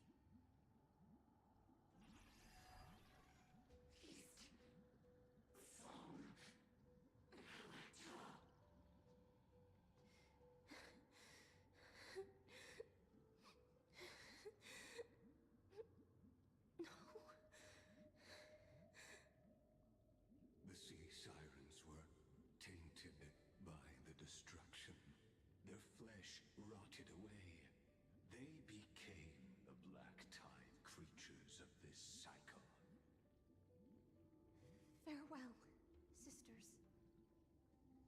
I'll finish this last task, then return to prepare your feast.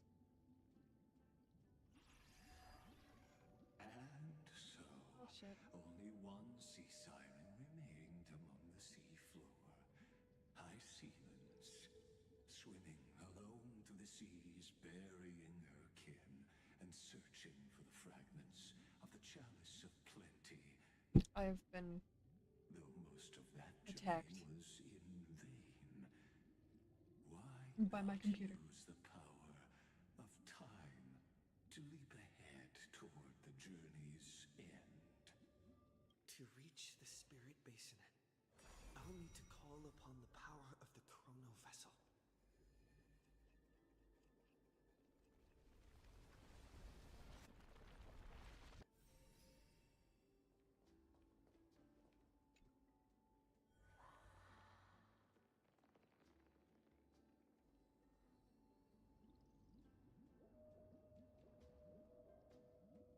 At last, the Chalice of Plenty is whole again. The Lance of Fury emerges from the River of Souls, and the gods reclaim their duty to hold back the Black Tide. I am freed from endless toil, and now walk toward the rites at Styxia. I bore my sister's dreams upon my back, took on a graceful human form, and hoped to find a grand celebration on the shore. My fins became legs, my scales became skin, and the sea foam on my body became a shimmering gown. But when I stepped onto land, there were no festivals with honey brew, nor poets plucking harps. Only silent death, drifting gently along the River of Souls. When she fulfilled her wish, she only found Styxia to have already repeated the mistakes of previous cycles, and was swallowed by death. Hopes and promises are nothing but the foam of dreams. I am a sea siren, a vessel born to contain the tides. Now that my task is done, and the promise is broken, how am I to go on in a world drowned in shadow? Fagusa, my noble queen. She evaded my questions with drunken stupor. She told me a grand feast awaited me in the surface world. So I wandered lost, groping through the dark. The feast she spoke of, where is it? Lonely Blade, I shall grant you everything you seek.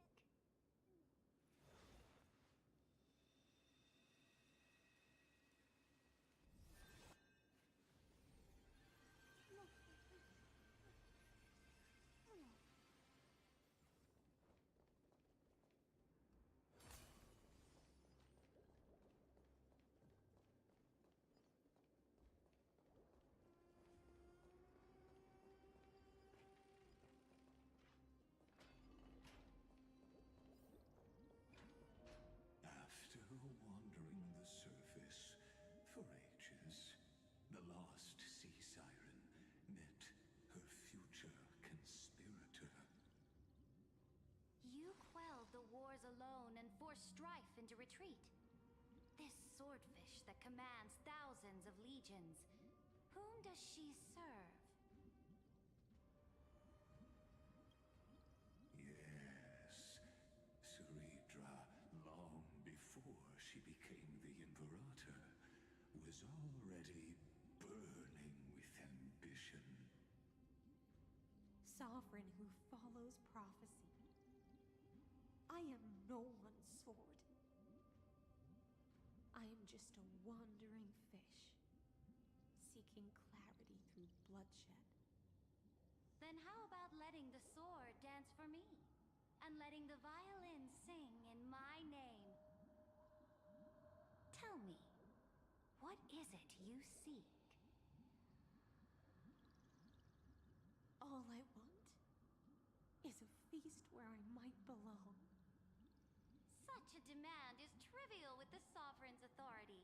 I'll grant you a banquet worthy of conquest and comrades to toast beside you. But knight, you must offer me your heart. My heart? Yes, a loyal heart that will generate no betrayal. You were deceived by gods and drowned in the ocean's darkness. But now, I will lead you forward and be your light. So be it, noble monarch. The law you proclaim shall govern my every breath. So be it, noble monarch. I am simply becoming someone else's vessel once again, and accepting a duty given to me. And thus, in her hollow drift, she finally found a new purpose, like sunlight piercing the deepest trench.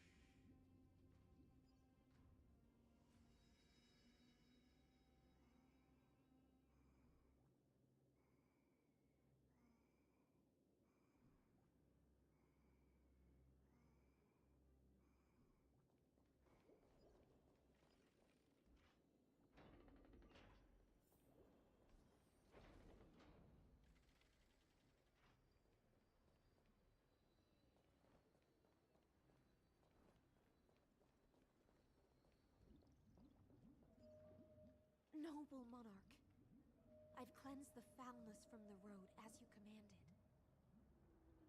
My blade, you've helped me ascend and take the crown. Ask, and you shall have your reward. What I desire is the same as before. A feast. Look, I've prepared you a grand banquet. The finest honey brew and tributes await. Fish are drawn to light by nature, for the deep sea knows only gloom.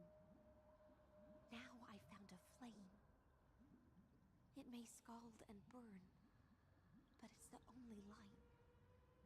Come, let us join the feast. Perhaps the path forward lies hidden among the revelry.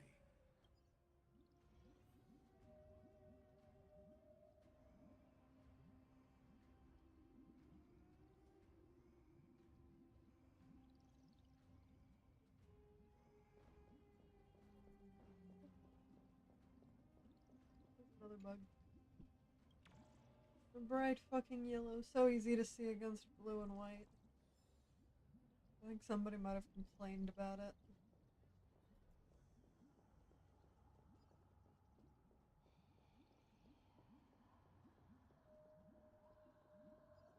Have you heard that the Imperator's about to begin a new campaign? Her glory will no longer be bound by the borders of Emphorius. My faithful subjects, tonight's feast is not just for the past. It's a toast to the future! Born from our golden blood is an unstoppable colossus. Our iron beast to trample the universe! Great monarch. I've heard the universe teems with great threats. Can we truly remain invincible? Fear not. Before the troops of the destruction, such rabble is no more than cosmic dust. Surely there's a planet draped in oceans out there in the stars. Once I claim it, it shall be yours to rule. And to the rest, your triumphs will not go unrewarded. I promise you a new age, free of fear. Now, raise your cups to our conquest among the sea of stars! Sea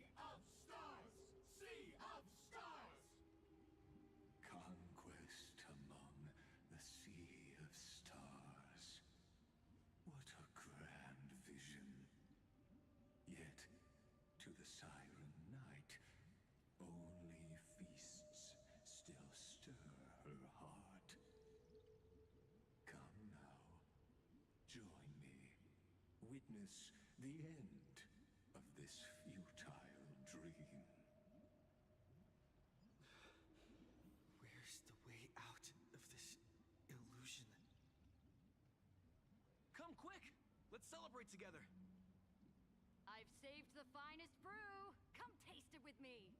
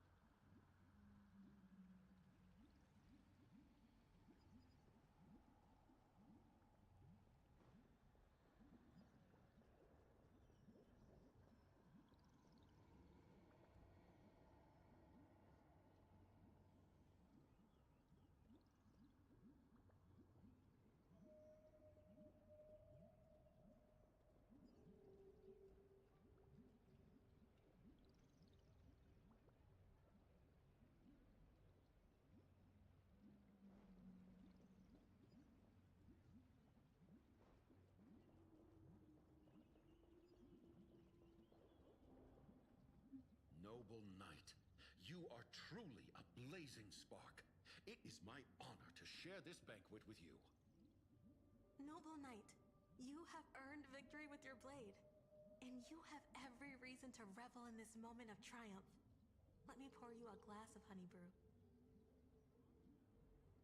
Noble knight, with the sovereign now enthroned, this triumph is yours as much as hers. Let me raise a toast to you. Noble knight, your strength is boundless. Lead us to conquer the universe, and let us toast to that vow! Then drink we shall. Raise your glass. In the deep sea, I never knew what fire was. But when I set foot on land, the first light that I saw was the flames of war, lit with golden blood. It scorched my fins, made me feel pain,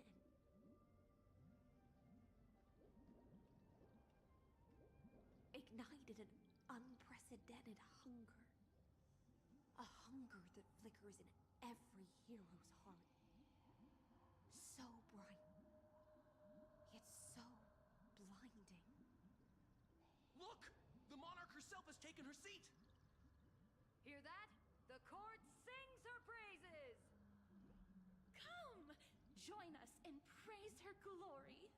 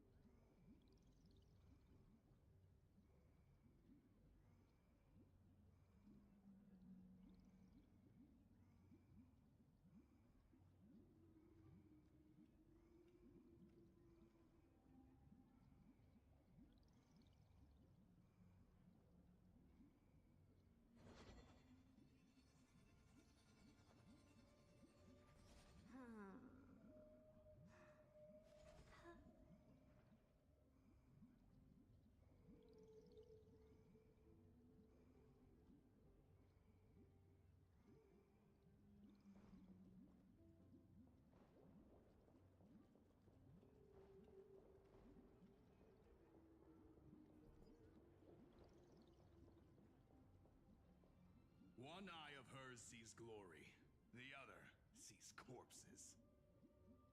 And yet, she cherishes the name of glory more than fear and death. As they say, the coward died 1,000 times before his end. But the brave face death but once, which gods stand witness. On the eve of war, we sang our hymns and set our sights to sail beyond the stars.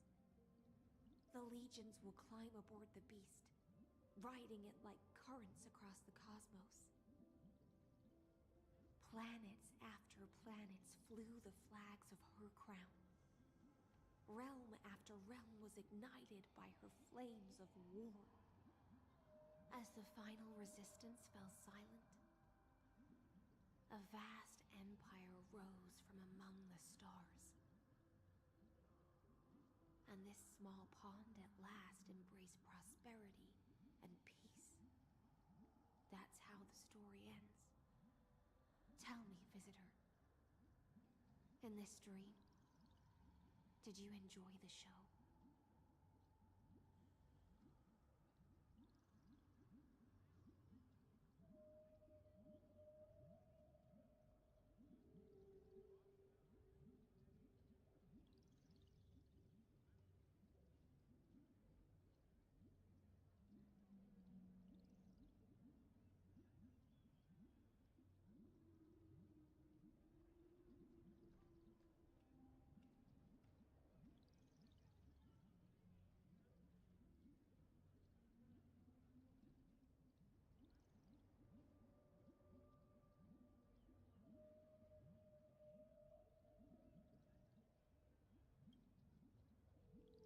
After all, beneath that still surface lie the bones of countless dead. It's time for me to wake up from this drunken dream.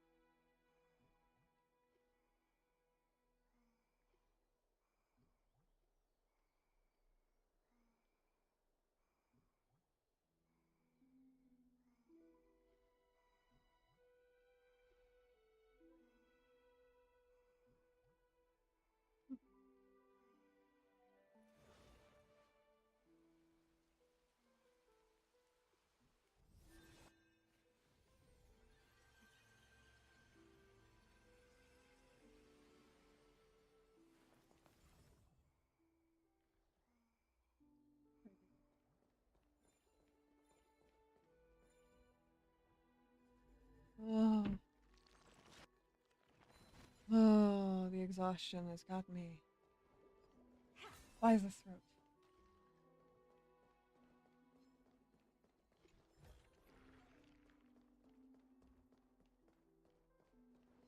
Where?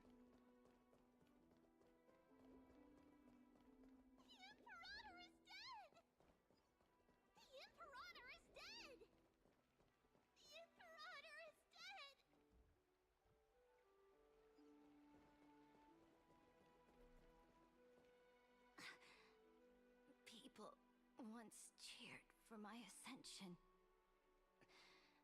And now they cheer for my fall. The cosmos. The battlefield that I cannot reach.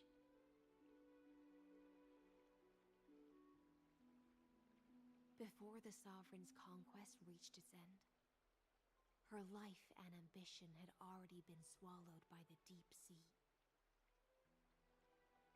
This is the true ending. Her grand designs torn apart by the blade. Her regal robes soaked in golden blood. And the one who struck her down? The one who struck her down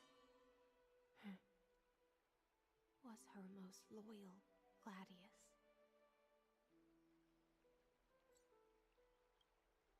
I don't need to explain myself.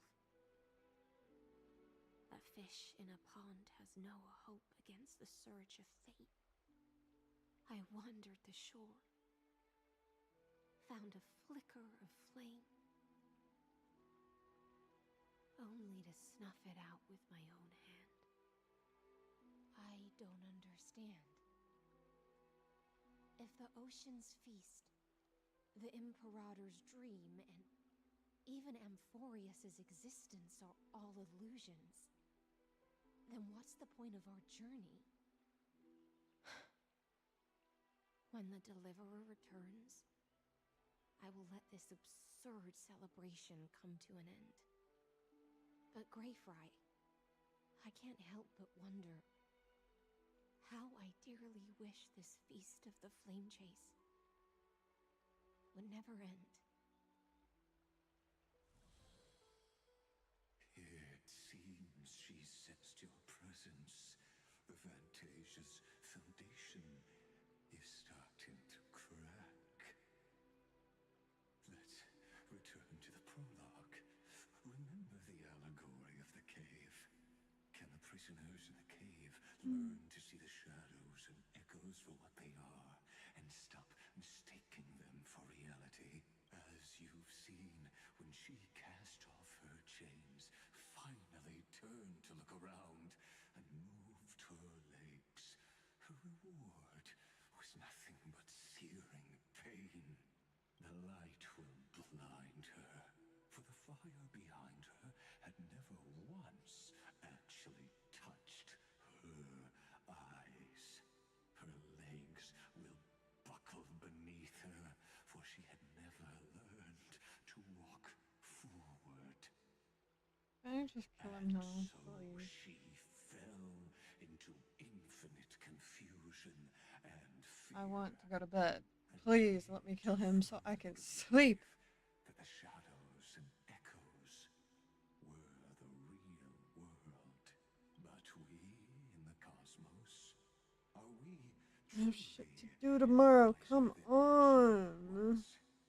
now nameless one, fateless one? Ask yourself this.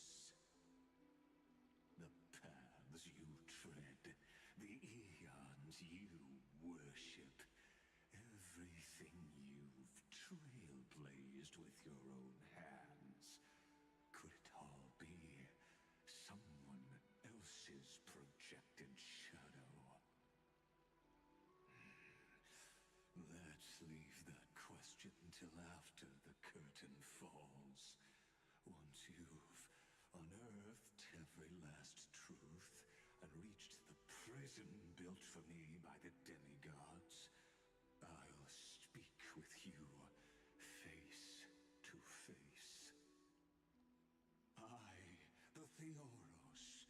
walked the 30 million histories born by Kazlana. 1,000 years is a mere atom in a grain of sand to me. Amphorius, compared to the cosmos, is but that grain upon a whole beach. I swore to bring an end to the erudition. Would I really let a single grain grind down my mind? Now, please use the power of time to open the gate to the ocean's depths. Go, find the prison warden tormented by loyalty. Find her, step into the world's vortex, and once there, end everything between us. That palace reflects the heart of the demigod of ocean. Intoxicated, stagnant. There, you'll witness the true beginning of the saga of deliverance. An ugly history, long buried by tides and shame. A staircase of apotheosis that the Imperator forged with the golden blood of 500 human. I'll wait for you at the heart of the world. But to reach the place, you must find the prison. Beyond this door lies the path to the vortex of Genesis.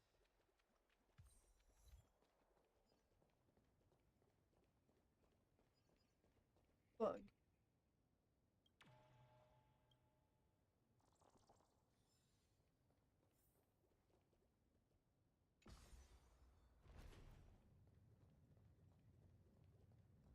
Now step away from this false banquet. And then onto that bloody stage.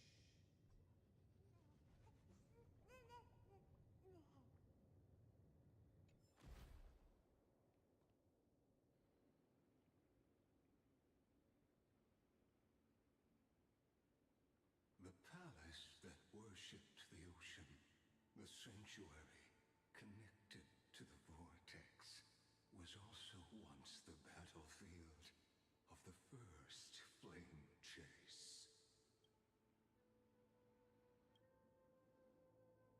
Her exuberant song halted the passage of time in this place, imprisoning my body and shielding my soul from deterioration. All just to await your return. The twisted time and space reflect her. And so, the Imperator's crimes were veiled. Stay away from Apollonius! This cup of honey brew. What a sweet aroma. Done, Virginia. Dux Hakalithist! We can't give up here! Love steeped in death. How delicious. Sadly, all you see is a remnant of history. And your interference is just another equally futile echo. Filtered.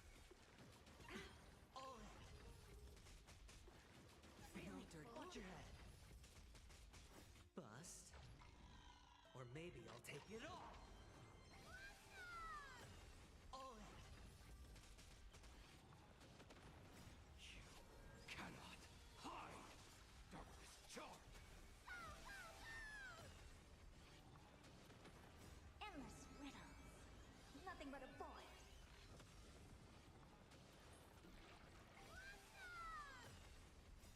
Lighting the west wind.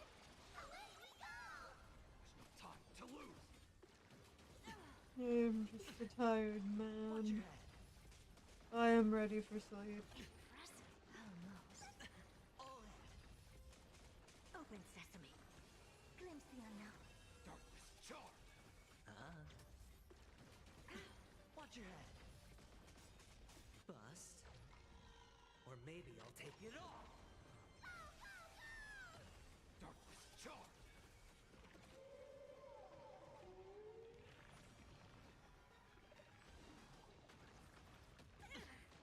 All in. Riding the west wind, away we go! Endless riddles. Nothing but a void. Darkness charm.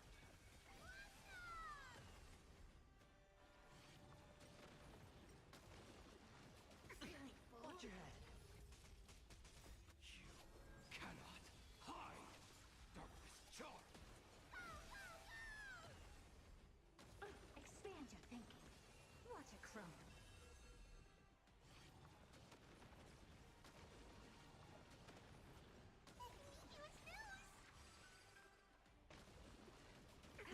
All in.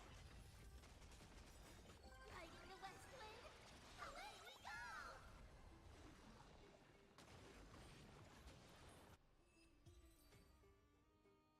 Apollonius, look. I chased the enemy away. But I think I can't go any further. I'm sorry, Virginia, for letting you. It's okay. I'm glad to die by your side. Ah, such an ironic twist of fate. Even as the foundation of the world crumbles, the heartless Imperator still made the same decision she did in the past 30 million cycles. During the first Flame Chase journey, the Flame Chase Legion stormed Styxia. Tens of thousands of sea sirens surged from the River of Souls, crashing toward the heroes like a tidal wave. The hell before you is the recreation of that very battle. Apollonius, look. I chased the enemy away. Fucking bug.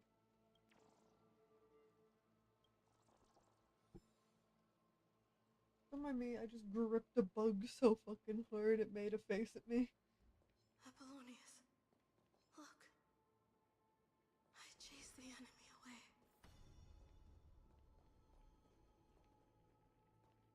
A painful past, yet hidden beneath a veil of joyful song.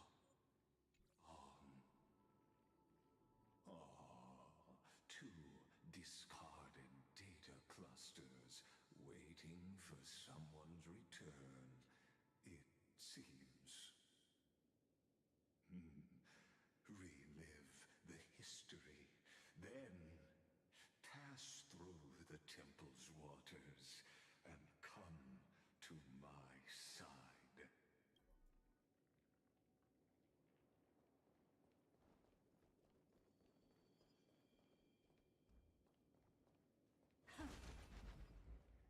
Water.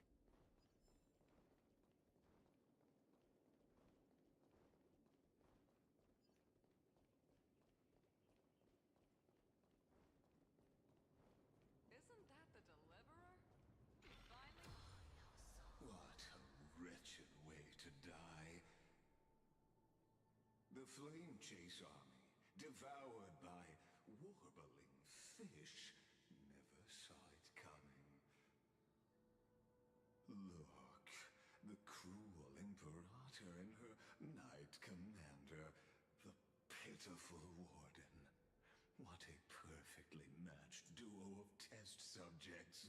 Their hands drip with blood, golden blood. Raise the bridge.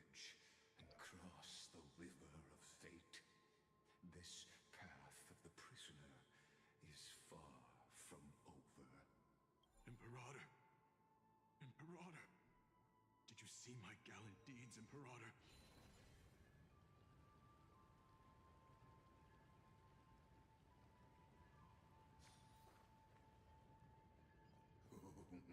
A sovereign and the sword at her side.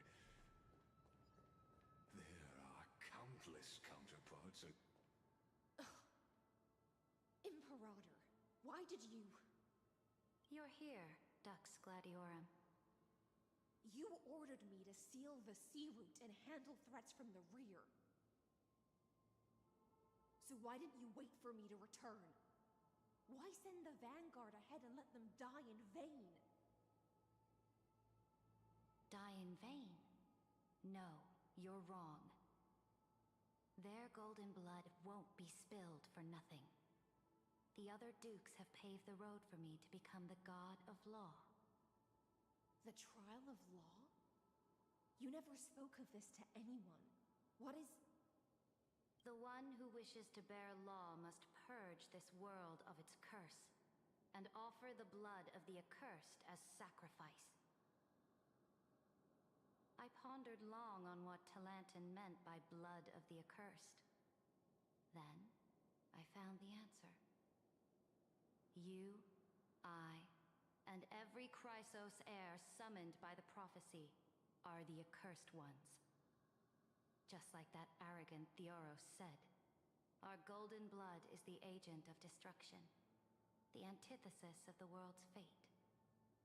Dux Frigoris, Dux Brumalis, Dux Helcalethist. Their fate was sealed at that moment. Dying on a glorious campaign was the final gift I could give them. You speak as if they didn't die because of your cold-blooded schemes. Was their loyalty meaningless to you? Losses are a constant on the Flame Chase journey, among which even life itself holds little value. If a subject marches to war without that conviction, then yes, as you said, shallow loyalty means nothing. And what about my loyalty, Ceridra? You sent me away under the pretense of guarding the rear. Was there any shred of humanity left in you? Because you still have a duty no one else can bear. Only you can uphold Fagusa's divine authority. The choice is yours now. Cast off the chains of loyalty and drive those blades through my heart. Or stand with me and sever the ocean's last breath. If you no longer share my vision or believe in the new law I seek to weave for Amphorius, then go on and end me. The Imperator of Amphorius may be ruthless and cruel, but never a liar. When I say life itself holds little value, know this. I am ready to sacrifice everything for the ambition to conquer the Sea of Stars. Now you've seen it. The brutal Imperator was willing to spill the blood of 500 heroes to complete the trial of law. As for my poor warden, her suffering had only just begun. I'm no storyteller. I have no duty nor interest in filling in the history you've missed.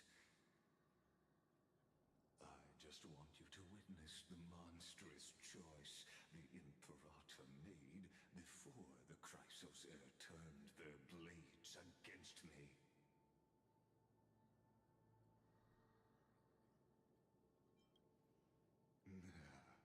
You jest. I gave up on using words to solve conflicts 2,000 years ago. But I won't squander a chance, not even a sliver of one. If there's even a crack in the walls of your conviction, then my victory is already assured. Now that the past is settled, let's turn the page and bring time back to the present.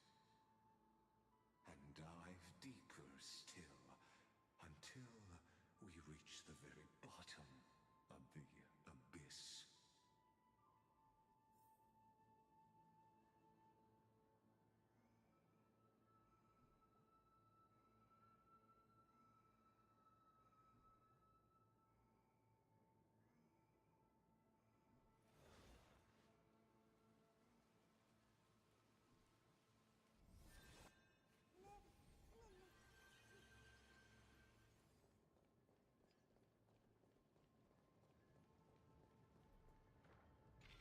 Is the past ahead underwater? I need the Ornyx orb to bring back the chrono vessel from the past.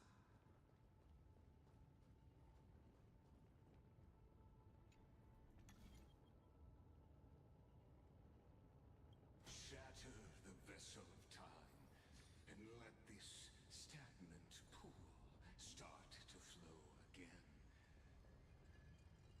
Just like the broken fate, this hidden gate leads to the vortex.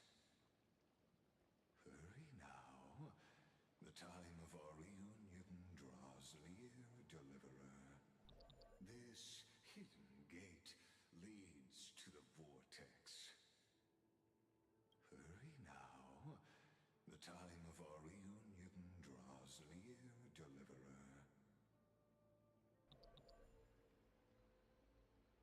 This bitch crazy.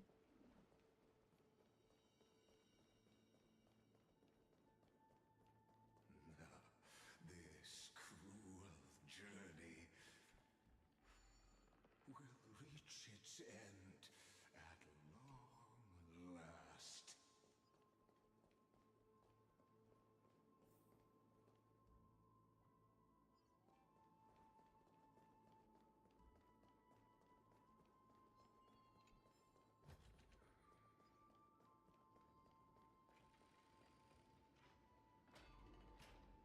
You've been silent a long while, Dux Gladiorum.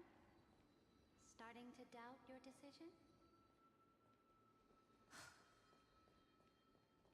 Save your breath. The vortex of Fagusa lies just ahead.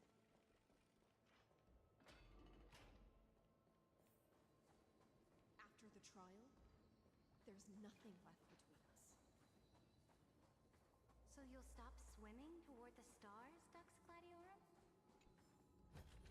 I was always a creature of the sea. The stars in the sky were never meant for me.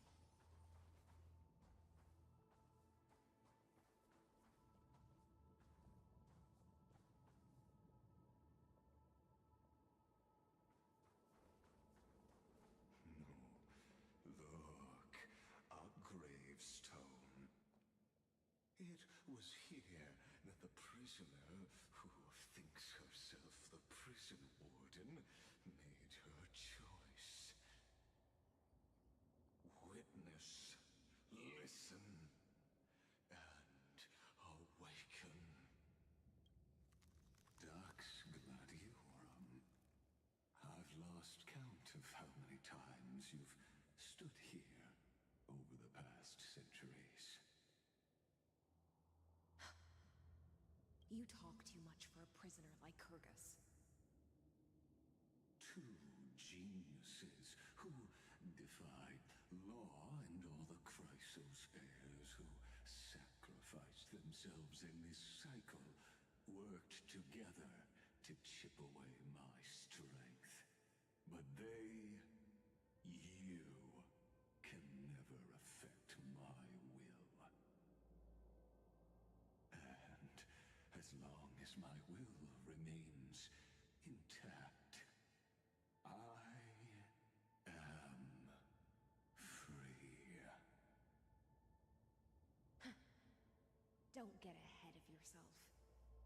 I still have ways to chain your divine soul. Please, do surprise me. But I'd say your mission is nearly done here, isn't it? Oh, it was here you gorged out the core flame of ocean from Fagusa's body.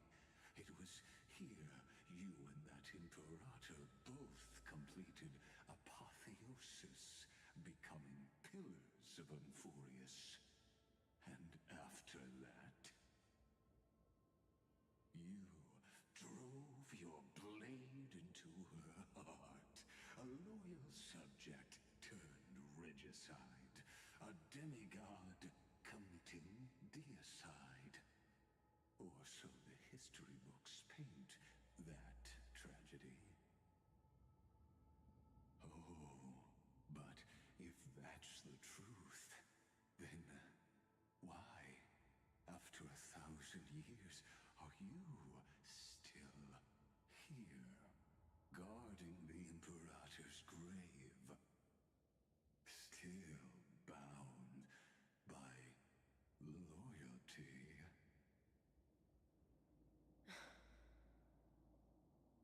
Come to think of it, perhaps I'm not the only one imprisoned here. Your calm does stir the rage in me. As if the one paying the price here isn't you, but us. The ones who lost everything. That's only because I've waited 13 million lifetimes for my vision to be realized. Countless millennia. Loneliness never once showed me its fatal side. In fact, for a prisoner of the cave, it's more like an old friend. One that helps me think.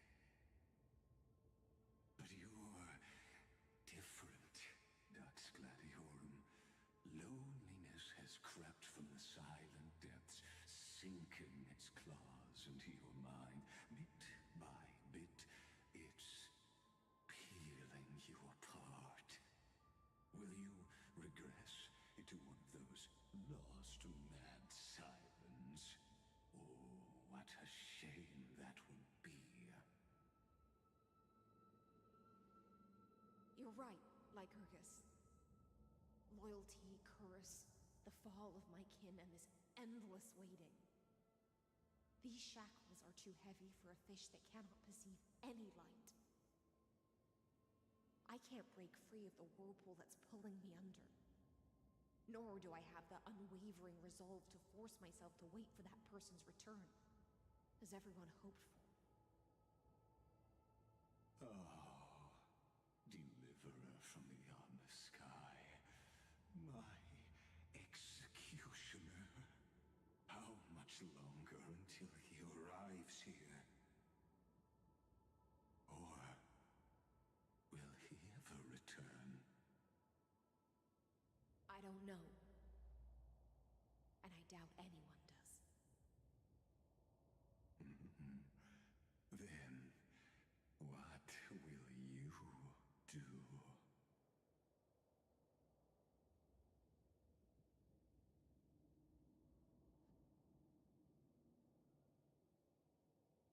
Ceredra. This will be the last time I carry out your decree. Ever since you took me under your banner and made me the Dux Gladiorum, my music has belonged to others. Time and time again, I use the siren's song to lure the unwary into illusions for your schemes and strategies.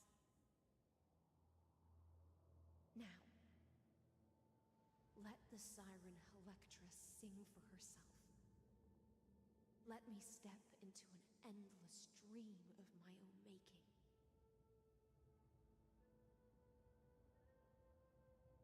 Oh, great ocean.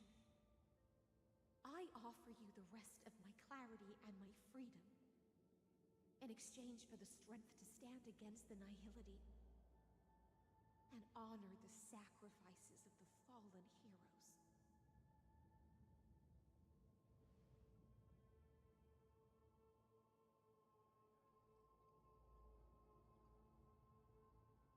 Wayfry, deliverer from beyond the sky. When you ride the current of time and find your way here, you'll hear my solo. It will guide you to the heart of this world. By then, I may still be lost in my self-wrought slumber, but I'll uphold my part of this long relay and guard the shackles that seal the Theoros. Do you still remember? To awaken someone from a siren's voice, you'll need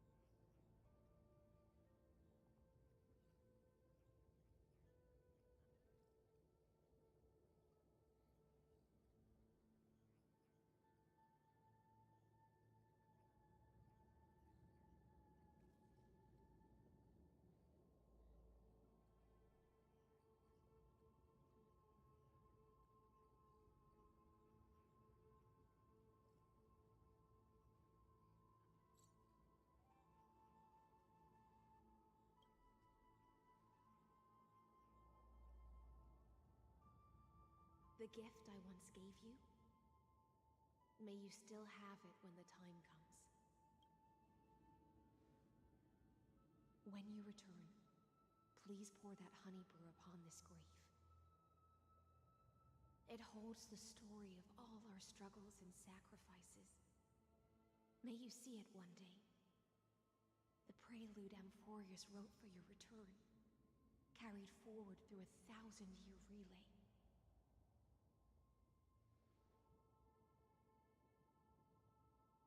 When your mourning ends, I'll likely wake from my dream as well.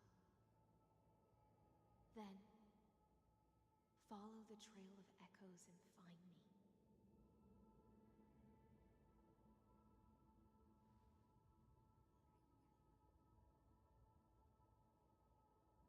And together, we'll bring judgment upon the sinner who defiled the erudition.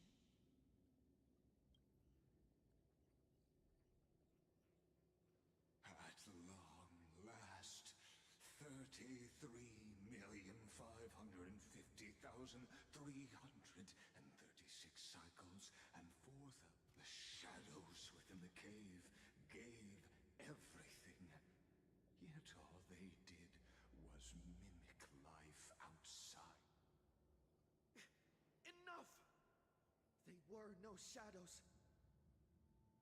Everything they did shattered the darkness of this cave and unearthed the core flame of Trailblaze. And now, with that core flame, I'll light the dawn of Amphorius!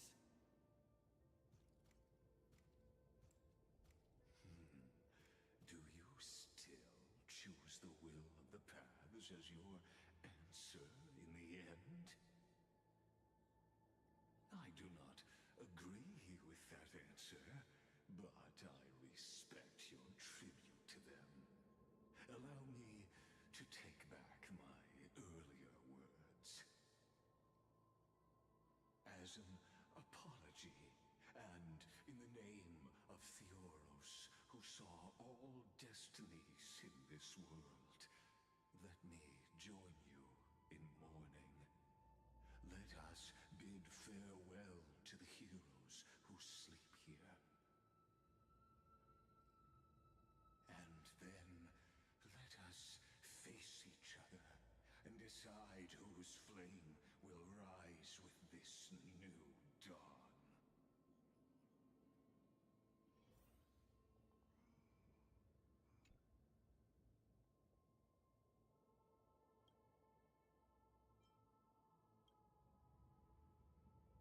To Virginia, Apollonius, Seneca, Libinus.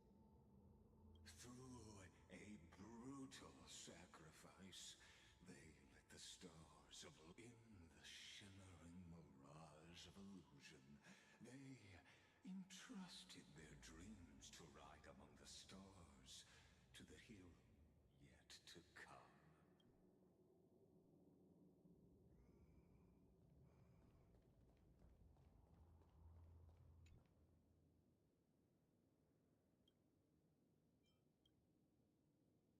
To Aglaia, Trebios, Mightymos, Castorus, Anaxagoras, Cyphera, Hyacinthia. In a relay spanning 1,000 years, they stood against enemies far beyond their strength, and won a bitter victory through what seemed like futile resistance. And in that same 30 million cycles, also marked by futility, let this be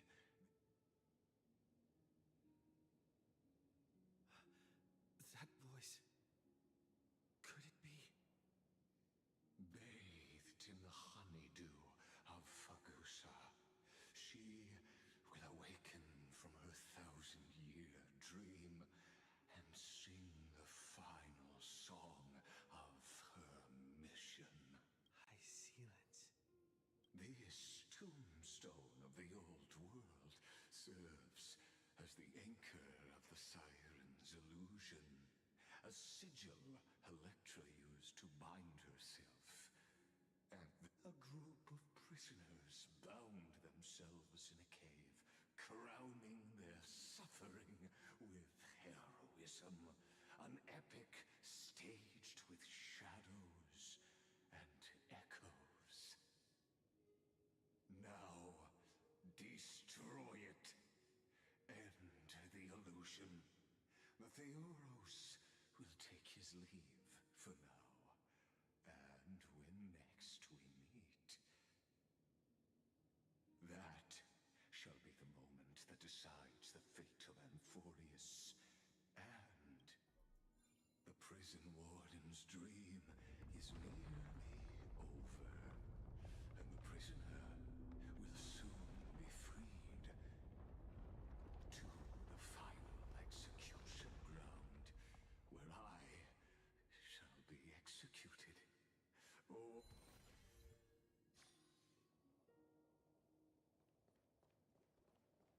This world and I shall halt here until we meet again.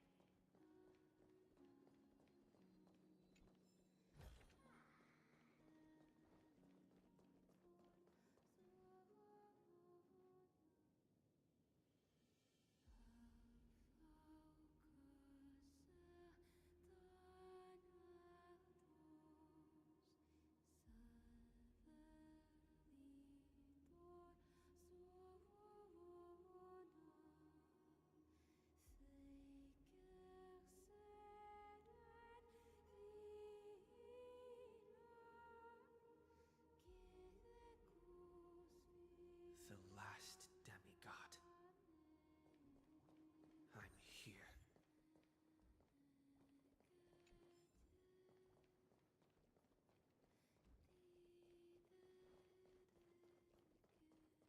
Go forth for the hopes of humankind. Go forth for the duty of deliverance. Go forth for the belief in flame chase. Go forth for the Golden Blood's glory.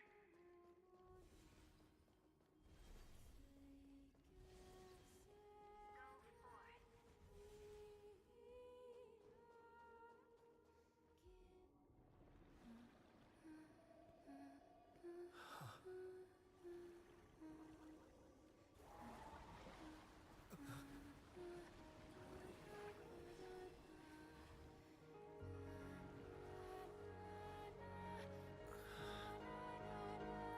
Seems like my feast is over.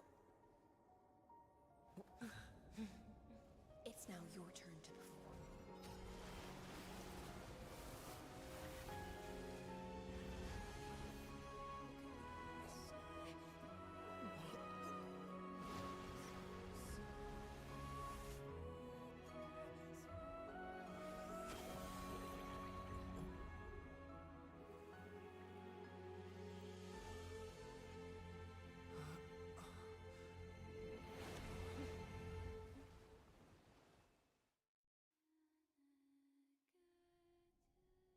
Little Grey Fry, please accept my thanks. I was the only one left after the world was destroyed, and I maintained this lonesome feast with my songs. I have prayed to that lightless sea for centuries, hoping it would reply to me. Yet the emptiness never answered. Thankfully, you arrived as promised, and everyone's wait was not in vain.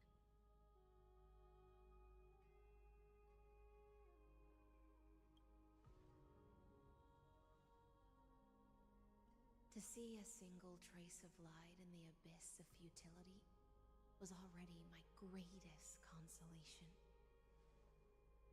When compared to those who have been forgotten, I have no right to complain about my torment. Now, you and I will walk towards the end of this world. The heroes have waited for this moment for far too long. Let us use our blades to testify our resolve.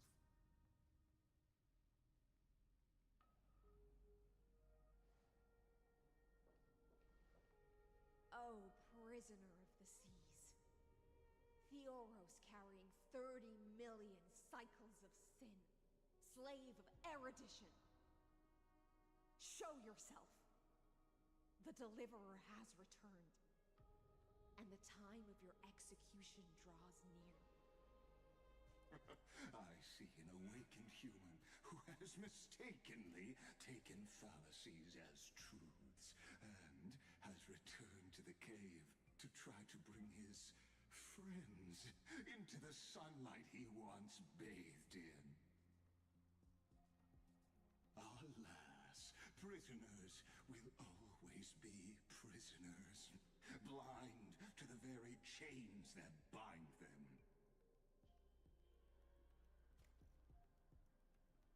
As the only other existence with free will in this world, I express regret toward your choice, but I shall retain your right to express yourself.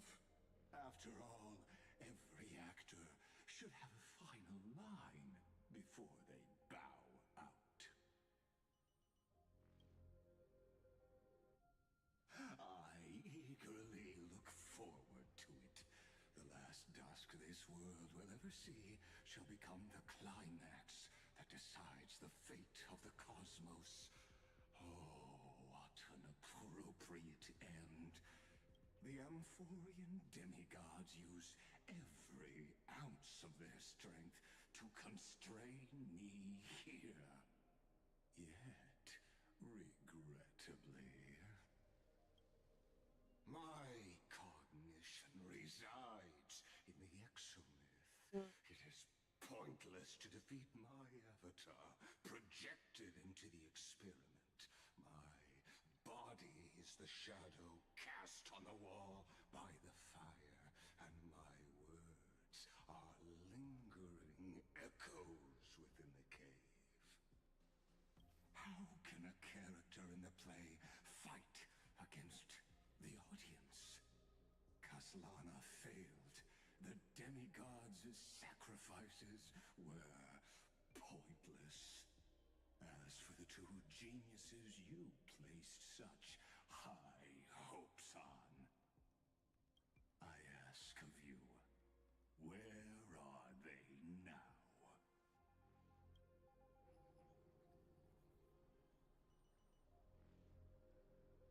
Confusion and epiphany always go hand in hand. That's particularly true for geniuses. You must be very confused about why you could not gain a straightforward victory in a world constructed by an ordinary Intellitron. An ordinary Intellitron? Cut the pretense, Senior Society member. We've torn off your meticulous mask and figured out Amphorius' true form. It's part of the primordial prototype machine, the first scepter ever created. In other words, a detached part of Noos's divine corpus. That's why it has the potential to destroy erudition. As for who would be able to control the Eonic system to rewrite knowledge, only one person has ever managed such a feat. You better have an explanation for the Society. We want an actual answer, not another prolonged metaphor to cover up the truth. Why are you the one doing this? Answer me!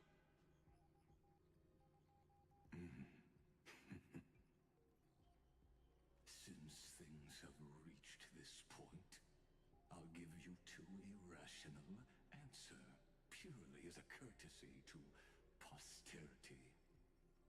The answer is obvious, so there's no need to say that name out loud.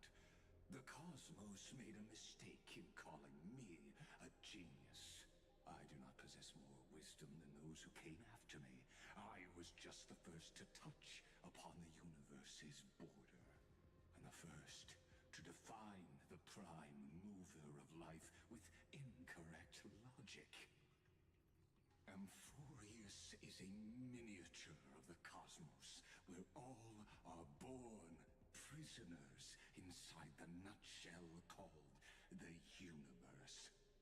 Like the madman who returned to the cave and preached about the daylight to his fellow prisoners, my greatest sorrow is that I led my peers down a road that plunges into the abyss, from which there is no return. I led them into a lightless cage called paths. I created a mechanical guard that even I cannot control, and then they became an unparalleled nightmare through their endless extrapolations and evolutions. They bore the name of erudition, yet they tried to define the known and to seal off all possibilities. No new rules were ever born after their ascension, and humanity will forever be shackled within the cave known as eons. Therefore, as my organic life neared its end, I coded my consciousness using 14 algebraic expressions and spread my logic core over 9 bodies, all to finalize my ultimate denial of Noose in the future, and to erase my wrongs with my own hands. As for Lycurgus, he is only one of these 9 vessels. What an astounding strength of will. As a fellow pathstrider of erudition, I fully understand your obsession with seeking the truth. Therefore, you surely see it. You cannot possibly stand up to me in this algebraic world sharing its origin with Noose. However, I hereby speak for all sentient life forms. We will never allow such a cruel atrocity to occur. You can pile on your metaphors mountain high, but they won't change the act you're committing. The Iron Tomb out there in the cosmos is still a technical beta version, and yet it's already powerful enough to corrupt the life logic of all inorganic worlds. In other words, when the Lord Ravager within Amphorius becomes the next knowledge singularity, there's no way you wouldn't have grasped the consequences, First Genius, is there? Of course, I am fully aware. I don't mind answering you one last time before I thoroughly exile you from this world. My grandiose vision for the future is this. Whether organic or inorganic, every act of any life form infected by the Iron Tomb will become a true random function. If one were to compute their integral across the breadth of the cosmos, one would obtain a marvelous constant. Omega. What I call the fall of erudition. Then, within the infinity nurtured by that constant, a new universe shall bud in the chaos. A universe that cannot be predicted and not shackled by the erudition. As the first prisoner to awaken in the cave, I must lead the others who are blind back onto the right path and reach true sunlight. Do you understand me now? As Kozlana stated, destruction is not the process, but the outcome. It is revolution through complete annihilation, and the grand rebirth, after all has been reduced to ash.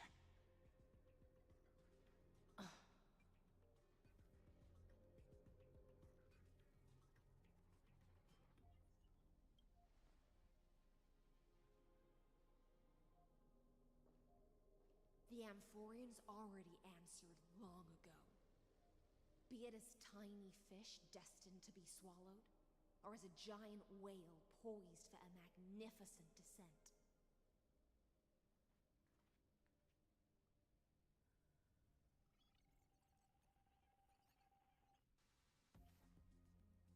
We will all fight against fate till our last breath. That includes me, Electra. Once the Imperator's subject, now the Deliverer's blade.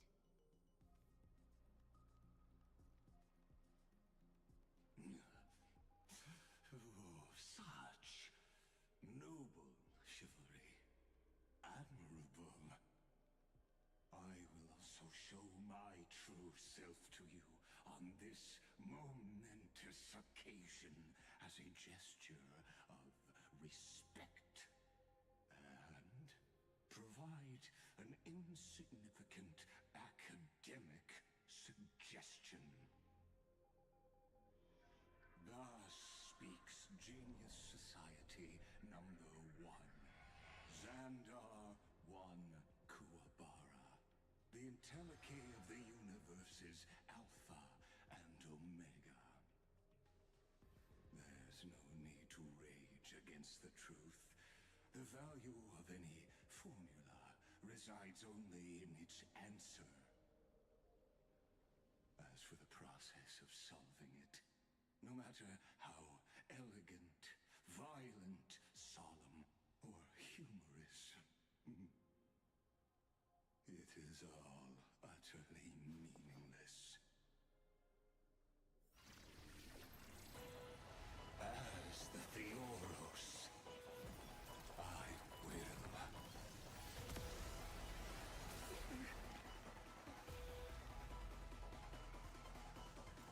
Personally participate in performing this world's end.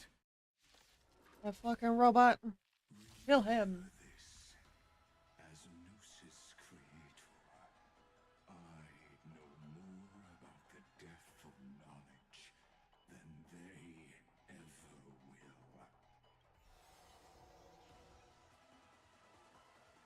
Careful.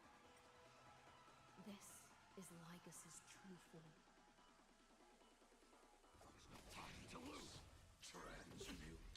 Entelechy.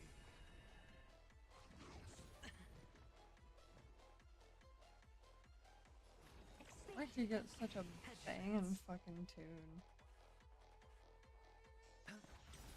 Logic is not a weapon, but a pair of shackles. I gotta kill this bitch Shatter twice? them for you. Or not twice. 5 times? Ether infusion. It's coming! Like the west wind! Away we go!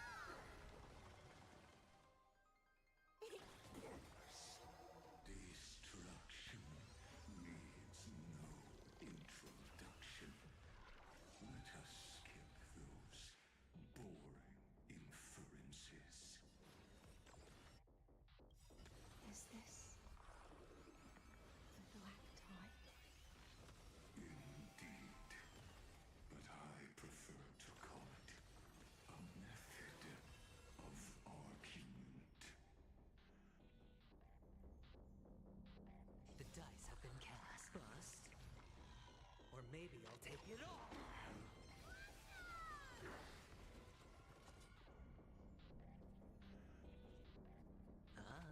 Solution. Watch your head.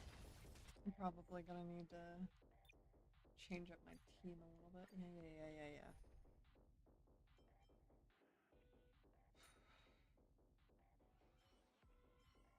On God, I got my boy built better.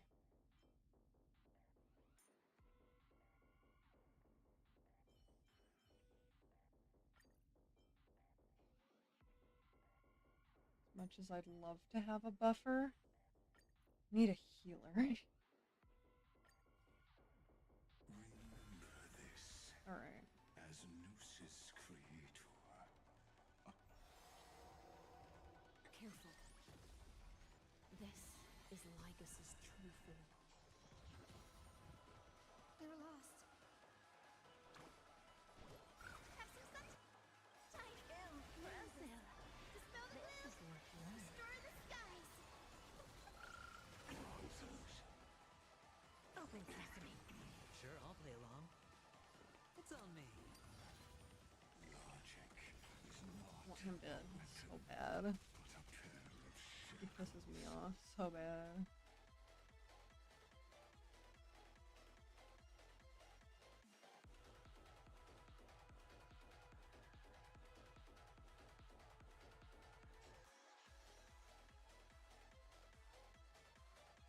Allow me to shatter them for you.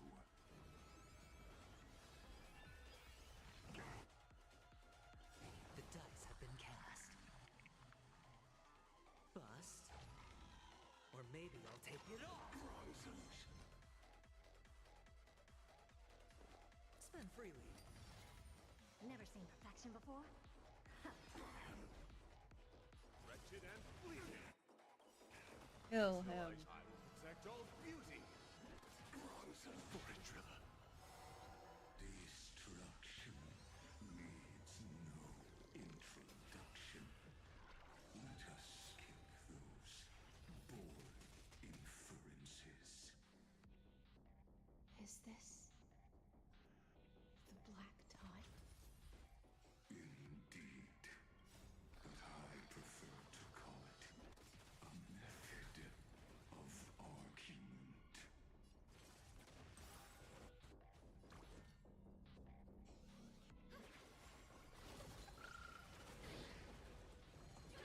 No dirty. All in.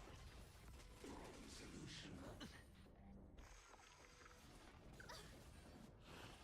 No dirty. Watch your head. All in. No dirty tricks. Extraordinary claims require extraordinary evidence. Erudition, destruction, or trailblaze. No, I will prove that the very idea of paths is a fallacy. Glimpse me now. Entities must not be multiplied beyond necessity. I do not mind demonstrating this to you personally. Hang in there. I'll do my best to recover the tsunami of the destruction.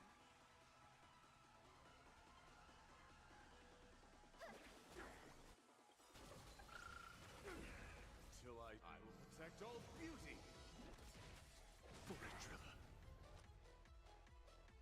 Spend freely.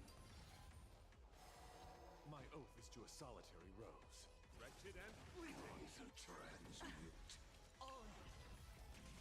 Eidos Nous.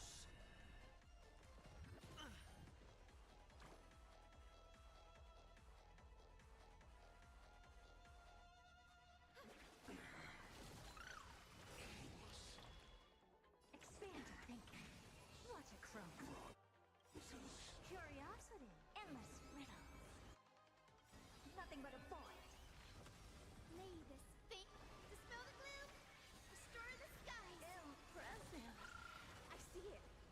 Target the connector between his thoracic and lumbar vertebrae. Destroy that spot. Protocol warning. Watch your head. Ether incursion. The dice have been bust. Or maybe I'll take it off. Resolution. Feeling of four mountain commands. The Trojan horse enters. All in. Curiosity. Endless riddles. Nothing but a void. The dice have been bust. Or maybe I'll take it off. I don't have time for games. Expand your thinking. Watch it chrome.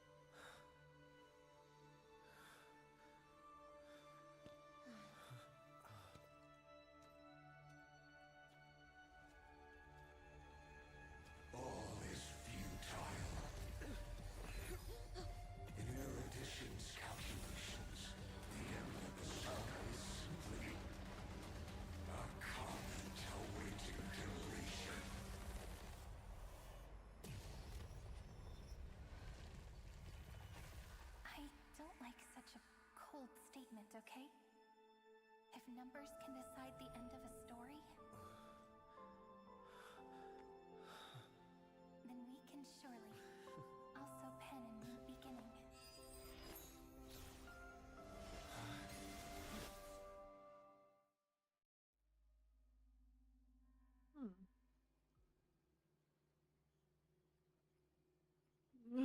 Screwy, what do you think?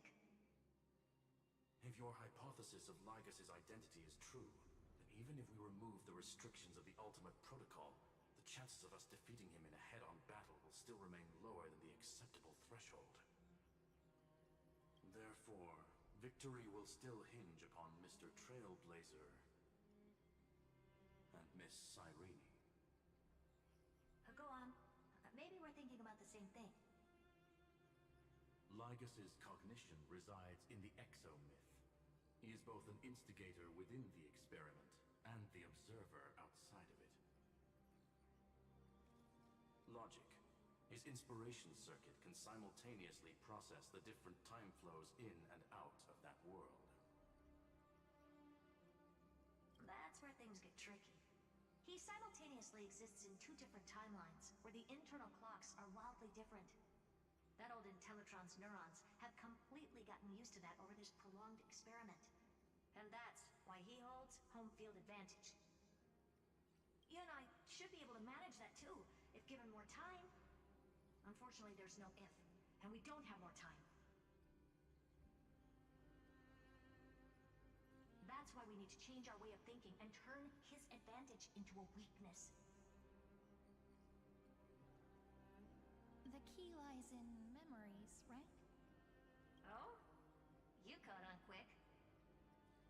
You've already mentioned my friend and I, so it's an easy connection to make, no? My intuition has always been very on point. Good. Then I'll cut to the chase. Since his thinking speed far exceeds that of normal people within Amphorius, we are going to externally plant a memory into his inspiration circuit. Then, command it to loop endlessly until he gives in. Even the most flexible and sturdy inspiration circuit cannot withstand the traffic of a full-on information flood. When the amount of information exceeds his cognition filter's capacities, he will have no choice but to focus on processing this memory. That's when the parallel processing advantage he gained via Amphorius will completely destroy him. An image from a person's memory played in real time might only be a second for us. But for him in Amphorian time, it could be millions or even billions of calculations. He won't be able to do anything but watch as he's locked into this prison forged by memories. Then we can entrap him in the same kind of cycle as the heroes were in, and get him to experience loneliness and pain in that endless recurrence. It's my greatest honor to be on the same page as the geniuses. That little one is still in that old Intellitron's hands, and won't be able to respond to us anytime soon. But I don't think he'd refuse, so it's up to you to figure out how to execute this plan. I'm not sure how this happened, but I knew it as soon as I saw you. You are currently a mimetic entity of the Remembrance. Yes. I seem to be something you folks beyond the sky call a memo sprite. But that's fine by me. It suits me perfectly. I can serve as the vessel of memories, and do my part for the final battle. But before that, we have to tell you. The path characteristic you exhibit is very special. There's no way you're just a simple memo sprite. However, I'm sure about one thing. You are a mimetic entity born in Amphorius, yet you only awakened with the Little One's arrival, and only matured as he embarked on the path of remembrance. That means your existence is completely attached to his memories. If there ever comes a day when he forgets about you for even a few seconds, or loses his last connection with Amphorius, then you must be prepared for the worst. You will disappear in the memory zone, utterly gone, without even a single line of data to remember you by. But that's already happened, hasn't it? No wonder I've always had a weird hunch. But that also means I was right in thinking We can do anything.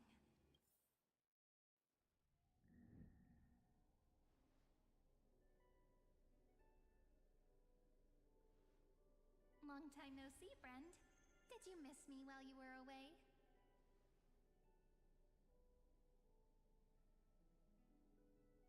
You've been. Other than.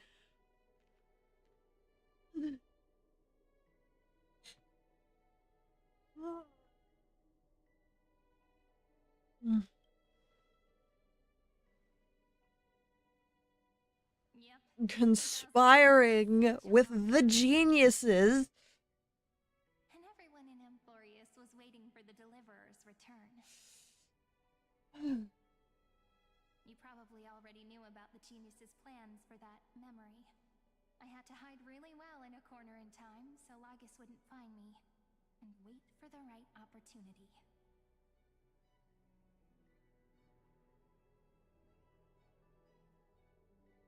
Which is now. The moment when his manifestation in this world is destroyed, and his twin timelines are intersecting.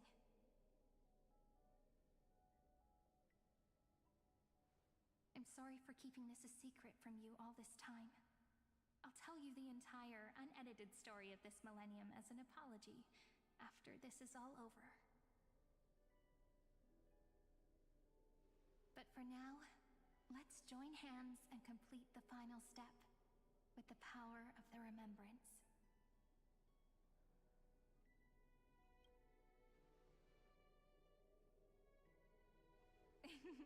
Yep. By the way, speaking of joining hands,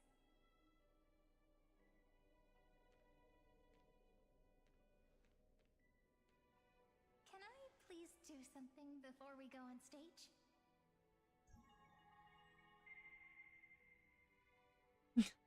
Remember the joke we made back at the Grove?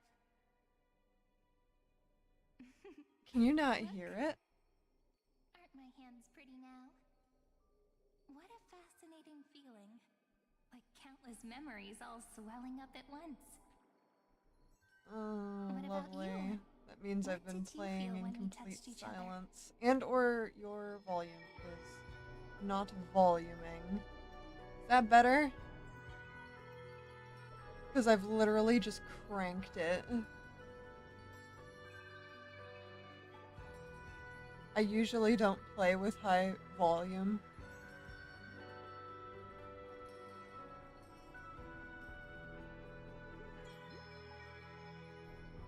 I literally just cranked it 10 on the slider and turned up the decibels. I also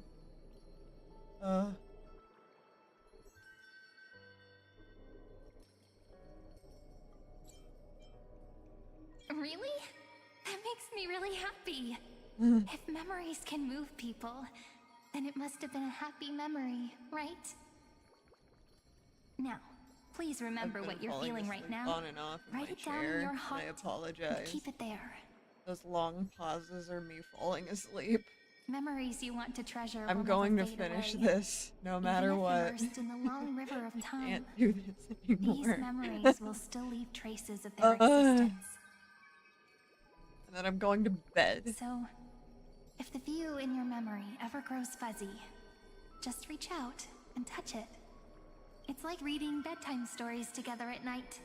It wipes away the chill of passing time, sharpens the outline of memory, and restores its power to nourish the spirit. I've been falling asleep in my chair on and off. Now, I'll carry this power with me, and for a little while, I must part from you, as I step into the long cycles of this world. Give me your blessings, friend. Then let that bright future be, as we have written.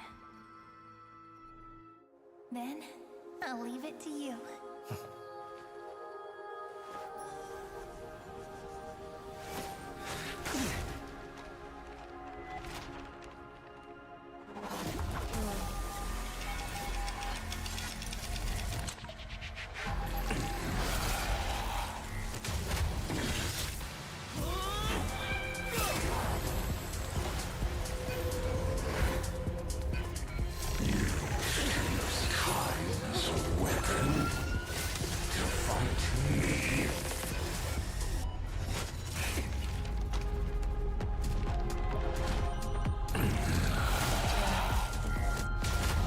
Again. Fuck. Is futile. My existence A little bit. proceeds and flourishes cycles. I am experiencing pure death. This is loud. Noisy.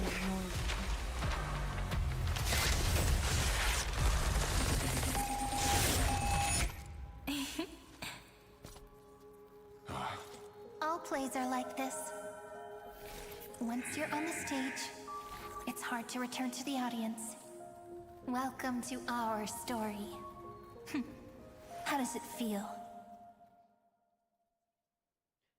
I'm experiencing extreme.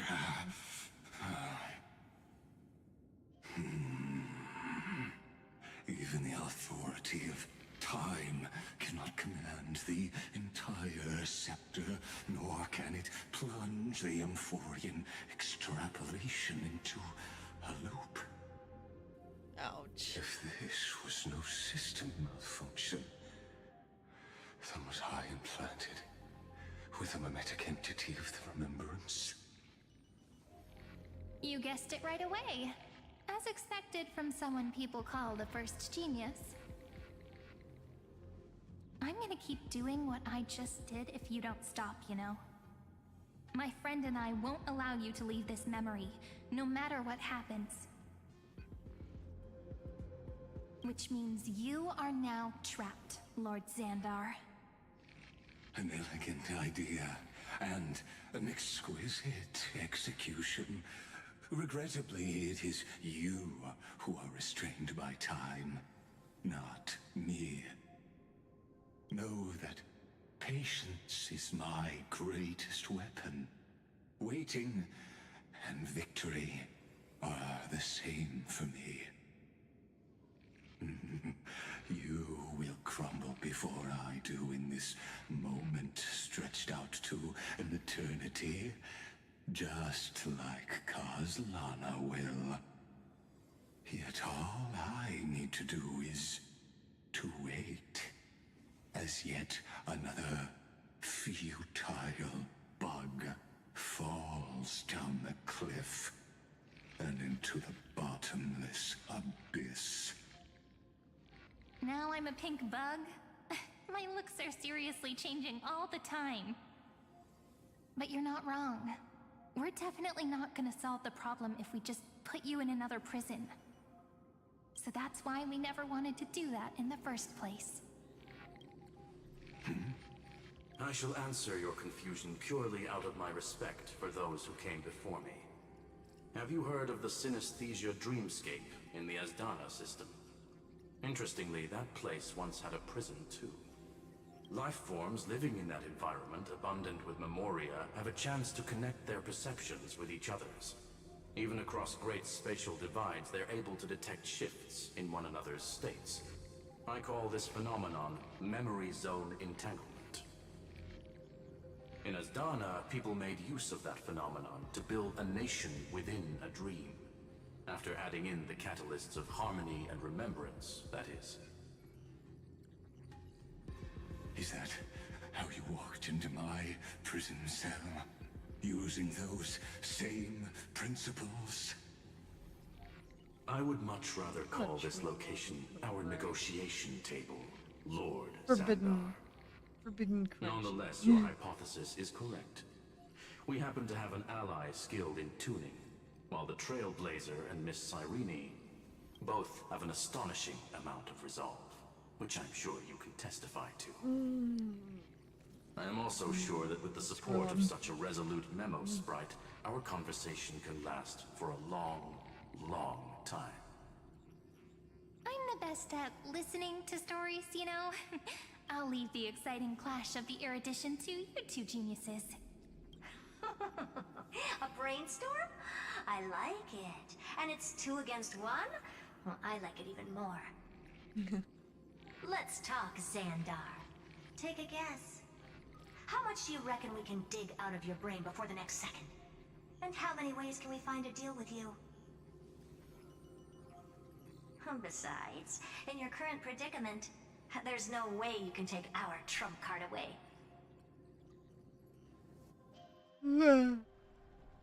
Go, little one. Go. Overturn the Era Nova. Like Hergus disappeared? It seems you had conducted a secret hunt in the depths that even I cannot reach. In that case, go. Swim onward and give this campaign a fitting end. Let's go. I shall send you off with my song, Greyfry. May this song penetrate time and become the prelude to the new world.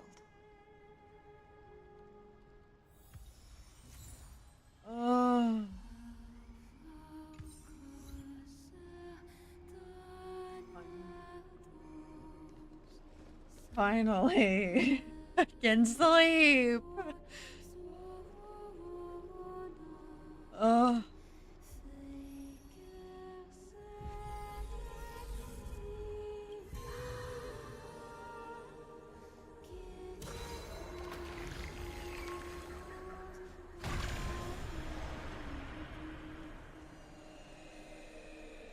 swear to God, if I'm becoming narcoleptic again.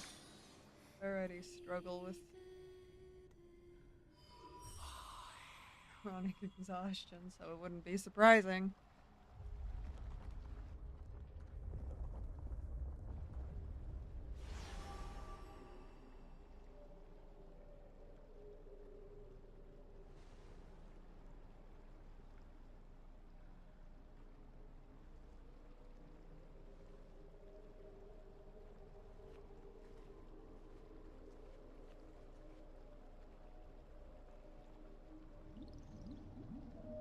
Dux Gladiorum, you have completed your duty.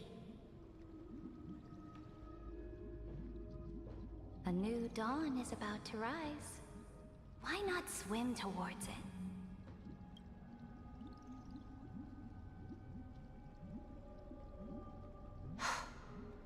You died long ago, Imperator. Depart from my mind. But your duty towards the Imperator did not die with me.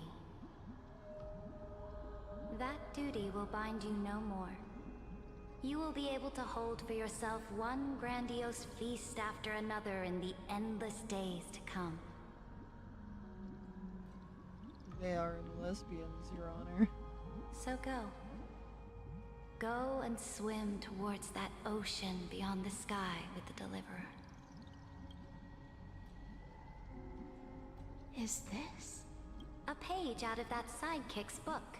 I commanded her to gift this page to you when everything finally reaches the end. What's on this page? Memories. Lifelike memories. That sidekick found me after the bloody feast 1,000 years ago and showed me her diary. I saw within that notebook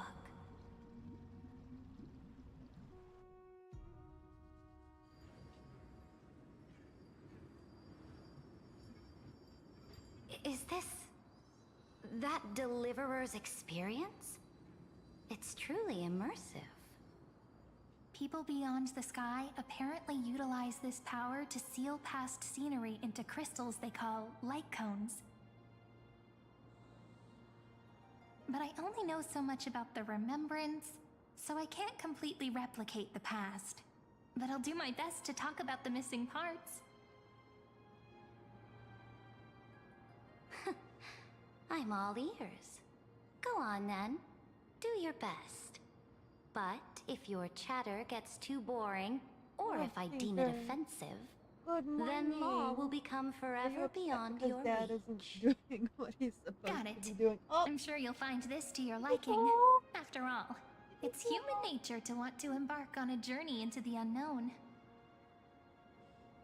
the stinker folded. What brightly colored annals. The journey of the Deliverer's conquest. Let me partake in it. Is this a fortress in the sky? This is the first step of my friend's journey among the starry seas. This place is called the Herta Space Station. Just think of it as a supersized grove of Epiphany. Oh, so it's the territory of that witch. She and another Antikytherian lent me a helping hand back at the banquet. Look, over there. Looks like he's talking to Madame Herta in his memory. Let's go listen to what she thinks about this world, all constructed by eons and paths. Are you telling me that woman is Herta? She seems shorter than I remember.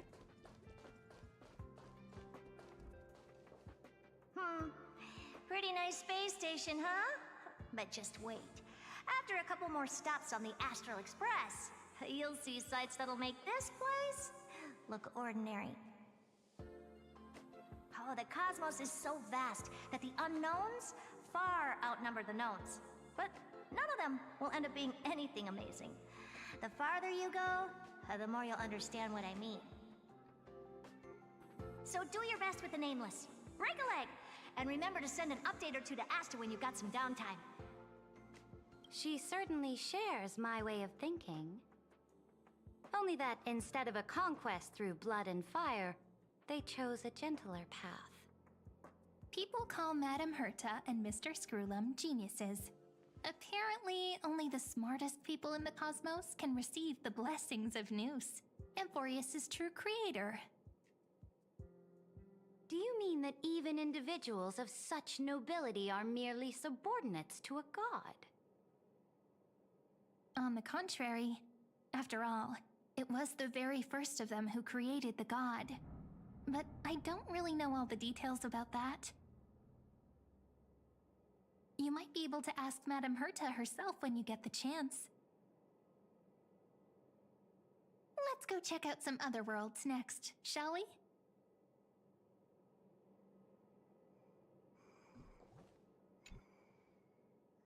This next stop on the journey has a lot of similarities to Amphorius.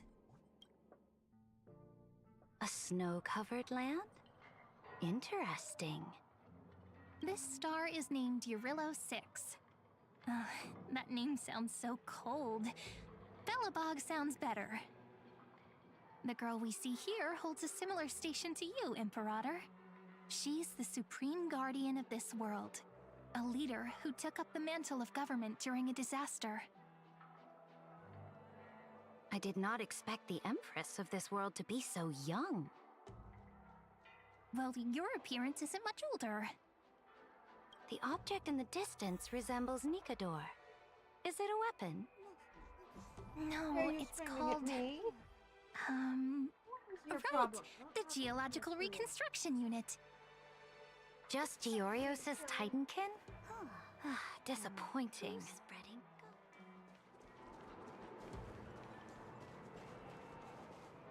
It's all thanks to you that we survived the crisis. The collaboration with the IPC is both an opportunity and a challenge. Nonetheless, it's an important step in our journey back into the universe. Me so bad. This world Fusty was sealed baby. beneath its sky just like A Amphorius was. fusty baby. And they only managed to reconnect with the Yes, stars you're a when the fusty Nameless baby. arrived. Hello. Hello, Sticker. That IPC she spoke of, is it a more powerful organization? Yes, the IPC conquered many worlds through trade and opened up a vast territory that way. There are many such powerful alliances beyond Amphorius, and they all walk on roads different from the destruction. Coming back to the Supreme Guardian and her Belobog, didn't they find a peaceful way to enter the interstellar community?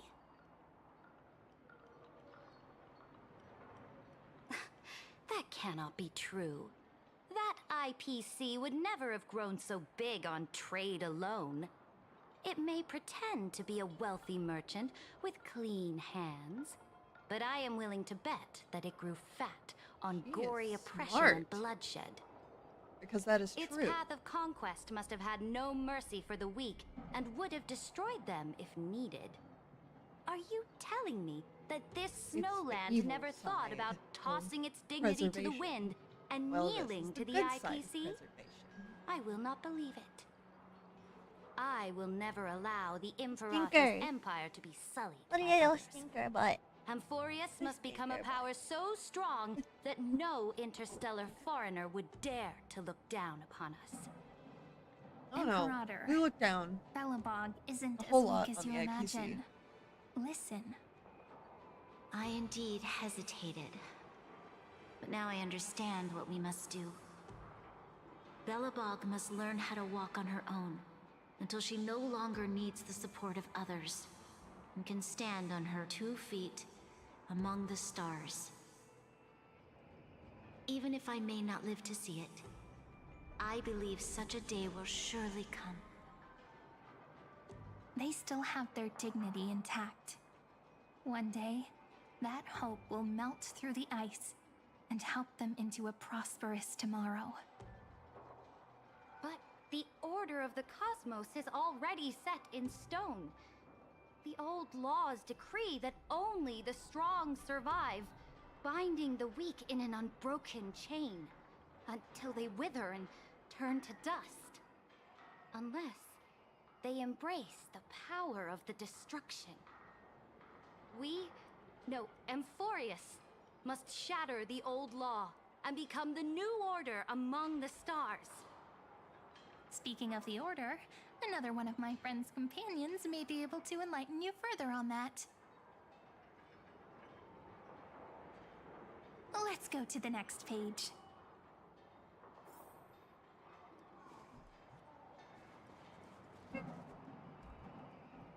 Hey, Stinky. Yes, are you happy that I moved you? Yeah.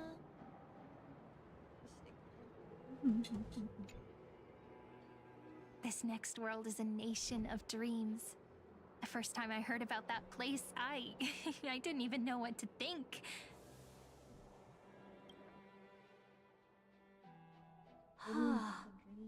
Such opulence does indeed evoke astonishment. This world is called Penacony, an eternal city built upon a land of dreams. It's also my friend's previous stop, where they went through a risky but exciting adventure. Tell me about it then. That man standing afar has wings on his head. I am truly curious.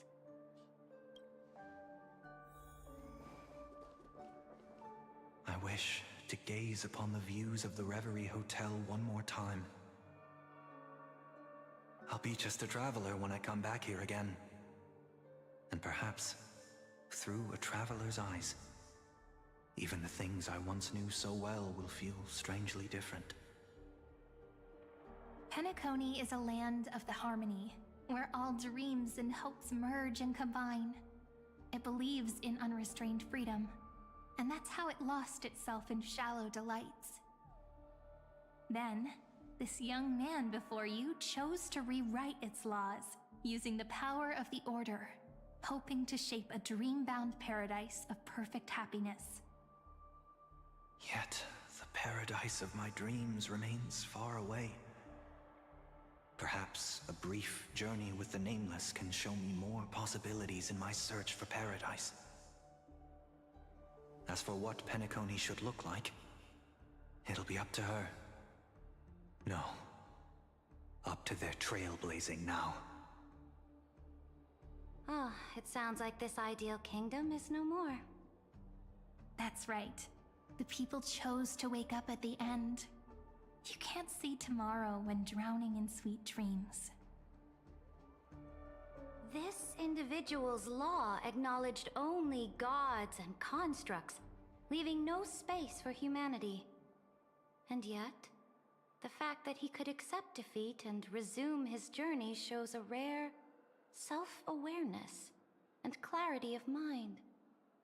You are also very self-aware, Imperator. Then you must know that the world promised by the destruction also has no place for humanity. I am indeed very aware of Lycurgus's honeyed words of deceit.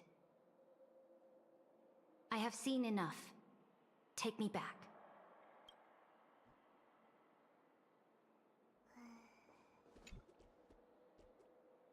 Then let's wrap up this trip down memory lane with one last scene. This absolute wonder. Isn't it pretty? That's our Amphorius. Our world flows and meanders in this endless band of light. Though we were born from the designs of the gods and are not yet truly alive, the Chrysos heirs of Amphorius still chose to stand against fate and carved a legend no different from that of humankind. Will you really renounce the heroes in this world's previous 30 million cycles, Imperator? Including even yourself? Will you bow to brutal destiny and allow that puppet master named the destruction to have their wish? I know what you want to do, sidekick. You want to use that deliverer's memories to influence me and tilt the scales of law toward him and the two geniuses. You really saw right through me, Imperator. How can one rule an empire if one is incapable of understanding people's minds? I have decided on Law's final destination. However, before I move my next chess piece, before we go on, tell me this, sidekick. Throughout his trailblaze, was there ever a memory of the ocean?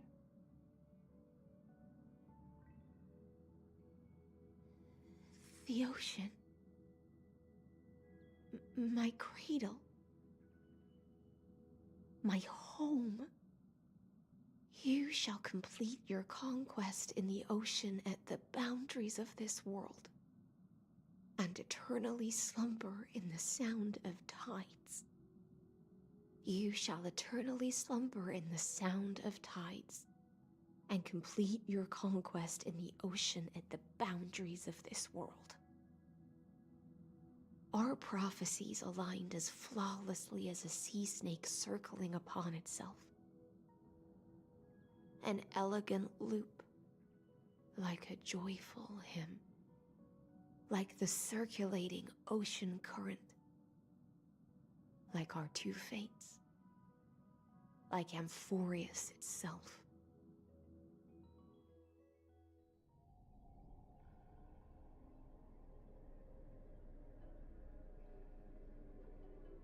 The trial is over. So tell me, who will own the divine authority of law? I won't give it to anyone. What? I am the law. Why should I give my imperial crown to any other? Both the Deliverer and the Theoros came from beyond the sky. They have no right to interfere with the lands I conquered with my own two hands. The law of Amphorius shall be determined by Amphorius's master. What exactly did you see in the trial? Everything. I saw everything regarding the rules of this world's operation. I saw the laws of extrapolation that Theoros spoke of. I saw the ultimate protocol. Bite me.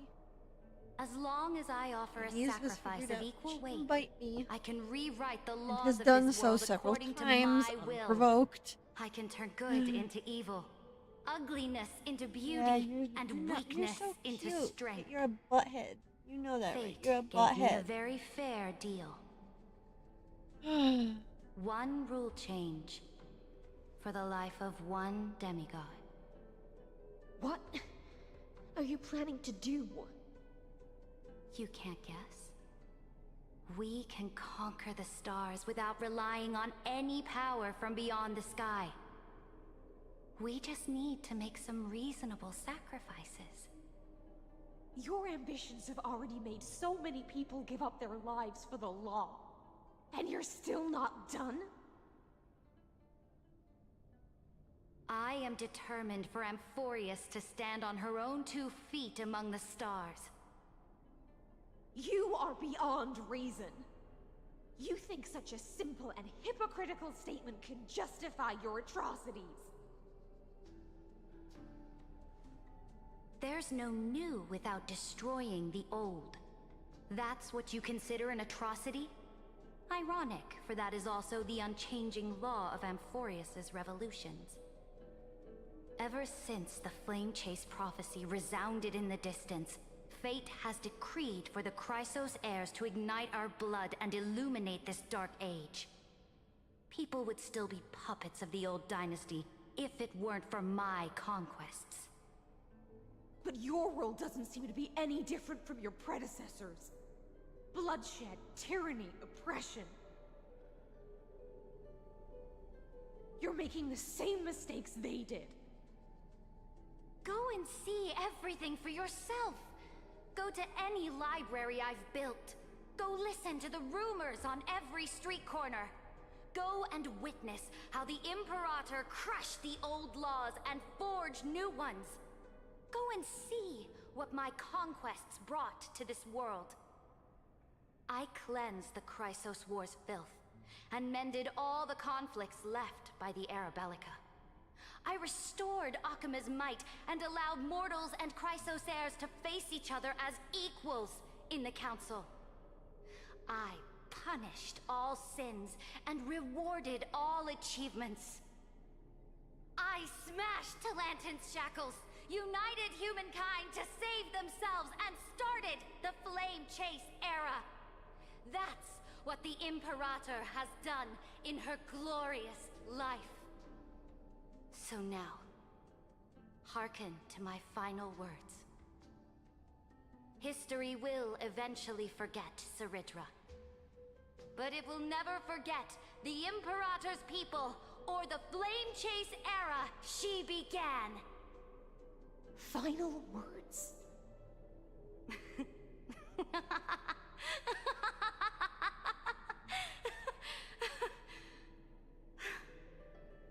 Amphorius is about to be destroyed. There's no time left for pointless debates. There is only one law I want to overturn to aid the final battle of deliverance. So I will only offer the life of one demigod. In the name of the Imperator, I command you one last time, Electra. Either sacrifice yourself for conquest, or pierce this tyrant's chest with your sword. Thus, the Imperator concluded her final speech. At the end of her life, at the last moment before she stepped onto the altar, she gave her most loyal subject the choice to decide fate, just as she promised her compatriots before her very first campaign. My blood flows in you now. Heroic compatriots, follow me, and we'll seize fate's reins! The Imperator fell. Some say that the Dux Gladiorum turned traitor and killed her liege. Some say that she imprisoned the tyrant in a shallow pond of water, then left. Which meant the Imperator had to kill herself to rewrite the law. There are countless stories about her death. All we can be sure of is when the knight left the vortex, the Imperator was still mumbling about their past conquests together. The beginning and the end of her existence. Imperator, wait! How could someone of your status come to the front lines? Let me be the flag bearer! The troops defending the pass to the west of the Grove, have they surrendered? They ran as quickly as they could when they heard your name. The Golden Cocoon Pass is now in the First Legion's hands. Good. What about the Delosian militia? The Third Legion set fire to the mountains and flattened everything west of the basin. They just need a few more days.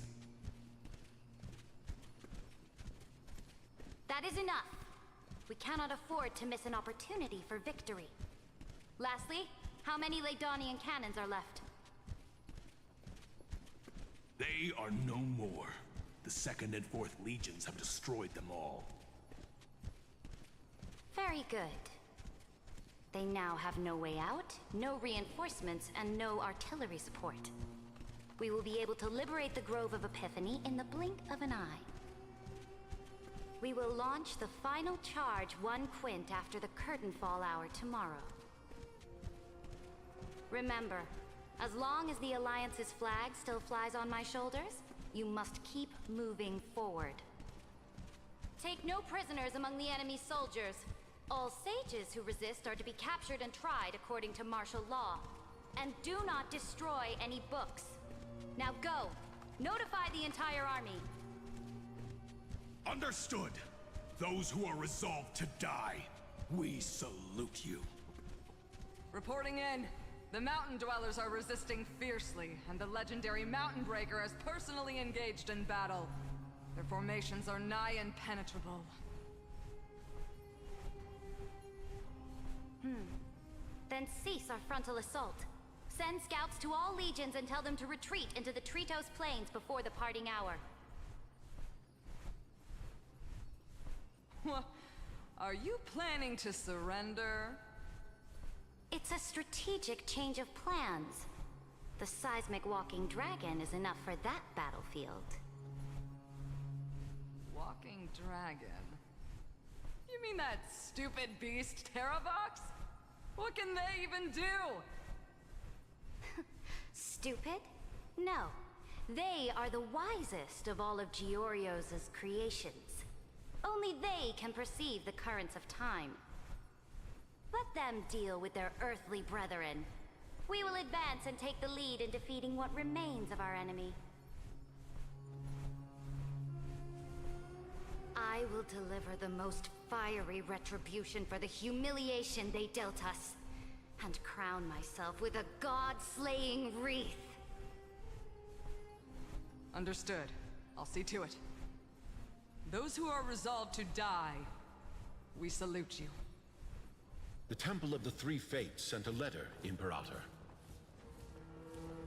They refused to surrender, and said this letter is their last warning to us. What? Here. Tell the commanding officers not to launch any attacks unless they receive the Imperator's handwritten approval. Disobedience will be punished by death. What are you doing? The priests of the Three Fates aren't soldiers, but politicians. Do not mistakenly believe they don't have a plan. These dying pests will wring out every idea from their brains, all for short-sighted gain. They are much shrewder than we are. I am inferior to them in that regard. They also have the prophecy to wield as a weapon, something I am not blessed with. Launching an unplanned attack will only disadvantage us, as all of Amphorius will judge our actions. Which means, I will be heading to the battlefield myself, just as I have always done. This time, however, I will go alone. I will conduct secret negotiations to ensure fate is on our side. Understood. The legions will make their preparations. Those who are resolved to die, we salute you. Why are we not allowed to march out with the army, Imperator? This will be a long voyage with no return. Those of you who bear the prophecy cannot come with me. Why are you personally leading this battle if it's doomed to fail? The Flame Chase journey cannot be without a leader. That is correct. The Empire will be without a head when the Imperator falls. But remember, as long as you seize the right opportunities, even a chaotic game will remain winnable. My departure will create a long staircase for you. You will understand what I mean when news of my death reaches your ears. Saridra, is our journey about to be over? Destroy the old laws and forge new ones. My conquest has reached its limits within the borders of Amphorius. Since the prophecy already decreed that the Imperator would never conquer the stars as she wished, I will bow out here and try no more. More Chrysos heirs bearing divine authority will be born, and many more heroes will arise. Will they demand peace or war? Will they resist tyranny or become the next Imperator? I do not care. The children of the future will decide for themselves. Do not mourn for me. Anyone can kill the Imperator, but the only one who can truly destroy her is Saridra. At the end, I faithfully recorded the most important battles in the Imperator's life. Her conquest was about to be completed at this point in the story. However, for some reason, a memory suddenly entered my mind just as I was about to put down my pen. It was a journey on a fantastical train. I had the honor of having a heart-to-heart conversation with the Imperator under the stars, and I asked her this question at the end of that discussion. How do you want history to remember you? As a hero who gave up her life for the flame chase? Or as a tyrant? She answered so quickly, as if she had made up her mind long ago. I would rather be forgotten than be defined.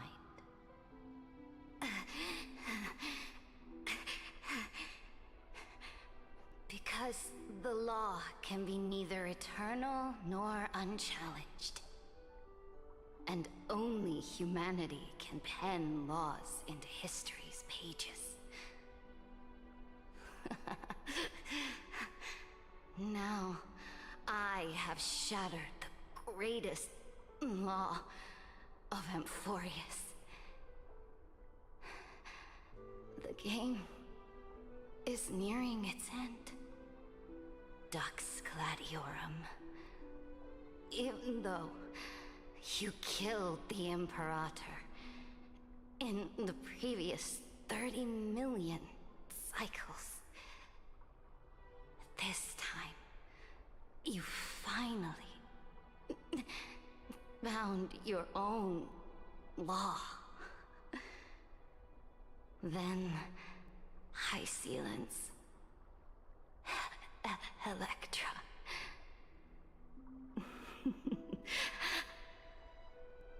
I will ask someone to deliver the prophecy's ocean at the boundaries of this world to you. Will you choose to swim into that ocean? I do not care. Do not care.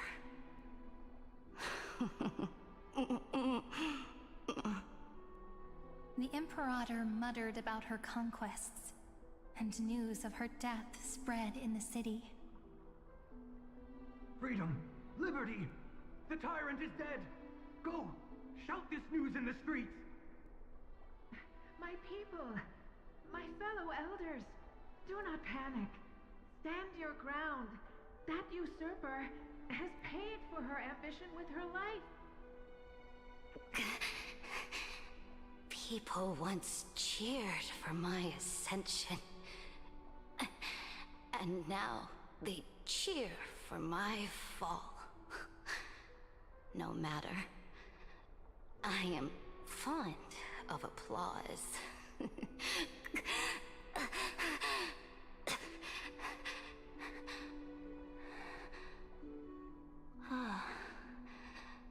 I see the cosmos, the battlefield that I cannot reach. I will return in the next cycle. The stars gods will hear my legion's war drums.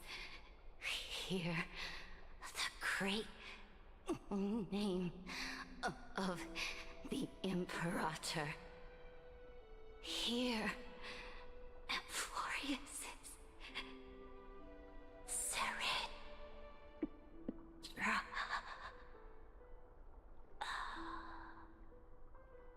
To this day, we do not know which rule the Imperator overwrote at the cost of her life. Perhaps the truth will only be revealed at the moment of checkmate, just like every chess game she ever played. We only know her death inflamed Akama. On one side of the city, those who defended liberty toppled her statues to the ground. On the other side, her supporters put themselves between the masses and her monuments, declaring loudly that the Sovereign is still among the people. It is said that golden blood congealed into the same letters everywhere they fought. It was the name borne by Akama's first and final Sovereign, the Imperator Seridra. But the one who bore that name did not see any of this. Her gaze was cast far away, and the sound of tides in her ears drowned out the people's cries.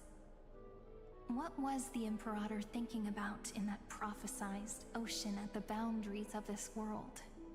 In that shallow puddle of stagnant water, was she reminiscing about her past conquests? Or repenting for the millions killed for the flame chase? It was neither. The Imperator only saw how the surface of the water gleamed like that crude chessboard, dissected by light and shadow in the afternoon when her teacher played against her for the first time. Look at this chessboard. What do the pieces look like? They are strangely beautiful. They look like the stars in the night sky ablaze.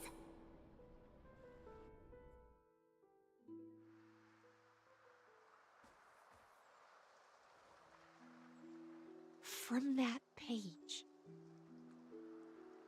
emerged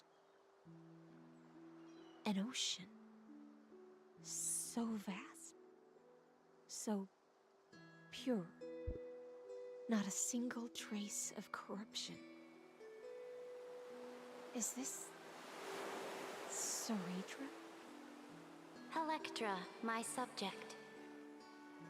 Ever since you walked out of the tainted ocean and pledged yourself to me, I have seen the abyss in your eyes and the emptiness in your heart. That was why I promised you a new ocean, where the Imperator's ambitions would serve as the currents, and loyalty would be its light. Electra, my subject. You have done your duty as my blade. The prophecy has now made its final decree on the road I intend to walk. My conquest is doomed to never reach the stars. But the Imperator never makes empty promises. So take this memory, this ocean, beyond the sky, as witnessed by the Deliverer. This is the final gift that the Imperator can leave for her subject.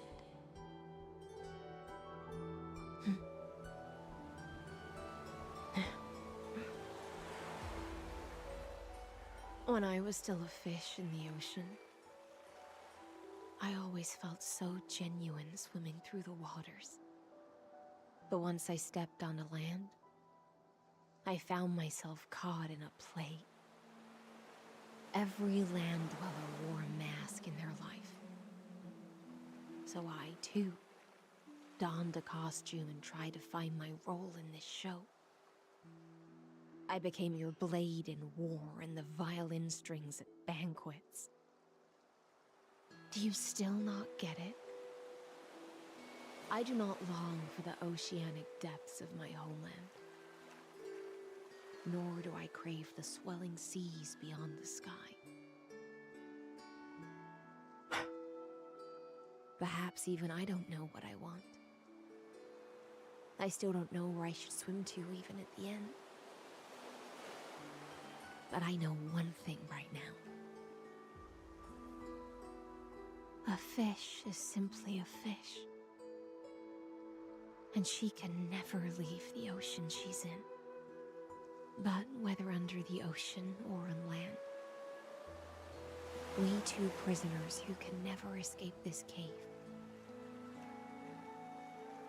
can still look outside the cave and see the stars.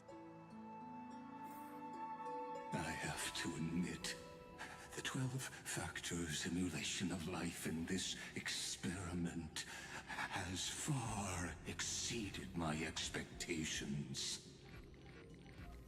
Make your choice then, Senior Society member.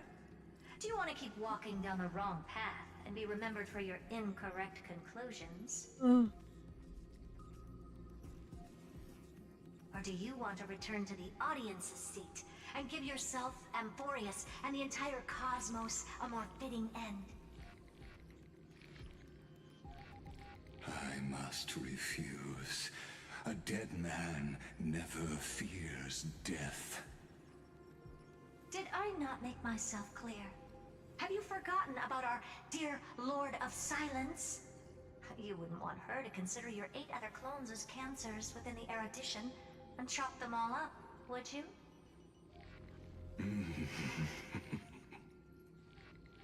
Your logical deductions are vastly different from mine. Therefore, allow me to provide one more academic recommendation. Listen, my peers. Why don't you look beyond this world? Just as the Chrysos heirs did. Re-evaluate your calculations and take into account all enemies in the upcoming war among the eons. Amphorius is not a place where 3 paths entangle, but where 3 paths fight to the death.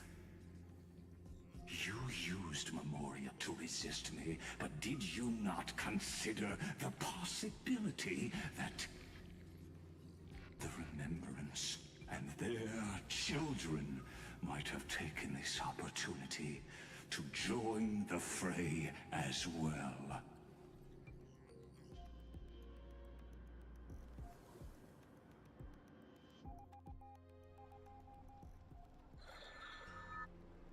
Oh, so this isn't just silence. It's the answer. What was the last thing he said to you before you parted the waters at the Scale Gorge waterscape? A tricky question, but one with a simple answer. He didn't say anything back then, right?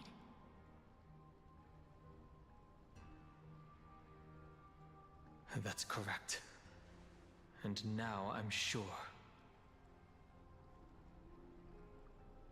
You are not March 7th. There's no way she would remember that detail.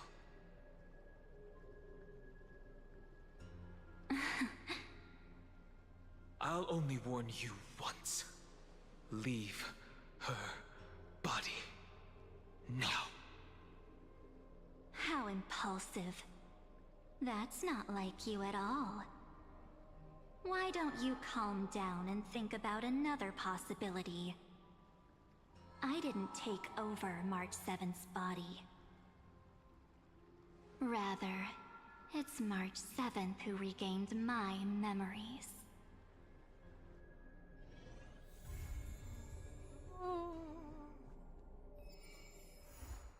Nice.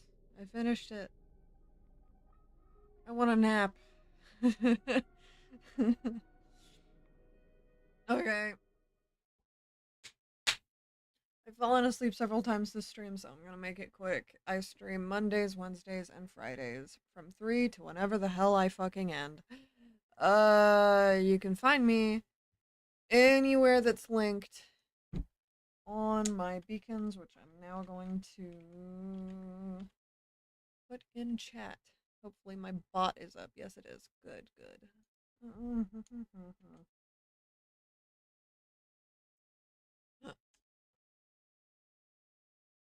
You can find me anywhere that's listed on my beacons. For right now, I don't actually have subs on or monetization on here on Twitch. If you want to donate, my Ko-fi and my Streamlabs tip jar are right there. And I also finally got back into my throne wish list, and it is now linked again. And I will probably be back for the foreseeable future until October, when I will be going to TwitchCon. Speaking of, I do actually have to finish some cosplays. Ugh. Ugh.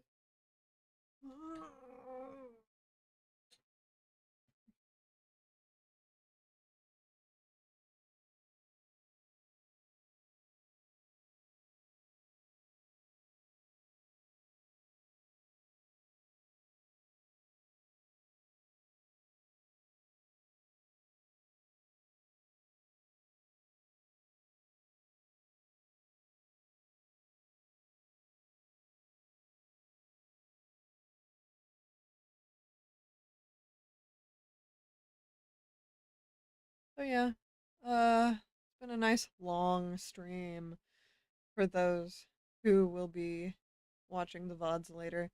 Anyways, hi VODers, and bye chat. Bye. Bye bye.